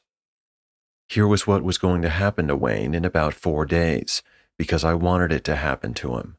He would be picked up and questioned by policemen, because he was behaving suspiciously outside the back gate of Barrytron Limited, which was involved in super-secret weapons work. They thought at first that he might be pretending to be stupid and ignorant, that he might in fact be a cunning spy for the communists. A check of his fingerprints and his wonderful dental work proved that he was who he said he was. But there was still something else he had to explain. What was he doing with a membership card in the Playboy Club of America, made out in the name of Paolo di Capistrano? He had found it in a garbage can in back of the new Holiday Inn, and so on. And it was time now for me to have Rabo Karabekian, the minimalist painter, and Beatrice Keetzler, the novelist, say and do some more stuff for the sake of this book. I did not want to spook them by staring at them as I worked their controls, so I pretended to be absorbed in drawing pictures on my tabletop with a damp fingertip. I drew the earthling symbol for nothingness, which was this, 0. I drew the earthling symbol for everything, which was this, infinity. Dwayne Hoover and Wayne Hubler knew the first one, but not the second one. And now I drew a symbol in vanishing mist which was bitterly familiar to Dwayne, but not to Wayne. This was it. Drano. And now I drew a symbol whose meaning Dwayne had known for a few years in school, a meaning which had since eluded him. The symbol would have looked like the end of a table in a prison dining hall to Wayne. It represented the ratio of the circumference of a circle to its diameter. This ratio could also be expressed as a number. And even as Dwayne and Wayne and Karabekian and Beatrice Keetzler and all the rest of us went about our business, Earthling scientists were monotonously radioing that number into outer space. The idea was to show other inhabited planets, in case they were listening, how intelligent we were. We had tortured circles until they coughed up this symbol of their secret lives, pi. And I made an invisible duplicate on my Formica tabletop of a painting by Rabo Karabekian, entitled The Temptation of St. Anthony. My duplicate was a miniature of the real thing, and mine was not in color, but I had captured the picture's form and spirit. This is what I drew. The original was 20 feet wide and 16 feet high. The field was Hawaiian avocado, a green wall paint manufactured by the O'Hare Paint and Varnish Company in Hellertown, Pennsylvania. The vertical stripe was Dayglow orange reflecting tape. This was the most expensive piece of art, not counting buildings and tombstones, and not counting the statue of Abraham Lincoln in front of the old nigger high school. It was a scandal what the painting cost. It was the first purchase for the permanent collection of the Mildred Barry Memorial Center for the Arts. Fred T. Barry, the chairman of the board of Barrytron Limited, had coughed up $50,000 for the picture. Midland City was outraged. So was I. So was Beatrice Keetzler, but she kept her dismay to herself as she sat at the piano bar with Karabekian. Karabekian, who wore a sweatshirt imprinted with the likeness of Beethoven, knew he was surrounded by people who hated him for getting so much money for so little work. He was amused. Like everybody else in the cocktail lounge, he was softening his brain with alcohol. This was a substance produced by a tiny creature called yeast. Yeast organisms ate sugar and excreted alcohol. They killed themselves by destroying their own environment with yeast shit. Kilgore Trout once wrote a short story which was a dialogue between two pieces of yeast. They were discussing the possible purposes of life as they ate sugar and suffocated in their own excrement. Because of their limited intelligence, they never came close to guessing that they were making champagne. So I had Beatrice Keetzler say to Rabo Karabekian there at the piano bar, "This is a dreadful confession, But I don't even know who St. Anthony was. Who was he? And why should anybody want to tempt him? I don't know, and I would hate to find out, said Karabekian. You have no use for the truth, said Beatrice. You know what truth is, said Karabekian. It's some crazy thing my neighbor believes. If I want to make friends with him, I ask him what he believes. He tells me, and I say, yeah, ain't it the truth? I had no respect whatsoever for the creative works of either the painter or the novelist. I thought Karabekian, with his meaningless pictures, had entered into a conspiracy with millionaires to make poor people feel stupid. I thought Beatrice Keatsler had joined hands with other old-fashioned storytellers to make people believe that life had leading characters, minor characters, significant details, insignificant details, that it had lessons to be learned, tests to be passed, and a beginning, a middle, and an end. As I approached my 50th birthday, I'd become more and more enraged and mystified by the idiot decisions made by my countrymen, and then I had suddenly come to pity them, for I understood how innocent and natural it was for them to behave so abominably, and with such abominable results. They were doing their best to live like people invented in storybooks. This was the reason Americans shot each other so often. It was a convenient literary device for ending short stories and books. Why were so many Americans treated by their government as though their lives were as disposable as paper facial tissues? Because that was the way authors customarily treated bit part players in their made-up tales, and so on.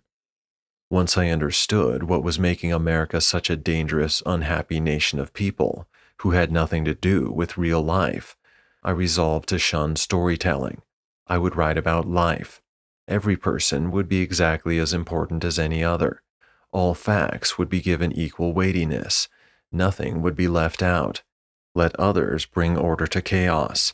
I would bring chaos to order instead, which I think I have done.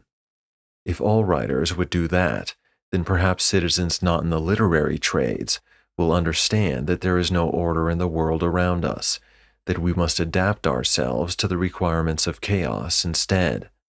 It is hard to adapt to chaos, but it can be done. I am living proof of that. It can be done. Adapting to chaos there in the cocktail lounge, I now had Bonnie McMahon, who was exactly as important as anybody else in the universe, bring more yeast excrement to Beatrice Keatsler and Karabekian.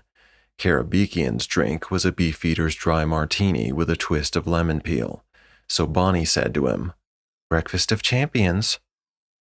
"That's what you said when you brought me my first martini," said Karabekian.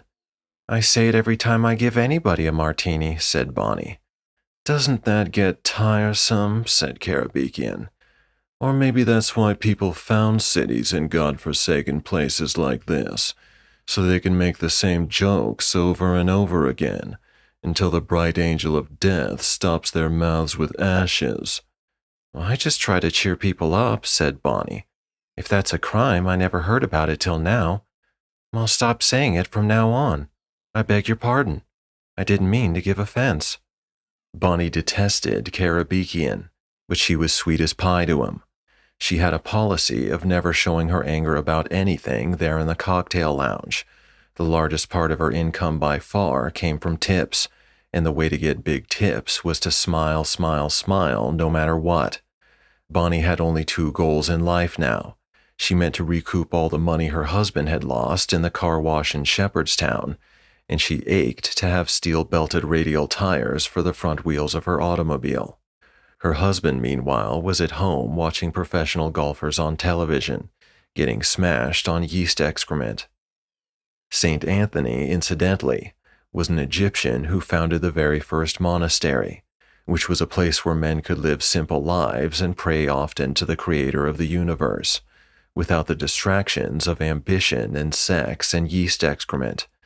St. Anthony himself sold everything he had when he was young, and he went out into the wilderness and lived alone for 20 years. He was often tempted during all those years of perfect solitude by visions of good times he might have had with food and men and women and children in the marketplace and so on. His biographer was another Egyptian, Saint Athanasius, whose theories on the Trinity, the Incarnation, and the divinity of the Holy Spirit, set down 300 years after the murder of Christ, was considered valid by Catholics even in Dwayne Hoover's time. The Catholic high school in Midland City, in fact, was named in honor of Saint Athanasius.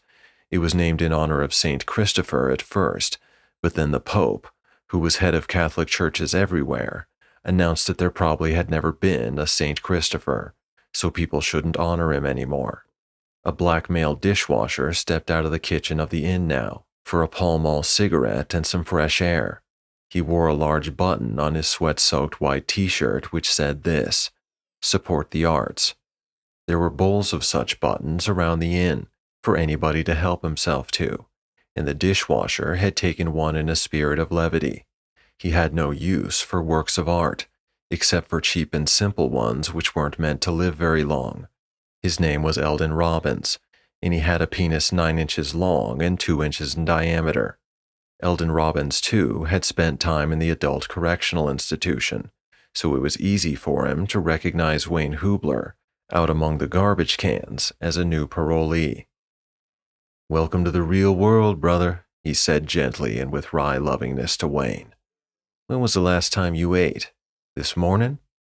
Wayne shyly acknowledged that this was true, so Eldon took him through the kitchen to a long table where the kitchen staff ate. There was a television set back there, and it was on, and it showed Wayne the beheading of Queen Mary of Scotland. Everybody was all dressed up, and Queen Mary put her head on the block of her own accord. Eldon arranged for Wayne to get a free steak and mashed potatoes and gravy and anything else he wanted, all prepared by other black men in the kitchen. There was a bowl of Arts Festival buttons on the table, and Eldon made Wayne put one on before he ate. "Wear this at all times," he told Wayne gravely, "and no harm can come to you." Eldon revealed to Wayne a peephole which kitchen workers had drilled through the wall and into the cocktail lounge. "When you get tired of watching television," he said, "you can watch the animals in the zoo." Eldon himself had a look through the peephole, told Wayne that there was a man seated at the piano bar who had been paid $50,000 for sticking a piece of yellow tape to a green piece of canvas. He insisted that Wayne take a good look at Karabekian, and Wayne wanted to remove his eye from the peephole after a few seconds, because he didn't have nearly enough background information for any sort of understanding of what was going on in the cocktail lounge. The candles puzzled him, for instance. He supposed that the electricity in there had failed, and that somebody had gone to change a fuse. Also, he did not know what to make of Bonnie McMahon's costume, which consisted of white cowboy boots, black net stockings with crimson garters plainly showing across several inches of bare thigh, and a tight sequin sort of bathing suit with a puff of pink cotton pinned to the rear. Bonnie's back was to Wayne, so he could not see that she wore octagonal rimless trifocals and was a horse-faced woman of 42 years old. He could not see either that she was smiling, no matter how insulting Karabekian became. He could read Karabekian's lips, however. He was good at reading lips, as was anybody who spent any time in Shepherdstown. The rule of silence was enforced in the corridors and at meals in Shepherdstown. Karabekian was saying this to Bonnie, indicating Beatrice Keetzler with a wave of his hand. "This distinguished lady is a famous storyteller, and also a native of this railroad junction. Perhaps you could tell her some recent true stories about her birthplace." "I don't know any," said Bonnie. "Oh, come now," said Karabekian. "Every human being in this room must be worth a great novel." He pointed at Dwayne Hoover. "What is the life story of that man?" Bonnie limited herself to telling about Dwayne's dog, Sparky, who couldn't wag his tail. "So he has to fight all the time," she said. "Wonderful," said Karabekian. He turned to Beatrice. "I'm sure you can use that somewhere." "As a matter of fact, I can," said Beatrice. "That's an enchanting detail." "The more details, the better," said Karabekian. "Thank God for novelists. Thank God there are people willing to write everything down. Otherwise, so much would be forgotten. He begged Bonnie for more true stories. Bonnie was deceived by his enthusiasm and energized by the idea that Beatrice Kienzler honestly needed true stories for her books. Well, she said, would you consider Shepherdstown part of Midland City? Of course, said Karabekian, who had never heard of Shepherdstown. What would Midland City be without Shepherdstown? And what would Shepherdstown be without Midland City? Well, said Bonnie, my husband is a guard at the Shepherdstown Adult Correctional Institution, and he used to have to keep people company who were going to be electrocuted. He'd play cards with them or read parts of the Bible or whatever they wanted to do, and he had to keep a white man named Leroy Joyce company. Bonnie's costume gave off a faint, fishy, queer glow as she spoke. This was because her garments were heavily impregnated with fluorescent chemicals. So was the bartender's jacket.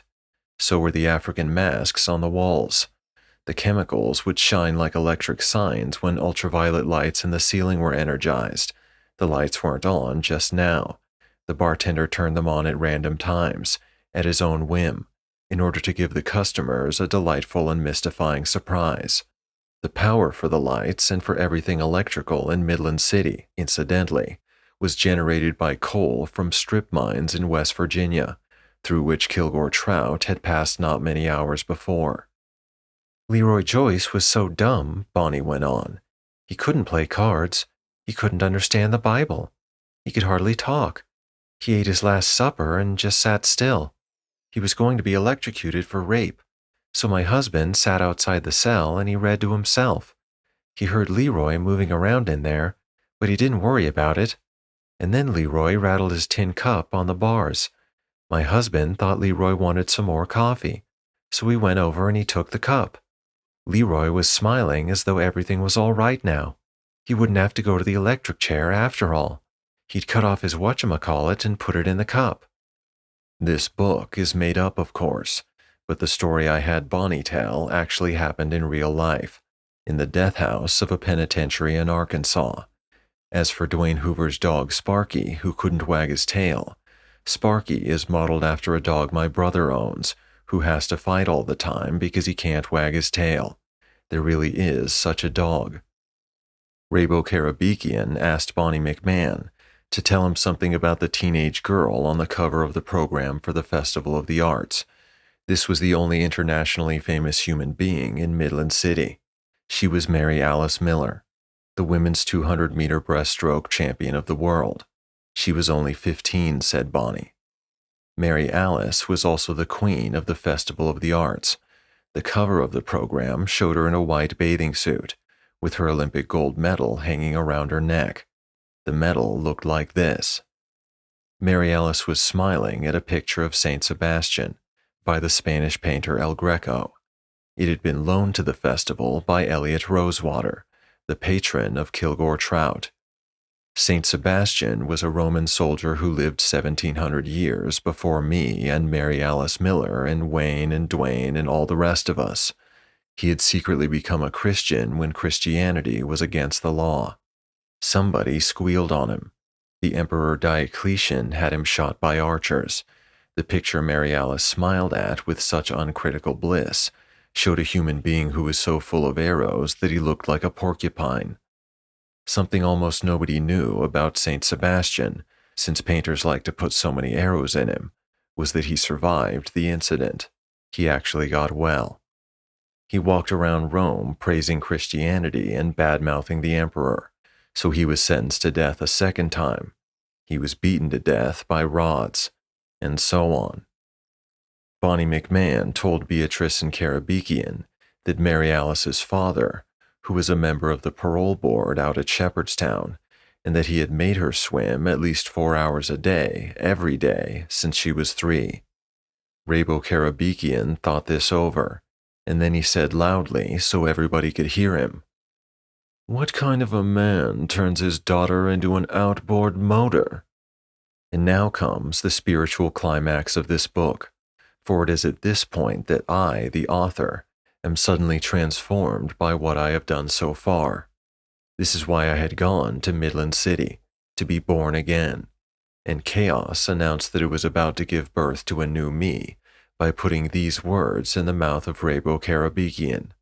What kind of a man would turn his daughter into an outboard motor? Such a small remark was able to have such thundering consequences because the spiritual matrix of the cocktail lounge was in what I choose to call a pre-earthquake condition. Terrific forces were at work on our souls, but they could do no work because they balanced one another so nicely. But then a grain of sand crumbled. One force had a sudden advantage over another, and spiritual continents began to shrug and heave. One force, surely, was the lust for money which infested so many people in the cocktail lounge. They knew what Rabo Karabekian had been paid for his painting, and they wanted $50,000 too. They could have a lot of fun with $50,000, or so they believed. But they had to earn their money the hard way, just a few dollars at a time instead. It wasn't right. Another force was the fear in these same people that their lives might be ridiculous, that their entire city might be ridiculous. Now the worst had happened. Mary Alice Miller, the one thing about their city which they had supposed was ridicule-proof, had just been lazily ridiculed by a man from out of town. And my own pre-earthquake condition must be taken into consideration too, since I was the one who was being reborn. Nobody else in the cocktail lounge was reborn as far as I know. The rest got their minds changed, some of them, about the value of modern art. As for myself, I had come to the conclusion that there was nothing sacred about me or any other human being, that we were all machines, doomed to collide and collide and collide. For want of anything better to do, we became fans of collisions. Sometimes I wrote well about collisions, which meant I was a writing machine in good repair. Sometimes I wrote badly, which meant I was a writing machine in bad repair. I no more harbored sacredness than did a Pontiac, a mousetrap, or a South Bend lathe. I did not expect Rabo Karabekian to rescue me. I had created him, and he was, in my opinion, a vain, weak, and trashy man, no artist at all. But it was Rabo Karabekian who made me the serene earthling which I am this day. Listen. What kind of a man would turn his daughter into an outboard motor? He said to Bonnie McMahon. Bonnie McMahon blew up. This was the first time she had blown up since she had come to work in the cocktail lounge. Her voice became as unpleasant as the noise of a handsaw cutting through galvanized tin. It was loud, too. "Oh, yeah?" she said. "Oh, yeah?" Everybody froze. Bunny Hoover stopped playing the piano. Nobody wanted to miss a word. "You don't think much of Mary Alice Miller," she said. "Well, we don't think much of your painting. I've seen better pictures done by a 5-year-old. Karabekian slid off his bar stool so he could face all those enemies standing up. He certainly surprised me. I expected him to retreat in a hail of olives, maraschino cherries, and lemon rinds, but he was majestic up there. "Listen," he said so calmly. "I have read the editorial against my painting in your wonderful newspaper. I have read every word of the hate mail you have been thoughtful enough to send to New York." This embarrassed people some. "The painting did not exist until I made it," Karabekian went on. "Now that it does exist, nothing would make me happier than to have it reproduced again and again, and vastly improved upon, by all the 5-year-olds in town. I would love for your children to find pleasantly and playfully what it took me many angry years to find. I now give you my word of honor," he went on, "that the picture your city owns shows everything about life which truly matters, with nothing left out. It is a picture of the awareness of every animal. It is the immaterial core of every animal, the I am to which all messages are sent. It is all that is alive in any of us, in a mouse, in a deer, in a cocktail waitress. It is unwavering and pure, no matter what preposterous adventure may befall us. A sacred picture of St. Anthony alone is one vertical, unwavering band of light. If a cockroach were near him, or a cocktail waitress, the picture would show two such bands of light. Our awareness is all that is alive and sacred in any of us. Everything else about us is dead machinery. I have just heard from this cocktail waitress here, this vertical band of light, a story about her husband and an idiot who was about to be executed at Shepherdstown. Very well. Let a 5-year-old paint a sacred interpretation of that encounter. Let that 5-year-old strip away the idiocy, the bars, the waiting electric chair, the uniform of the guard, the gun of the guard, the bones and meat of the guard. What is that perfect picture which any 5-year-old can paint? Two unwavering bands of light. Ecstasy bloomed on the barbaric face of Rabo Karabekian. Citizens of Midland City, I salute you, he said. You have given home to a masterpiece. Dwayne Hoover, incidentally, wasn't taking any of this in. He was still hypnotized, turned inward. He was thinking about moving fingers writing and moving on and so forth. He had bats in his bell tower. He was off his rocker. He wasn't playing with a full deck of cards. Chapter 20. While my life was being renewed by the words of Rabo Karabekian, Kilgore Trout found himself standing on the shoulder of the interstate, gazing across Sugar Creek in its concrete trough at the new Holiday Inn. There were no bridges across the creek. He would have to wade. So he sat down on the guardrail, removed his shoes and socks, rolled his pant legs to his knees. His bared shins were rococo with varicose veins and scars. So were the shins of my father when he was an old man. Kilgore Trout had my father's shins. They were a present from me. I gave him my father's feet, too, which were long and narrow and sensitive. They were azure. They were artistic feet. Trout lowered his artistic feet into the concrete trough containing Sugar Creek. They were coated at once with a clear plastic substance from the surface of the creek. When, in some surprise, Trout lifted one coated foot from the water, the plastic substance dried in air instantly, sheathed his foot in a thin, skin-tight booty resembling mother of pearl. He repeated the process with his other foot. The substance was coming from the Barytron plant. The company was manufacturing a new anti-personnel bomb for the Air Force. The bomb scattered plastic pellets instead of steel pellets, because plastic was cheaper. They were also impossible to locate in the bodies of wounded enemies by means of X-rays. Barytron had no idea it was dumping this waste into Sugar Creek. They had hired the Maritimo Brothers Construction Company, which was gangster-controlled, to build a system which would get rid of the waste. They knew the company was gangster-controlled. Everybody knew that. But the Maritimo brothers were usually the best builders in town. They had built Dwayne Hoover's house, for instance, which was a solid house. But every so often they would do something amazingly criminal. The Barytron disposal system was a case in point.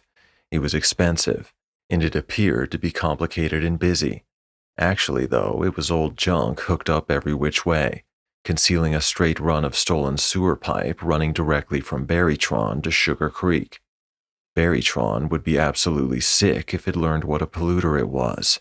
Throughout its history, it had attempted to be a perfect model of corporate good citizenship, no matter what it cost. Trout now crossed Sugar Creek on my father's legs and feet, and those appendages became more nacreous with every wading stride.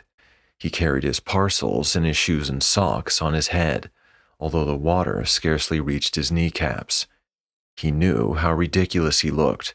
He expected to be received abominably, dreamed of embarrassing the festival to death. He had come all this distance for an orgy of masochism. He wanted to be treated like a cockroach.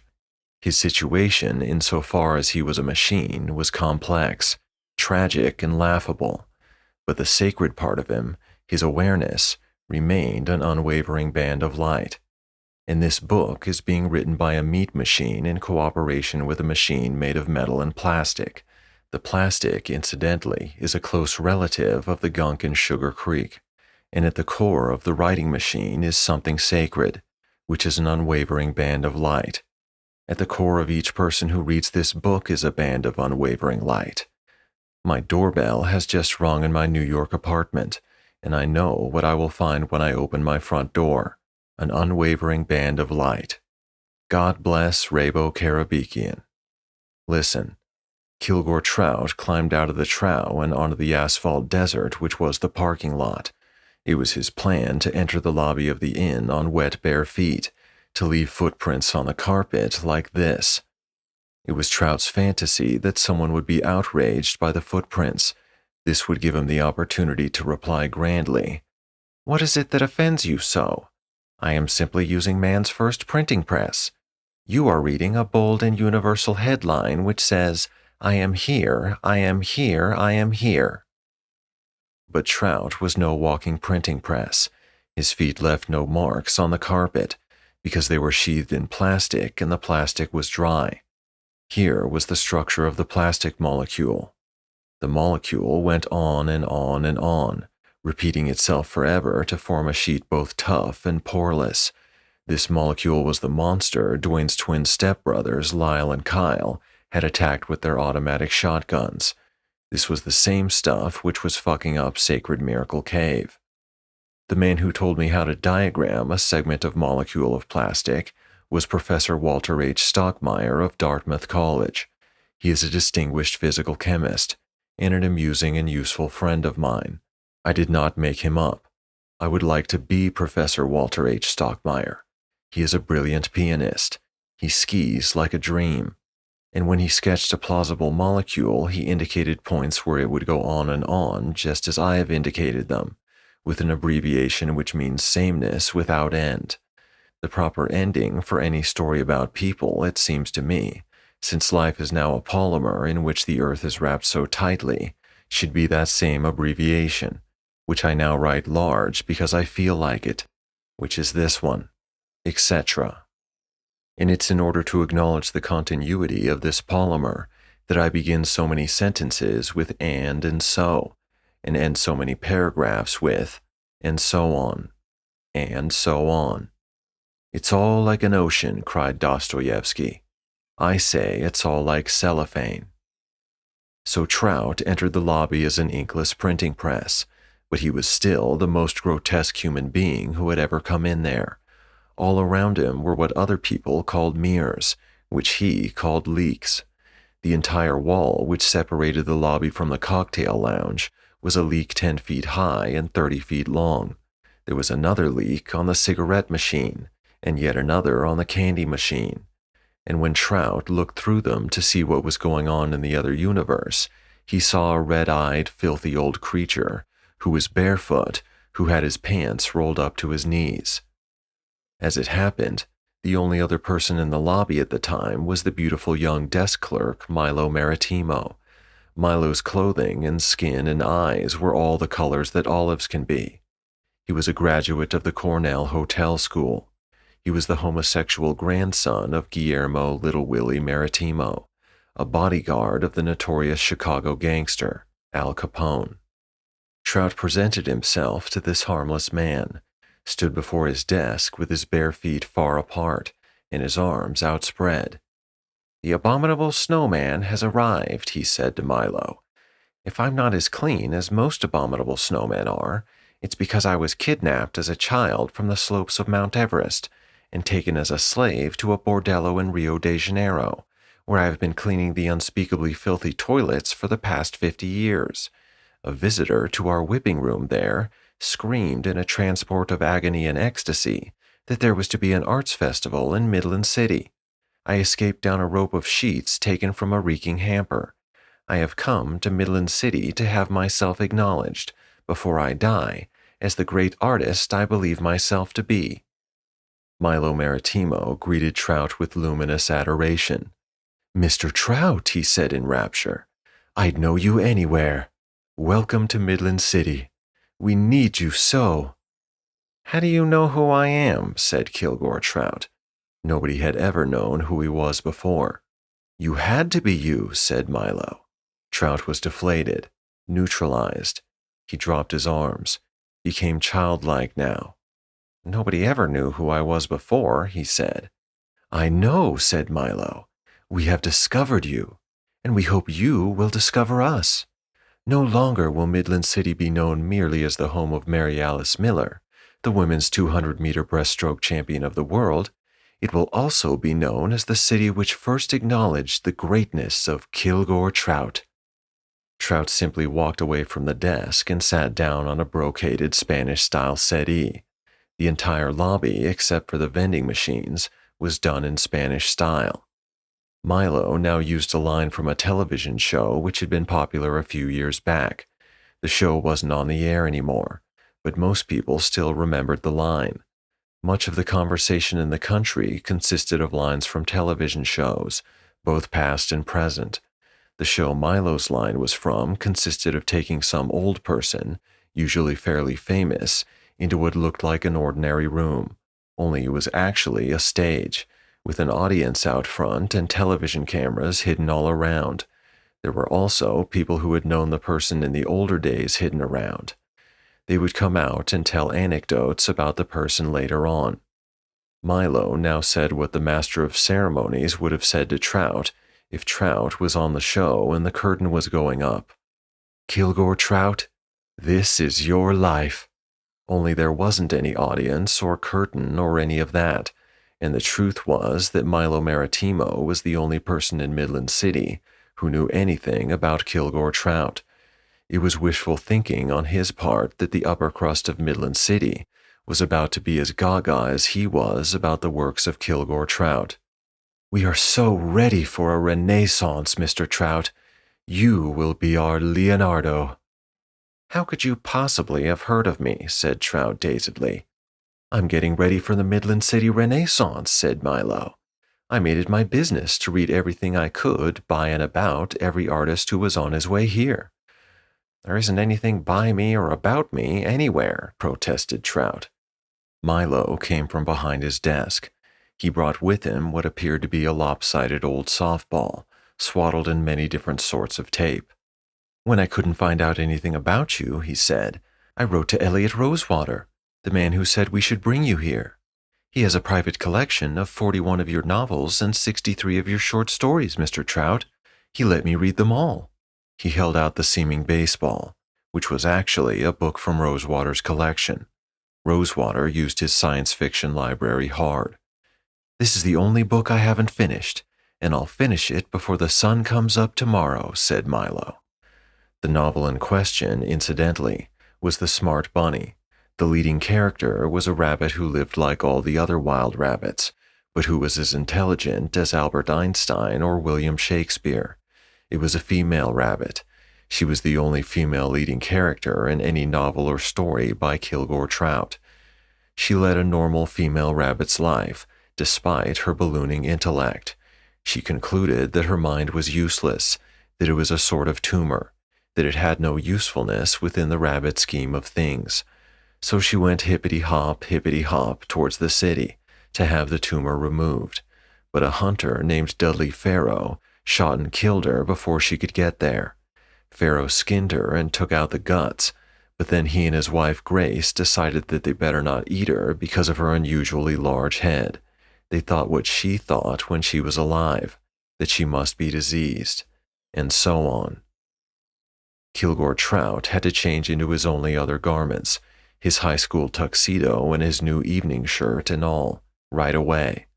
The lower parts of his rolled-up trousers had become impregnated with the plastic substance from the creek, so he couldn't roll them down again. They were as stiff as flanges on sewer pipes. So Milo Maritimo showed him to his suite, which was 2 ordinary rooms with a door in between them open. Trout and every distinguished visitor had a suite, with 2 color television sets, 2 tile baths, 4 double beds equipped with magic fingers. Magic fingers were electric vibrators attached to the mattress springs of a bed. If a guest put a quarter into the little box on his bedside table, the magic fingers would jiggle his bed. There were enough flowers in Trout's room for a Catholic gangster's funeral. They were from Fred T. Barry, the chairman of the Arts Festival, and from the Midland City Association of Women's Clubs, and from the Chamber of Commerce, and on and on. Trout read a few of the cards on the flowers, and he commented, "The town certainly seems to be getting behind the arts in a great big way." Milo closed his olive eyes tight, wincing with a tangy agony. "It's time. Oh God, Mr. Trout, we were starving for so long, without even knowing what we were starving for," he said. This young man was not only a descendant of master criminals, he was a close relative of felons operating in Midland City at the present time. The partners in the Maritimo Brothers Construction Company, for instance, were his uncles. Gino Maritimo, Milo's first cousin once removed, was the dope king of the city. "Oh, Mr. Trout," nice Milo went on there in Trout's suite, "teach us to sing and dance and love and cry. We've tried to survive so long on money and sex and envy and real estate, and football and basketball and automobiles and television and alcohol, on sawdust and broken glass." "Open your eyes," said Trout bitterly. "Do I look like a dancer? A singer? A man of joy?" He was wearing his tuxedo now. It was a size too large for him. He had lost much weight since high school. His pockets were crammed with mothballs. They bulged like saddlebags. "Open your eyes," said Trout. "Would a man nourished by beauty look like this? You have nothing but desolation and desperation here, you say? I bring you more of the same." "My eyes are open," said Milo warmly, "and I see exactly what I expect to see. I see a man who is terribly wounded because he has dared to pass through the fires of truth to the other side, which we have never seen, and then he has come back again to tell us about the other side." And I sat there in the new Holiday Inn, and I made it disappear, then appear again, then disappear, then appear again. Actually, there was nothing but a big open field there. A farmer had planted rye. It was high time, I thought, for Kilgore Trout to meet Dwayne Hoover, for Dwayne to run amok. I knew how this book would end. Dwayne would hurt a lot of people. He would bite off one joint of the right index finger of Kilgore Trout, and then Trout, with his wound dressed, would walk out into the unfamiliar city. He would meet his creator, who would explain everything. Chapter 21. Kilgore Trout entered the cocktail lounge. His feet were fiery hot. They were encased not only in shoes and socks, but in clear plastic, too. They could not sweat. They could not breathe. Rabo Karabekian and Beatrice Kietzler did not see him come in. They were surrounded by new affectionate friends at the piano bar. Karabekian's speech had been splendidly received.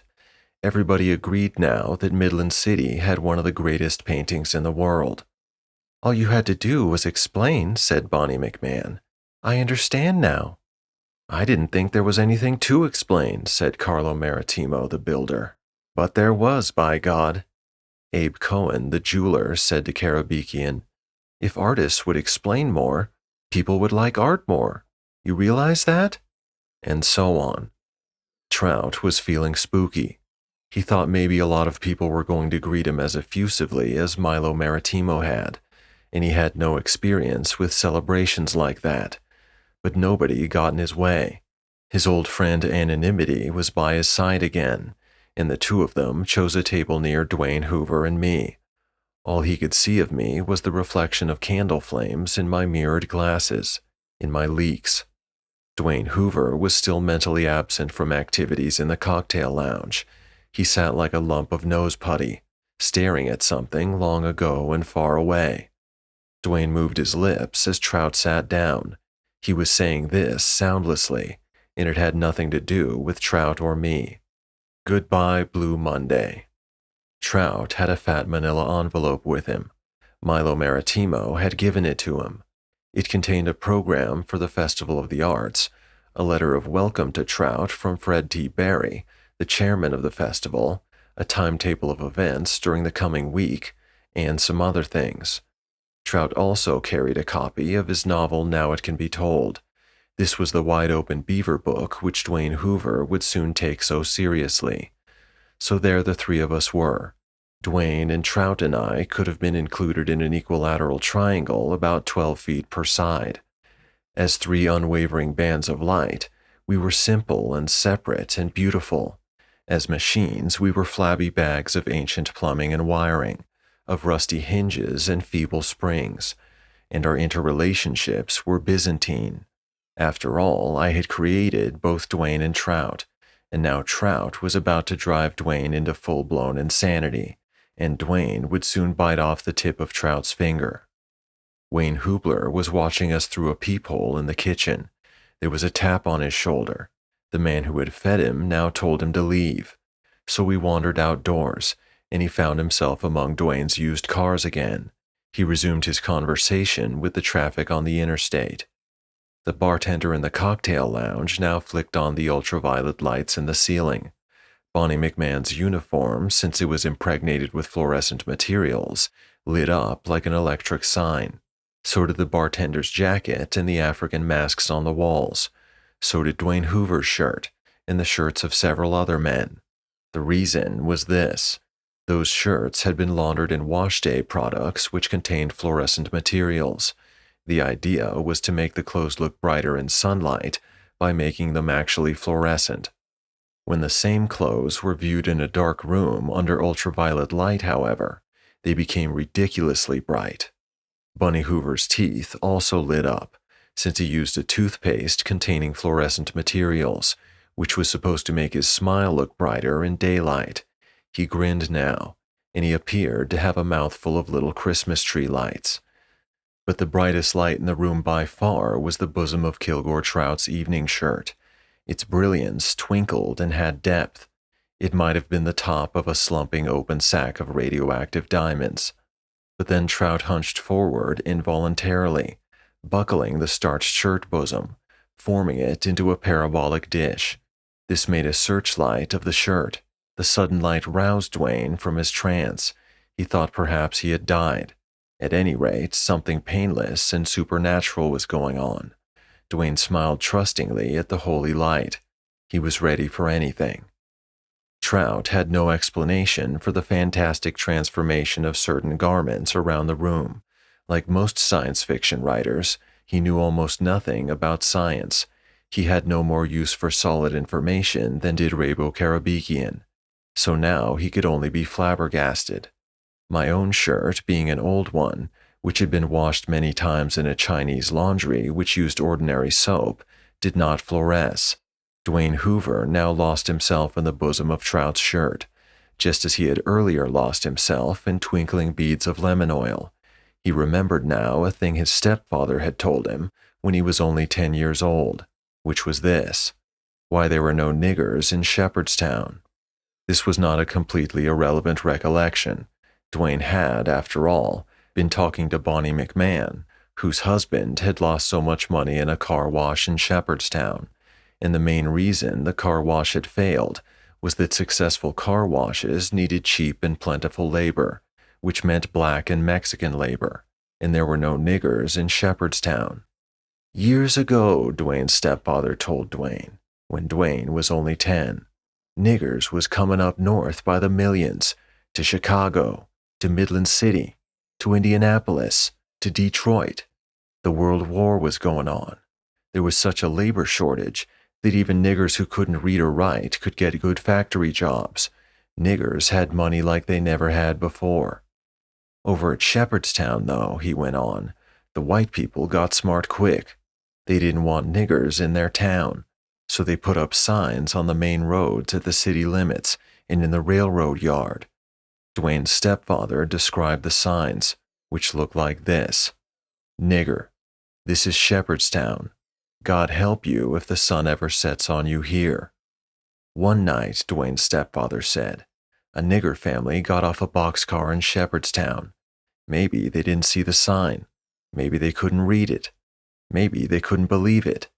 Dwayne's stepfather was out of work when he told the story so gleefully. The Great Depression had just begun. He and Dwayne were on a weekly expedition in the family car, hauling garbage out into the country. where they dumped it all into Sugar Creek. Anyway, they moved into an empty shack that night, Dwayne's stepfather went on. They got a fire going in the stove, so a mob went down there at midnight. They took out the man, and they sawed him in two on the top strand of a barbed wire fence. Dwayne remembered clearly that a rainbow of oil from the trash was spreading prettily over the surface of Sugar Creek when he heard that. Since that night, which was a long time ago now, his stepfather said, there ain't been a nigger even spend the night in Shepherdstown. Trout was itchingly aware that Dwayne was staring at his bosom so lunily. Dwayne's eyes swam, and Trout supposed they were swimming in alcohol. He could not know that Dwayne was seeing an oil slick on Sugar Creek, which had made rainbows 40 long years ago. Trout was aware of me, too, what little he could see of me. I made him even more uneasy than Dwayne did. The thing was, Trout was the only character I ever created who had enough imagination to suspect he might be the creation of another human being. He had spoken of this possibility several times to his parakeet. He had said, for instance, "Honest to God, Bill, the way things are going, all I can think of is that I'm a character in a book by somebody who wants to write about somebody who suffers all the time." Now Trout was beginning to catch on that he was sitting very close to the person who had created him. He was embarrassed. It was hard for him to know how to respond, particularly since his responses were going to be anything I said they were. I went easy on him, didn't wave, didn't stare. I kept my glasses on. I wrote again on my tabletop, scrawled the symbols for the interrelationship between matter and energy as it was understood in my day. E equals mc squared. It was a flawed equation as far as I was concerned. There should have been an A in there somewhere for awareness, without which the E and the M and the C, which was a mathematical constant, could not exist. All of us were stuck to the surface of a ball, incidentally. The planet was ball-shaped. Nobody knew why we didn't fall off, even though everybody pretended to kind of understand it. The really smart people understood that one of the best ways to get rich was to own a part of the surface people had to stick to. Trout dreaded eye contact with either Dwayne or me, so he went through the contents of the manila envelope which had been waiting for him in his suite. The first thing he examined was a letter from Fred T. Barry, the chairman of the Festival of the Arts, the donor of the Mildred Barry Memorial Center for the Arts, and the founder and chairman of the board of directors of Barrytron Limited. Clipped to the letter was 1 share of common stock in Barrytron, made out in the name of Kilgore Trout. Here was the letter. "Dear Mr. Trout," it said, "it is a pleasure and an honor to have such a distinguished and creative person give his precious time to Midland City's first Festival of the Arts. It is our wish that you feel like a member of our family while you are here. To give you and other distinguished visitors a deeper sense of participation in the life of our community, I am making a gift to each of you of 1 share in the company which I founded, the company which I am now chairman of the board.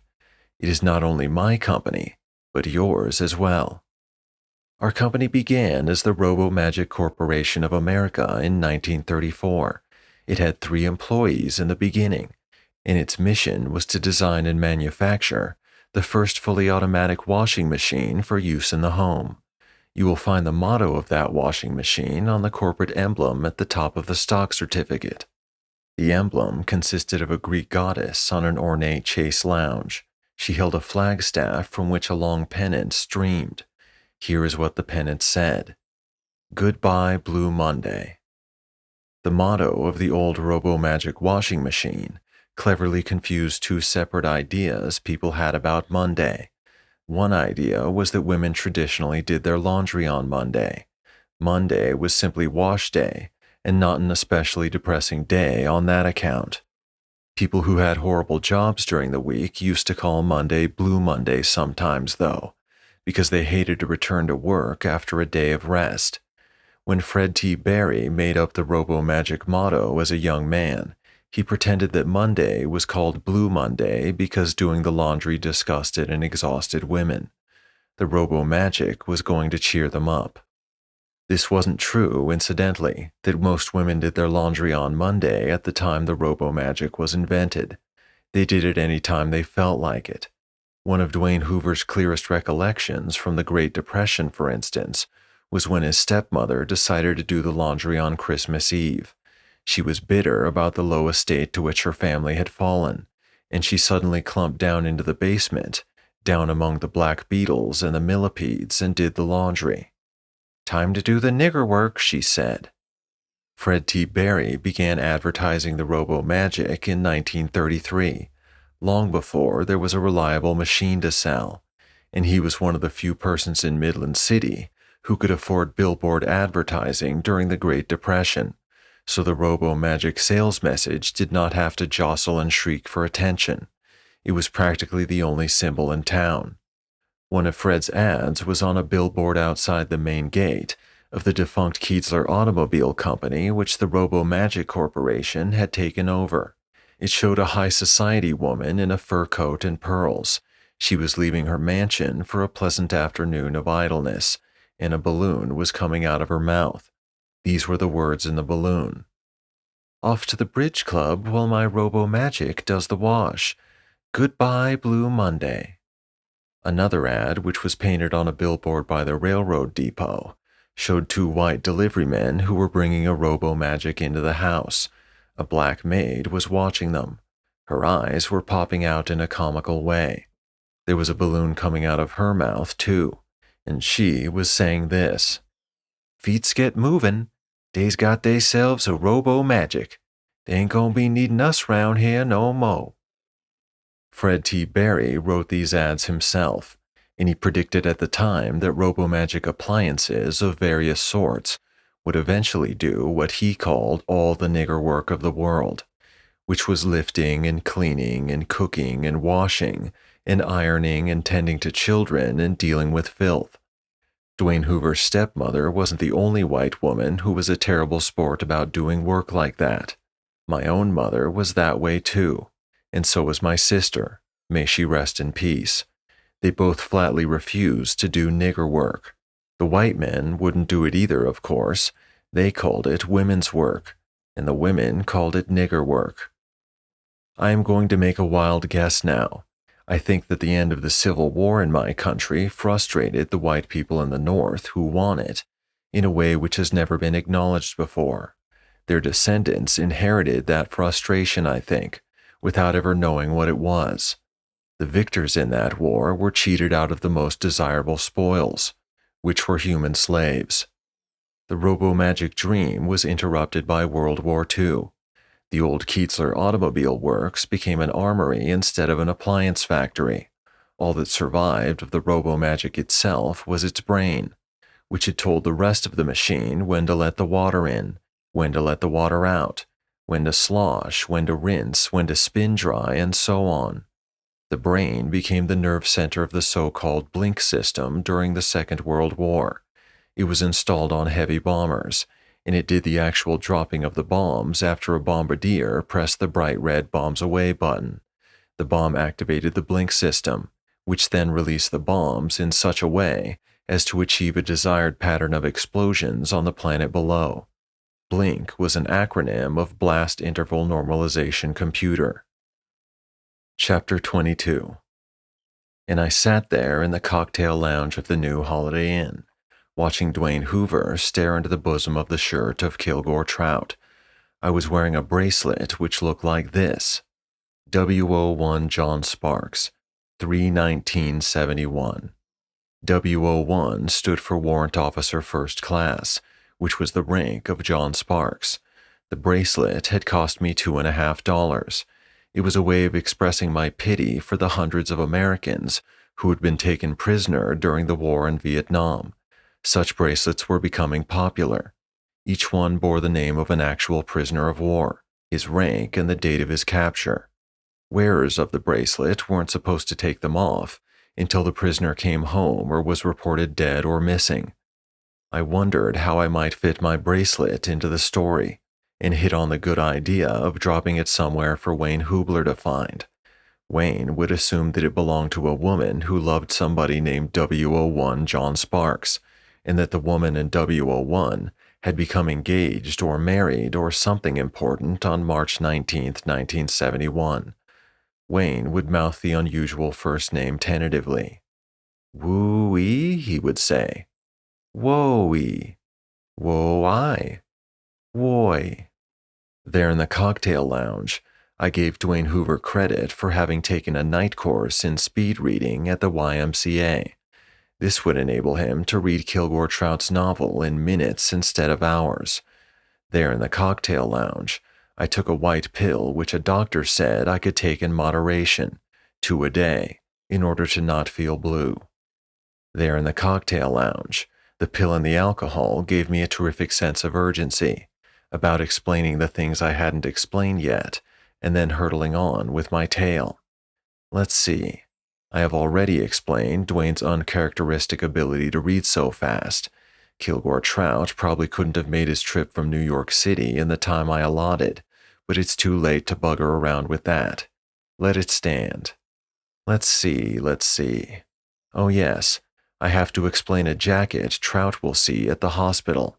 It'll look like this from the back. Innocent Bystander High School. Here is the explanation. There used to be only one nigger high school in Midland City, and it was an all-nigger high school still. It was named after Crispus Attucks, a black man who was shot by British troops in Boston in 1971. There was an oil painting of this event in the main corridor of the school. Several white people were stopping bullets too. Crispus Attucks himself had a hole in his forehead which looked like the front door of a birdhouse. But the black people didn't call the school Crispus Attucks High School anymore. They called it Innocent Bystander High. And when another nigger high school was built after the Second World War, it was named after George Washington Carver, a black man who was born into slavery, but who became a famous chemist anyway. He discovered many remarkable new uses for peanuts. But the black people wouldn't call that school by its proper name either. On the day it opened, there were already students wearing jackets which looked like this from the back. Peanut University. I have to explain too, see, why so many black people in Midland City were able to imitate birds from various parts of what used to be the British Empire. The thing was, see, that Fred T. Barry and his mother and father were almost the only people in Midland City who could hire niggers to do the nigger work during the Great Depression. They took over the old Keetzler mansion, where Beatrice Keetzler, the novelist, had been born. They had as many as 20 servants working there all at one time. Fred's father got so much money during the prosperity of the 20s, as a bootlegger and swindler in stocks and bonds. He kept all his money in cash, which turned out to be a bright thing to do, since so many banks failed during the Great Depression. Also, Fred's father was an agent for Chicago gangsters, who wanted to buy legitimate businesses for their children and grandchildren. Through Fred's father, those gangsters bought almost every desirable property in Midland City, for anything from 1/10 to 100th of what it was really worth. And before Fred's mother and father came to the United States after the First World War, they were music hall entertainers in England. Fred's father played the musical saw. His mother imitated birds from various parts of what was still the British Empire. She went on imitating them for her own amusement, well into the Great Depression. The bulbul of Malaysia, she would say, for instance, and then she would imitate that bird. The moorpark owl of New Zealand, she would say, and then she would imitate that bird. And all the black people who worked for her thought her act was the funniest thing they had ever seen, though they never laughed out loud when she did it. And in order to double up their friends and relatives with laughter, they too learned how to imitate the birds. The craze spread. Black people who had never been near the Keetzler mansion could imitate the lyrebird and the willy wagtail of Australia, the golden oriole of India, the nightingale and the chaffinch and the wren and the chiffchaff of England itself. They could even imitate the harpy screech of the extinct companion of Kilgore Trout's island childhood, which was the Bermuda ern. When Kilgore Trout hit town, the black people could still imitate those birds, and say word for word what Fred's mother had said before each imitation. If one of them imitated a nightingale, for instance, he or she would say this first. What adds peculiar beauty to the call of the nightingale, much beloved by poets, is the fact that it will only sing by moonlight, and so on. There in the cocktail lounge, Dwayne Hoover's bad chemicals suddenly decided it was time for Dwayne to demand from Kilgore Trout the secrets of life. "Give me the message," cried Dwayne. He tottered up from his own banquet, crashed down again next to Trout, throwing off heat like a steam radiator. "The message, please." And here Dwayne did something extraordinarily unnatural. He did it because I wanted him to. It was something I had ached to have a character do for years and years. Dwayne did to Trout what the Duchess did to Alice in Lewis Carroll's Alice's Adventures in Wonderland. He rested his chin on poor Trout's shoulder and dug in with his chin. "The message," he said, digging in his chin, digging in his chin. Trout made no reply. He had hoped to get through what little remained of his life without ever having to touch another human being again. Dwayne's chin on his shoulder was as shattering as buggery to Trout. "Is this it? Is this it?" said Dwayne, snatching up Trout's novel now it can be told. "Yes, that's it," croaked Trout. To his tremendous relief, Dwayne removed his chin from his shoulder. Dwayne now began to read hungrily, as though starved for print, and the speed reading course he had taken at the YMCA allowed him to make a perfect pig of himself with pages and words. "Dear Sir, poor Sir, brave Sir," he read. "You are an experiment by the creator of the universe. You are the only creature in the entire universe who has free will. You are the only one who has to figure out what to do next and why. Everybody else is a robot, a machine.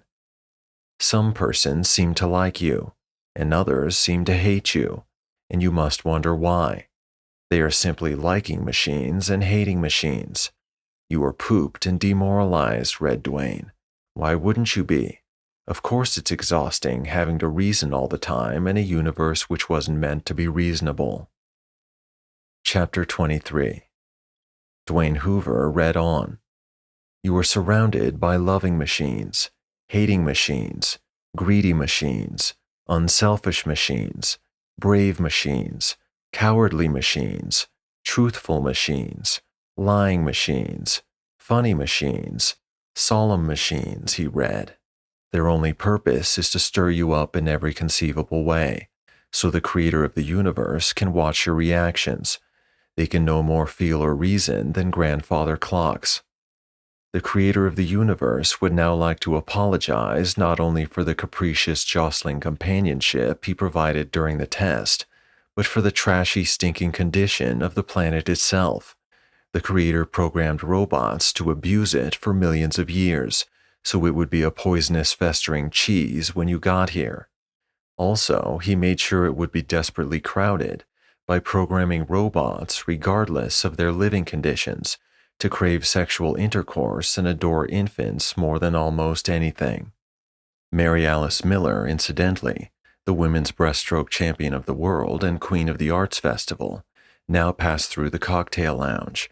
She made a shortcut to the lobby from the side parking lot, where her father was waiting for her in his avocado 1970 Plymouth Barracuda Fastback, which he had bought as a used car from Dwayne. It had a new car guarantee. Mary Alice's father, Don Miller, was, among other things, chairman of the parole board at Shepherdstown. It was he who had decided that Wayne Hubler, lurking among Dwayne's used cars again, was fit to take his place in society. Mary Alice went into the lobby to get a crown and scepter for her performance as queen at the Arts Festival banquet that night. Milo Maritimo, the desk clerk, the gangster's grandson, had made them with his own 2 hands. Her eyes were permanently inflamed. They looked like maraschino cherries. Only one person noticed her sufficiently to comment out loud. He was Abe Cohen, the jeweler. He said this about Mary Alice, despising her sexlessness and innocence and empty mind. "Pure tuna fish." Kilgore Trout heard him say that, about pure tuna fish. His mind tried to make sense of it. His mind was swamped with mysteries. He might as well have been Wayne Hubler, adrift among Dwayne's used cars during Hawaiian Week. His feet, which were sheathed in plastic, were meanwhile getting hotter all the time. The heat was painful now. His feet were curling and twisting, begging to be plunged into cold water or waved in the air. And Dwayne read on about himself and the creator of the universe, to wit. He also programmed robots to write books and magazines and newspapers for you, and television and radio shows, and stage shows and films. They wrote songs for you. The creator of the universe had them invent hundreds of religions, so you would have plenty to choose from.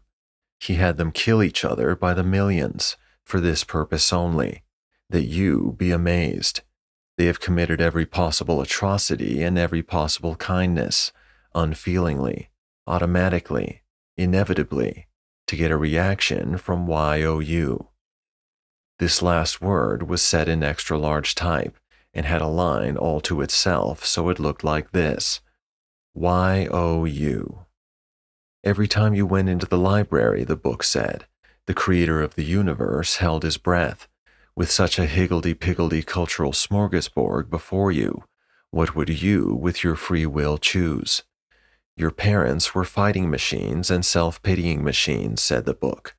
Your mother was programmed to bawl out your father for being a defective money-making machine, and your father was programmed to bawl her out for being a defective housekeeping machine. They were programmed to bawl each other out for being defective loving machines. Then your father was programmed to stomp out of the house and slam the door. This automatically turned your mother into a weeping machine, and your father would go down to a tavern where he would get drunk with some other drinking machines.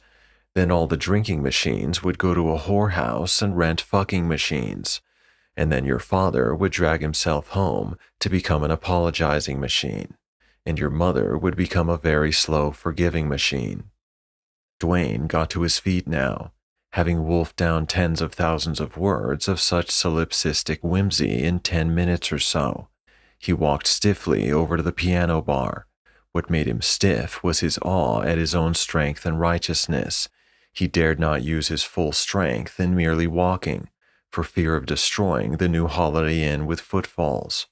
He did not fear for his own life. Trout's book assured him that he had already been killed 23 times.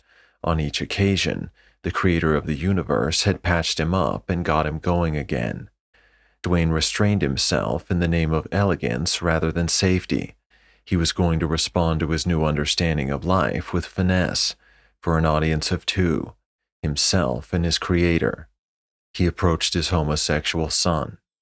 Bunny saw trouble coming, supposed it was death. He might have protected himself easily with all the techniques of fighting he had learned in military school, but he chose to meditate instead. He closed his eyes, and his awareness sank into the silence of the unused lobes of his mind. This phosphorescent scarf floated by. Cool. Dwayne shoved Bunny's head from behind. He rolled it like a cantaloupe up and down the keys of the piano bar. Dwayne laughed, and he called his son a goddamn cocksucking machine. Bunny did not resist him, even though Bunny's face was being horribly mangled. Dwayne hauled his head from the keys, slammed it down again. There was blood on the keys, and spit and mucus. Rabo Karabekian and Beatrice Keetzler and Bonnie McMahon all grabbed Dwayne now, pulled him away from Bunny. This increased Dwayne's glee. Never hit a woman, right? He said to the creator of the universe. He then socked Beatrice Keetzler on the jaw. He punched Bonnie McMahon in the belly. He honestly believed that they were unfeeling machines. All you robots want to know why my wife ate Drano? Dwayne asked his thunderstruck audience. I'll tell you why. She was that kind of machine. There was a map of Dwayne's rampage in the paper the next morning. The dotted line of his route started in the cocktail lounge, crossed the asphalt to Francine Pefko's office in his automobile agency, doubled back to the new Holiday Inn again. then crossed Sugar Creek and the westbound lane of the interstate to the median divider, which was grass. Dwayne was subdued there by 2 state policemen who happened by. Here's what Dwayne said to the policemen as they cuffed his hands behind his back. "Thank God you're here." Dwayne didn't kill anybody on his rampage, but he hurt 11 people so badly they had to go to the hospital, and on the map in the newspaper there was a mark indicating each place where a person had been seriously injured. This was the mark greatly enlarged. In the newspaper map of Dwayne's rampage, there were 3 such crosses inside the cocktail lounge, for Bunny, Beatrice Keetzler, and Bonnie McMahon. Then Dwayne ran out onto the asphalt between the inn and his used car lot. He yelled for niggers out there, telling them to come at once. "I want to talk to you," he said. He was out there all alone. Nobody from the cocktail lounge had followed him yet. Mary Alice Miller's father, Don Miller, was in his car near Dwayne, waiting for Mary Alice to come back with her crown and scepter. But he never saw anything of the show Dwayne put on. His car had seats that could fold down flat. They could be made into beds. Don was lying on his back, with his head well below window level, resting, staring at the ceiling. He was trying to learn French by means of listening to lessons recorded on tape. "Demain nous allons passer la soirée au cinéma," said the tape, and Don tried to say it too. "Nous espérons que notre grand-père vivra encore longtemps," said the tape, and so on. Dwayne went on calling for niggers to come out and talk to him. He smiled. He thought that the creator of the universe had programmed them all to hide as a joke. Dwayne glanced around craftily. Then he called out a signal he had used as a child to indicate that a game of hide-and-seek was over, that it was time for children in hiding to go home. Here is what he called, and the sun was down when he called it. "Ollie, ollie, oxen free!" The person who answered this incantation was a person who never played hide-and-seek in his life. It was Wayne Hubler, who came out from among the used cars quietly. He clasped his hands behind his back and placed his feet apart. He assumed the position known as parade rest. This position was taught to soldiers and prisoners alike as a way of demonstrating attentiveness, gullibility, respect, and voluntary defenselessness. He was ready for anything and wouldn't mind death. "There you are," said Dwayne, and his eyes crinkled in bittersweet amusement. He didn't know who Wayne was. He welcomed him as a typical black robot. Any other black robot would have served as well. And Dwayne again carried on a wry talk with the creator of the universe, using a robot as an unfeeling conversation piece. A lot of people in Midland City put useless objects from Hawaii or Mexico or someplace like that on their coffee tables or their living room end tables or on whatnot shelves, and such an object was called a conversation piece. Wayne remained at parade rest while Dwayne told of his year as a county executive for the Boy Scouts of America, when more black young people were brought into scouting than in any previous year. Dwayne told Wayne about his efforts to save the life of a young black man named Peyton Brown, who, at the age of 15 and a half, became the youngest person ever to die in the electric chair at Shepherdstown. Dwayne rambled on about all the black people he had hired when nobody else would hire black people, about how they never seemed to be able to get to work on time. He mentioned a few, too, who had been energetic and punctual, and he winked at Wayne, and he said this: "They were programmed that way." He spoke of his wife and son again, acknowledged that white robots were just like black robots essentially, in that they were programmed to be whatever they were, to do whatever they did. Dwayne was silent for a moment after that. Mary Alice Miller's father, meanwhile, was continuing to learn conversational French while laying down in his automobile only a few yards away. And then Dwayne took a swing at Wayne. He meant to slap him hard with his open hand, but Wayne was very good at ducking. He dropped to his knees as the hand swished through the air where his face had been. Dwayne laughed. "African Dodger," he said. This had reference to a sort of carnival booth which was popular when Dwayne was a boy, A black man would stick his head through a hole in a piece of canvas at the back of a booth, and people would pay money for the privilege of throwing hard baseballs at his head. If they hit his head, they won a prize.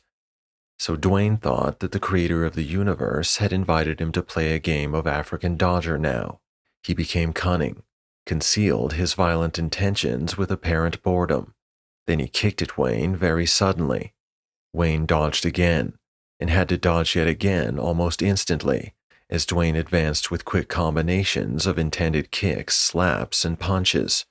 And Wayne vaulted onto the bed of a very unusual truck, which had been built on the chassis of a 1962 Cadillac limousine. It had belonged to the Maritimo Brothers Construction Company. Wayne's new elevation gave him a view past Dwayne of both barrels of the interstate, and of a mile or more of Will Fairchild Memorial Airport, which lay beyond. And it's important to understand at this point that Wayne had never seen an airport before, was unprepared for what could happen to an airport when a plane came in at night. That's all right, Dwayne assured Wayne. He was being a very good sport. He had no intention of climbing up on the truck for another swing at Wayne. He was winded for one thing. For another, he understood that Wayne was a perfect dodging machine. Only a perfect hitting machine could hit him. "You're too good for me," said Dwayne.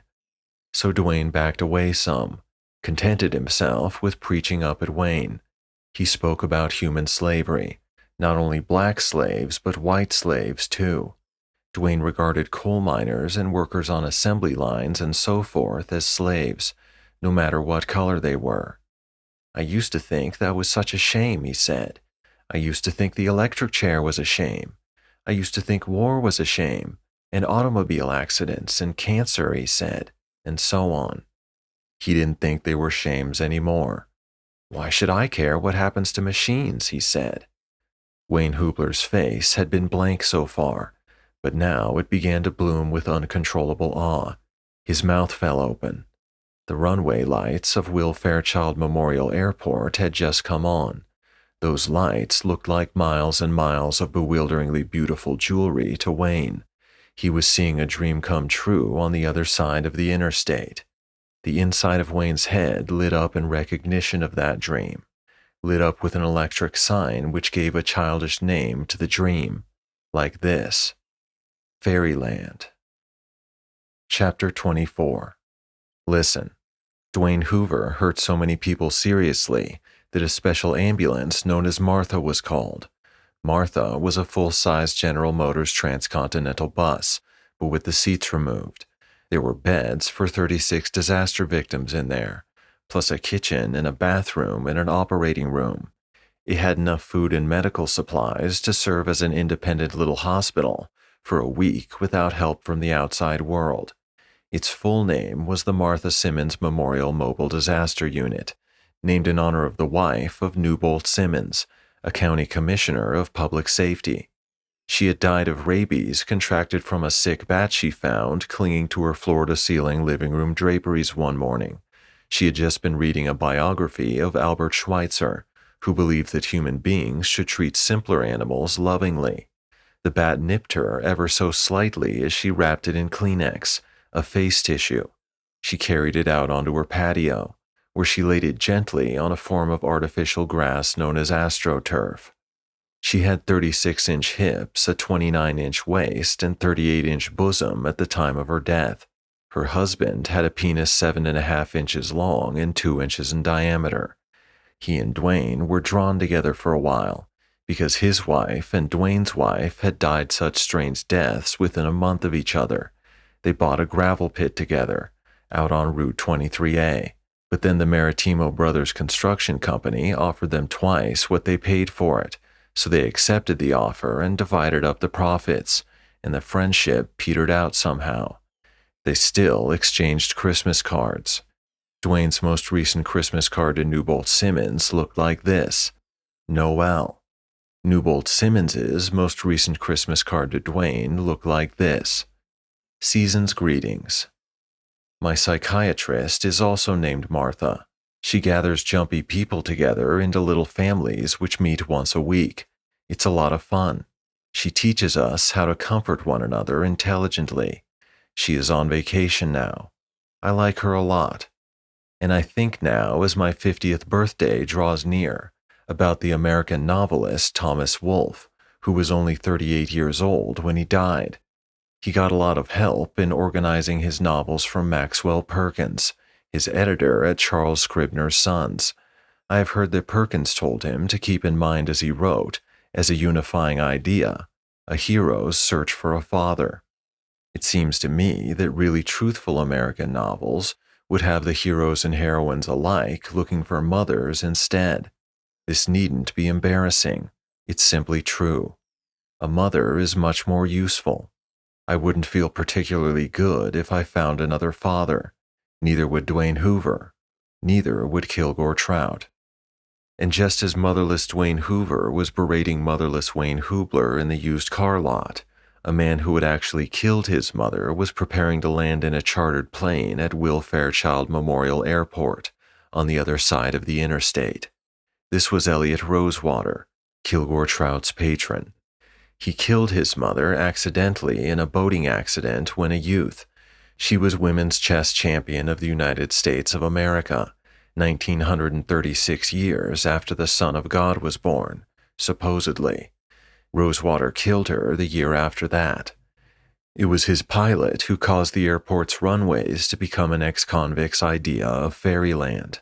Rosewater remembered his mother's jewelry when the lights came on.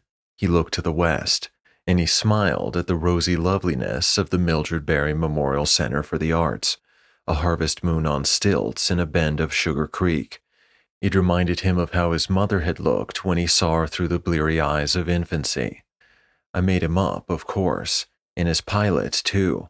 I put Colonel Looseleaf Harper, the man who had dropped an atomic bomb on Nagasaki, Japan, at the controls.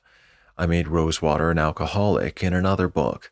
I now had him reasonably well sobered up with the help of Alcoholics Anonymous.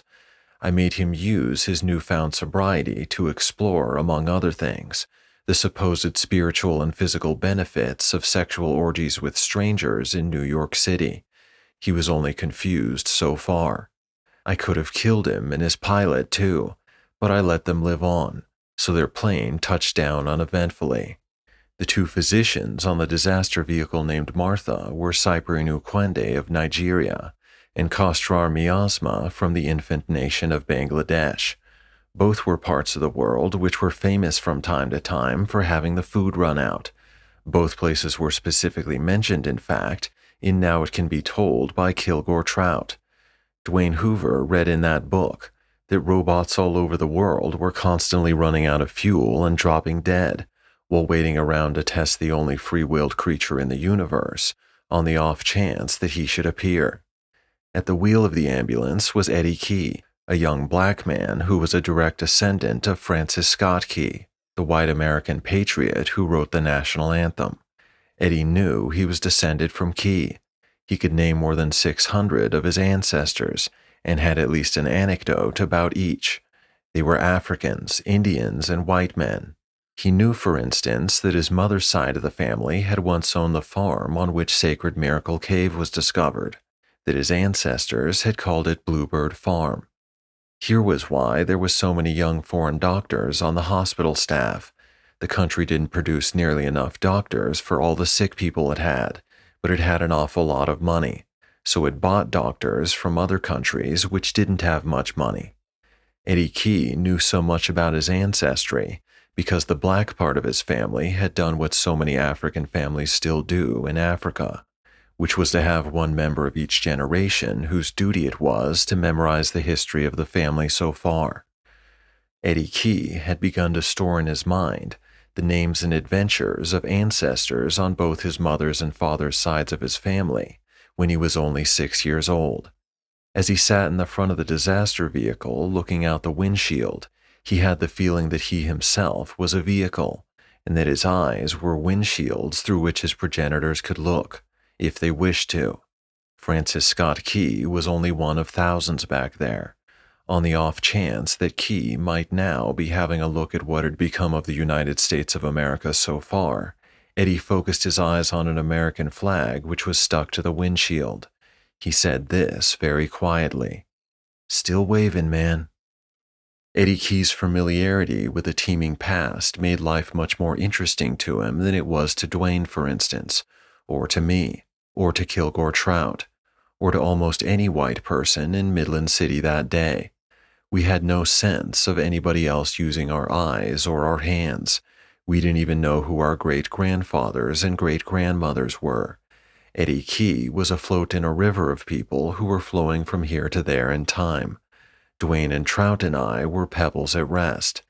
And Eddie Key, because he knew so much by heart, was able to have deep, nourishing feelings about Dwayne Hoover, for instance, and about Dr. Cyprian Ukwende, too.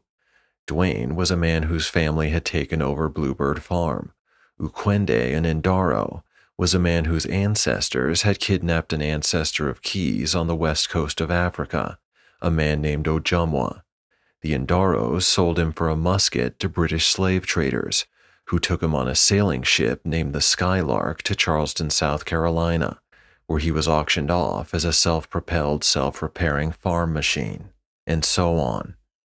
Dwayne Hoover was now hustled aboard Martha through big double doors in her rear, just ahead of the engine compartment.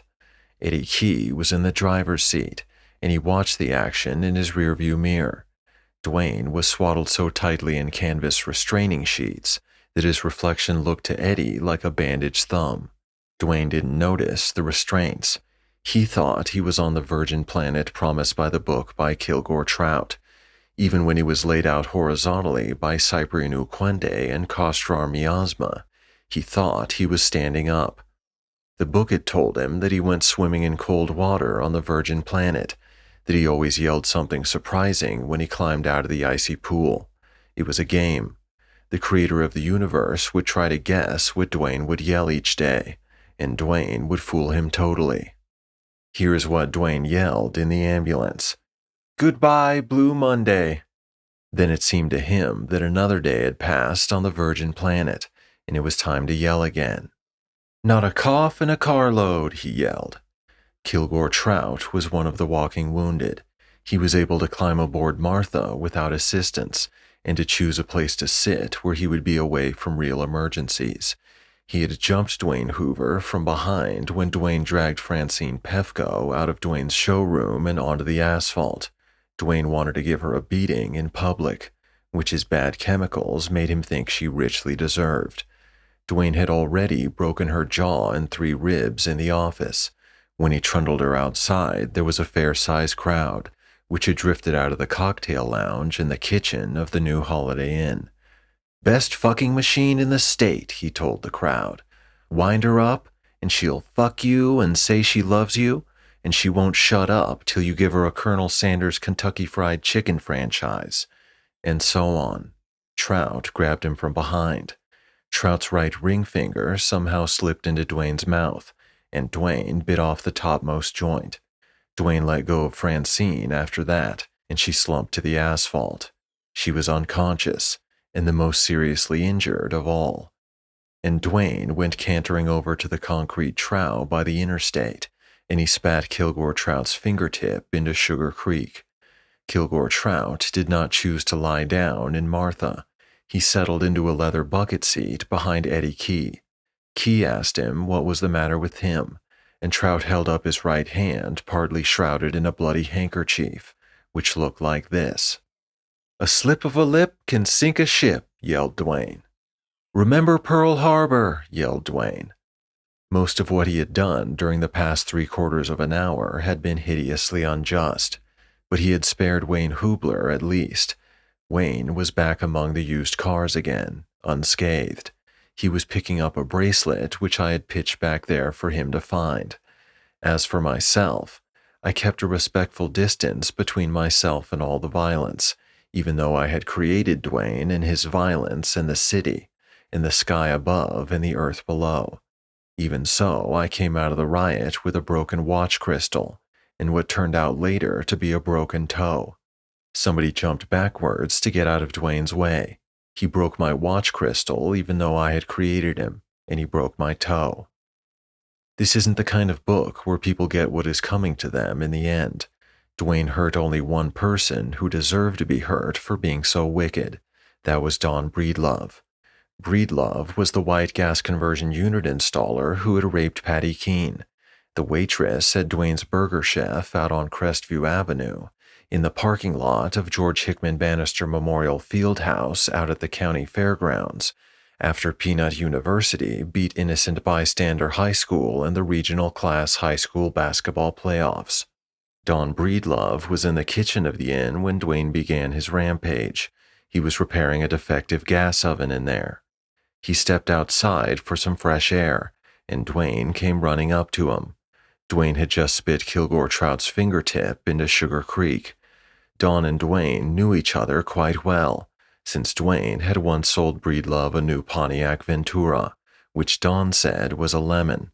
A lemon was an automobile which didn't run right, and which nobody was able to repair. Dwayne actually lost money on the transaction, making adjustments and replacing parts in an attempt to mollify Breedlove, but Breedlove was inconsolable, and he finally painted this sign in bright yellow on his trunk lid and on both doors. "This car is a lemon." Here was what was really wrong with the car. A child of a neighbor of Breedlove had put maple sugar in the gas tank of the Ventura. Maple sugar was a kind of candy made from the blood of trees. So Dwayne Hoover now extended his right hand to Breedlove, and Breedlove, without thinking anything about it, took that hand in his own. They linked up like this. This was a symbol of friendship between men. The feeling was, too, that a lot of character could be read into the way a man shook hands. Dwayne and Don Breedlove gave each other squeezes which were dry and hard. So Dwayne held on to Don Breedlove with his right hand, and he smiled as though bygones were bygones. Then he made a cup out of his left hand, and he hit Don on the ear with the open end of the cup. This created terrific air pressure in Don's ear. He fell down because the pain was so awful. Don would never hear anything with that ear ever again. So Don was in the ambulance too now, sitting up like Kilgore Trout. Francine was lying down, unconscious but moaning. Beatrice Keetzler was lying down, although she might have sat up. Her jaw was broken. Bunny Hoover was lying down. His face was unrecognizable, even as a face, anybody's face. He had been given morphine by Cyprian Ukwende. There were 5 other victims as well, 1 white female, 2 white males, 2 black males. The 3 white people had never been in Midland City before. They were on their way together from Erie, Pennsylvania to the Grand Canyon, which was the deepest crack on the planet. They wanted to look down into that crack, but they never got to do it. Dwayne Hoover assaulted them as they walked from their car toward the lobby of the new Holiday Inn. The 2 black males were both kitchen employees of the inn. Cyprian Ukwende now tried to remove Dwayne Hoover's shoes, but Dwayne's shoes and laces and socks were impregnated with the plastic material which he had picked up while wading across Sugar Creek. Ukwende was not mystified by plasticized unitized shoes and socks. He saw shoes and socks like that every day at the hospital, on the feet of children who played too close to Sugar Creek. In fact, he had hung a pair of tin snips on the wall of the hospital's emergency room for cutting off plasticized unitized shoes and socks. He turned to his Bengali assistant, young Dr. Kostrar Miasma. "Go get some shears," he said. Miasma was standing with his back to the door of the ladies' toilet on the emergency vehicle. He had done nothing so far to deal with all the emergencies. Ukwende and police and a team from civil defense had done the work so far. Miasma now refused to even find some shears. Basically, Miasma probably shouldn't have been in the field of medicine at all, or at least not in any area where there was a chance he might be criticized. He could not tolerate criticism. Any hint that anything about him was not absolutely splendid automatically turned him into a useless, sulky child who would only say that it wanted to go home. That was what he said when Ukwende told him a second time to find shears. "I want to go home." Here is what he had been criticized for. Just before the alarm came in about Dwayne going berserk, he had amputated a black man's foot, whereas the foot probably could have been saved. and so on. I could go on and on with the intimate details about the various lives of people on the superambulance, but what good is more information? I agree with Kilgore Trout about realistic novels and their accumulations of nitpicking details. In Trout's novel The Pan-Galactic Memory Bank, the hero is on a spaceship 200 miles long and 62 miles in diameter. He gets a realistic novel out of the branch library in his neighborhood. He reads about 60 pages and then he takes it back. The librarian asks him why he didn't like it, and he says to her, "Well, I already know about human beings," and so on. Martha began to move. Kilgore Trout saw a sign he liked a lot. Here is what it said: "It is harder to be unhappy when you are eating Craig's ice cream," and so on. Dwayne Hoover's awareness returned to Earth momentarily. He spoke of opening a health club in Midland City, with rowing machines and stationary bicycles and whirlpool baths and sun lamps and a swimming pool and so on. He told Cyprian Ukwende that the thing to do with a health club was to open it and then sell it as soon as possible for a profit. "People get all enthusiastic about getting back in shape or losing some pounds," said Dwayne. "They sign up for the program, but they lose interest in about a year and they stop coming. That's how people are," and so on. Dwayne wasn't going to open any health club. He wasn't going to open anything ever again. The people he had injured so unjustly would sue him so vengefully that he would be rendered destitute. He would become one more withered balloon of an old man on Midland City's Skid Row, which was the neighborhood of the once fashionable Fairchild Hotel. He would be by no means the only drifter of whom it could be truthfully said, "See him? Can you believe it? He doesn't have doodly squat now, but he used to be fabulously well-to-do," and so on. Kilgore Trout now peeled strips and patches of plastic from his burning shins and feet in the ambulance. He had to use his uninjured left hand, etc. Epilogue. The emergency room of the hospital was in the basement. After Kilgore Trout had the stump of his ring finger disinfected and trimmed and bandaged, he was told to go upstairs to the finance office. There were certain forms he had to fill out, since he was from outside Midland City, had no health insurance, and was destitute. He had no checkbook. He had no cash. He got lost in the basement for a while, as a lot of people did. He found the double doors to the morgue, as a lot of people did. He automatically mooned about his own mortality, as a lot of people did. He found an X-ray room which wasn't in use. It made him wonder automatically if anything bad was growing inside him. Other people had wondered the exact same thing when they passed that room. Trout felt nothing now that millions of other Americans wouldn't have felt automatically. And Trout found stairs, but they were the wrong stairs. They led him not to the lobby and the finance office and the gift shop and all that, but into a matrix of rooms where persons were recovering or failing to recover from injuries of all kinds. Many of the people there had been flung to the earth by the force of gravity, which never relaxed for a second.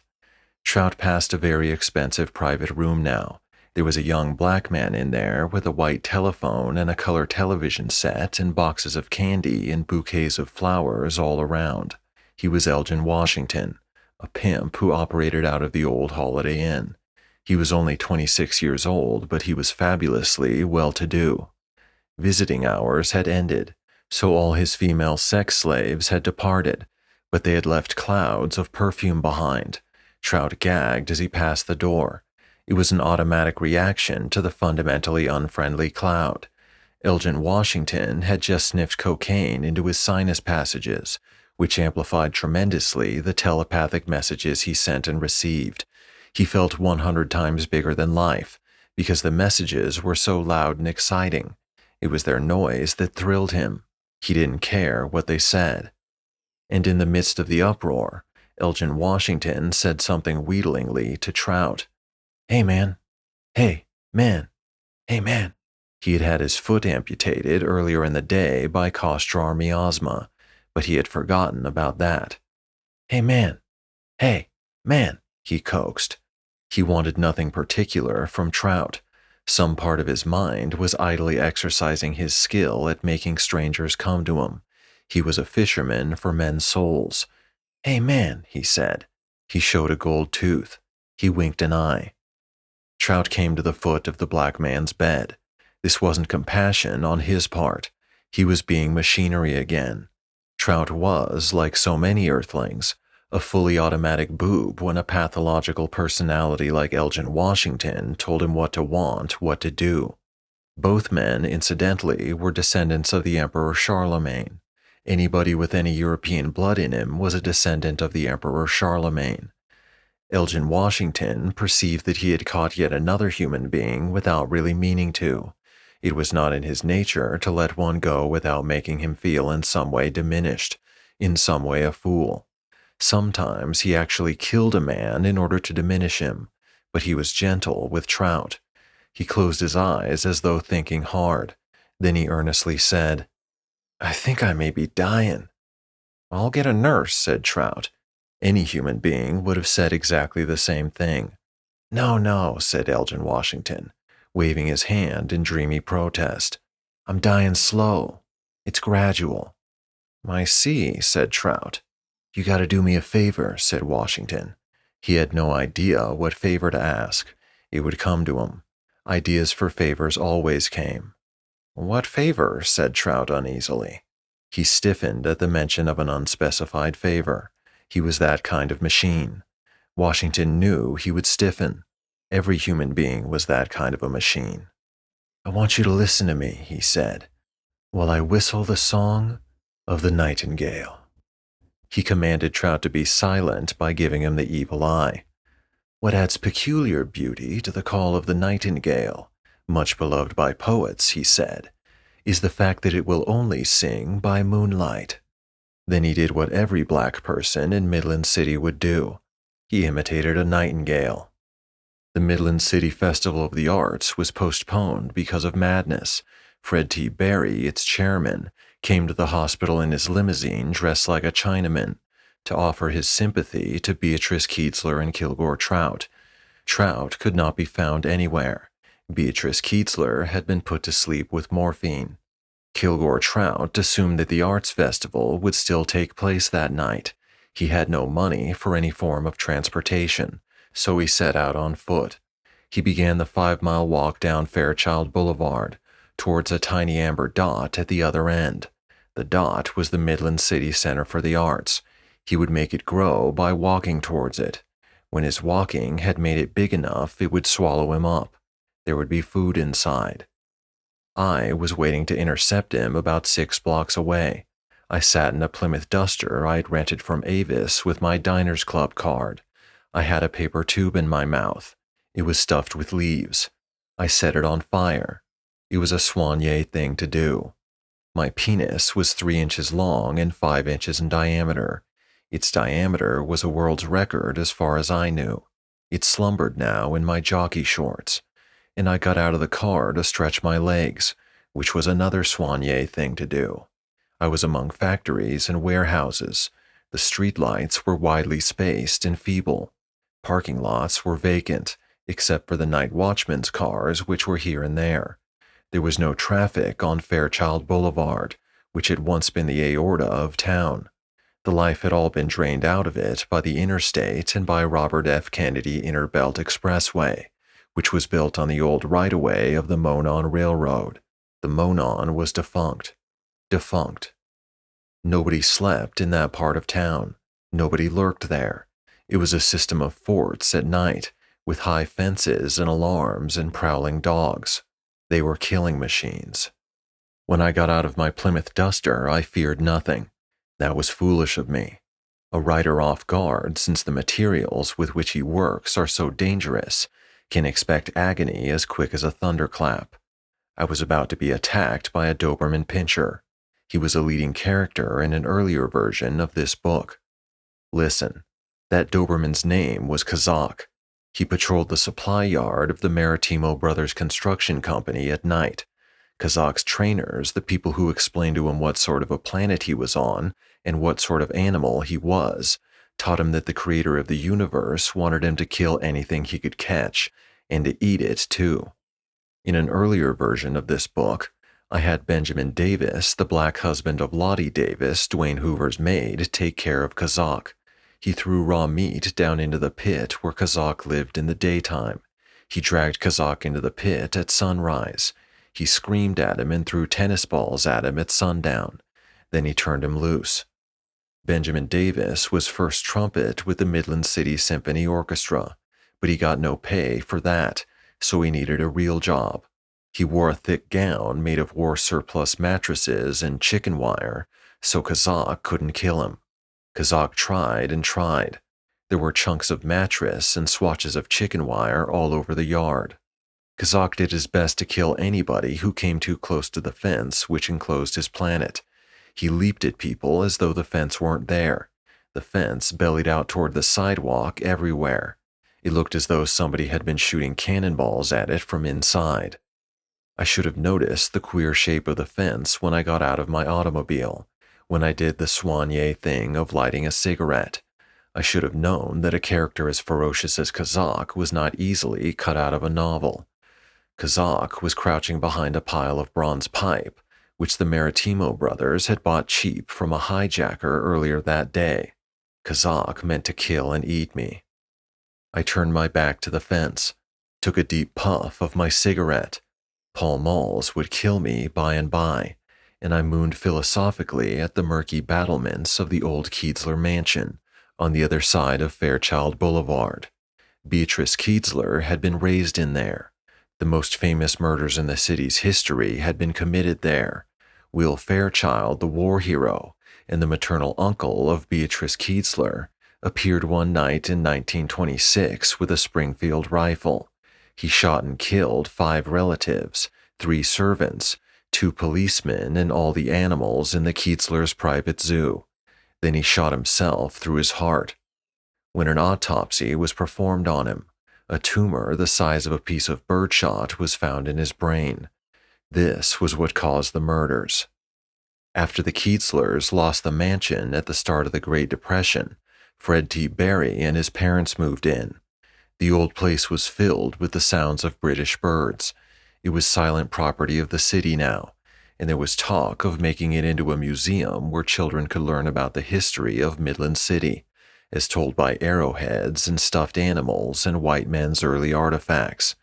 Fred T. Barry had offered to donate $500,000 to the proposed museum, on one condition, that the first robo-magic and the early posters which advertised it be put on display, and he wanted the exhibit to show, too, how machines evolved just like animals did, but with much greater speed.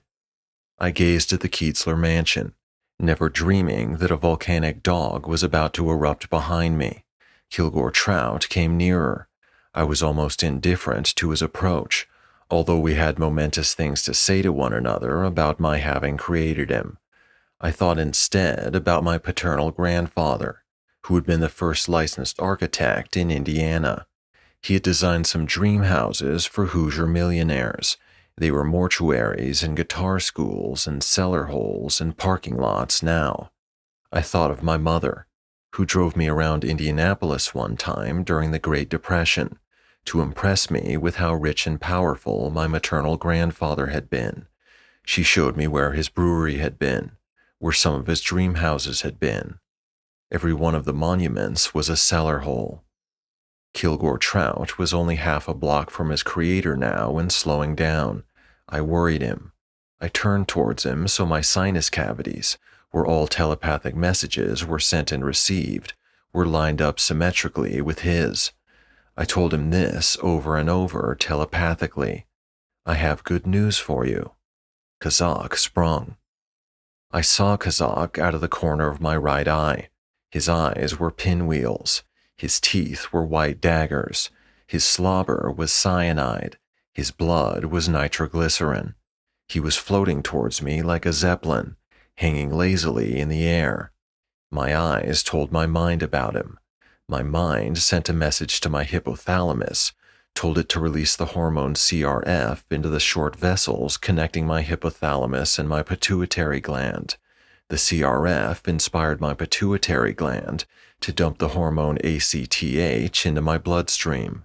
My pituitary had been making and storing ACTH for just such an occasion, and nearer the Zeppelin came, and some of the ACTH in my bloodstream reached the outer shell of my adrenal gland, which had been making and storing glucocorticoids for emergencies.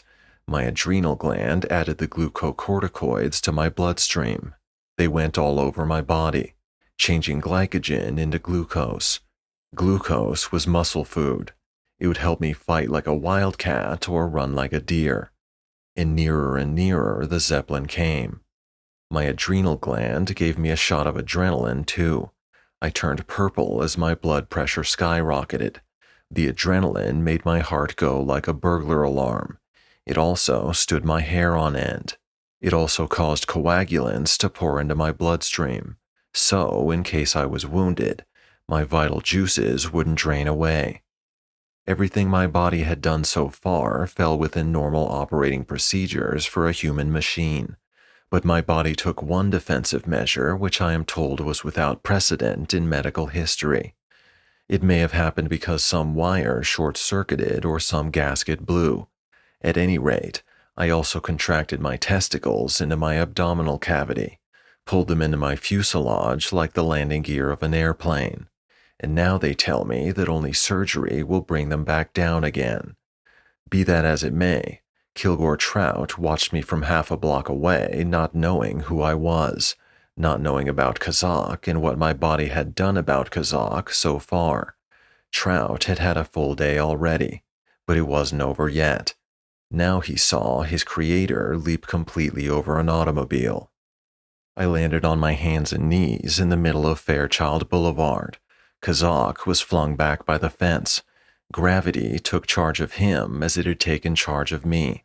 Gravity slammed him down on the concrete. Kazakh was knocked silly. Kilgore Trout turned away. He hastened anxiously back towards the hospital. I called out to him, but that only made him walk faster. So I jumped into my car and chased him. I was still high as a kite on adrenaline and coagulants and all that. I didn't know yet that I had retracted my testicles in all the excitement. I felt only vague discomfort down there. Trout was cantering when I came alongside. I clocked him at 11 miles an hour, which was excellent for a man his age. He, too, was now full of adrenaline and coagulants and glucocorticoids. My windows were rolled down and I called out to him. Whoa, Mr. Trout! Whoa, Mr. Trout! It slowed him down to be called by name. Whoa, I'm a friend, I said. He shuffled to a stop, leaned in panting exhaustion against a fence surrounding an appliance warehouse belonging to the General Electric Company. The company's monogram and motto hung in the night sky behind Kilgore Trout, whose eyes were wild. The motto was this: Progress is our most important product. Mr. Trout, I said from the unlighted interior of the car, you have nothing to fear. I bring you tidings of great joy. He was slow to get his breath back, so he wasn't much of a conversationalist at first. Are you from the arts festival? He said. His eyes rolled and rolled. I am from the Everything Festival, I replied. The what? He said. I thought it would be a good idea to let him have a good look at me, so I attempted to flick on the dome light. I turned on the windshield wipers instead. I turned them off again. My view of the lights of the county hospital were garbled by beads of water. I pulled another switch and it came away in my hand. It was a cigarette lighter, so I had no choice but to continue to speak from darkness. Mr. Trout, I said, I am a novelist, and I created you for use in my books. Pardon me, he said. I'm your creator, I said. You're in the middle of a book right now, close to the end of it, actually. He said. Are there any questions you'd like to ask? Pardon me, he said. Feel free to ask anything you want. About the past, about the future. There's a Nobel Prize in your future. A what? He said. A Nobel Prize in medicine. Huh, he said. It was a non-committal sound. I've also arranged for you to have a reputable publisher from now on. No more beaver books for you. He said. If I were in your spot, I would certainly have a lot of questions, I said. Do you have a gun? He said. I laughed there in the dark, tried to turn on the lights again, activated the windshield washer again. I don't need a gun to control you, Mr. Trout. All I have to do is write something down about you, and that's it. Are you crazy? He said. No, I said, and I shattered his power to doubt me. I transported him to the Taj Mahal, and then to Venice, and then to Dar es Salaam, and then to the surface of the sun, where the flames could not consume him, and then back to Midland City. The poor old man crashed to his knees. He reminded me of the way my mother and Bunny Hoover's mother used to act whenever somebody tried to take their photographs. As he cowered there, I transported him to the Bermuda of his childhood, had him contemplate the infertile egg of a Bermuda urn. I took him from there to the Indianapolis of my childhood. I put him in a circus crowd there. I had him see a man with locomotor ataxia and a woman with a goiter as big as a zucchini. I got out of my rented car. I did it noisily, so his ears would tell him a lot about his creator, even if he was unwilling to use his eyes. I slammed the car door firmly. As I approached him from the driver's side of the car, I swiveled my feet some, so that my footsteps were not only deliberate but gritty too. I stopped with the tips of my shoes on the rim of the narrow field of his downcast eyes. Mr. Trout, I love you, I said gently. I have broken your mind to pieces. I want to make it whole. I want you to feel a wholeness and an inner harmony such as I have never allowed you to feel before.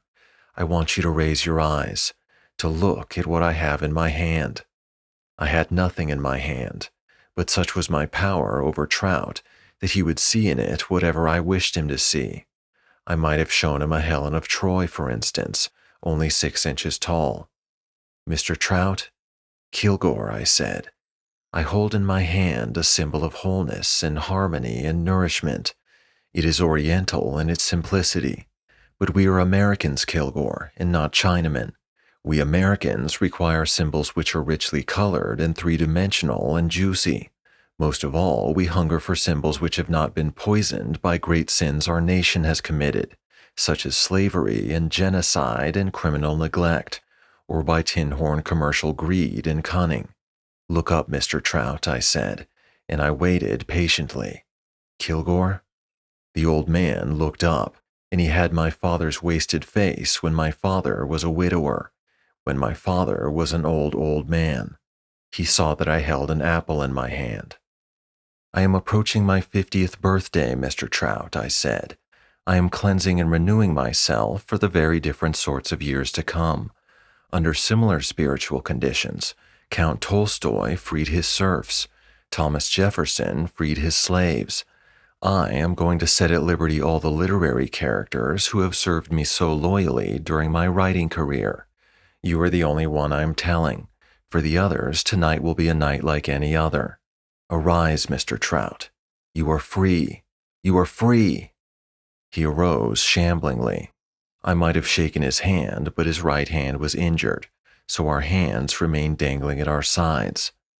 Bon voyage, I said. I disappeared.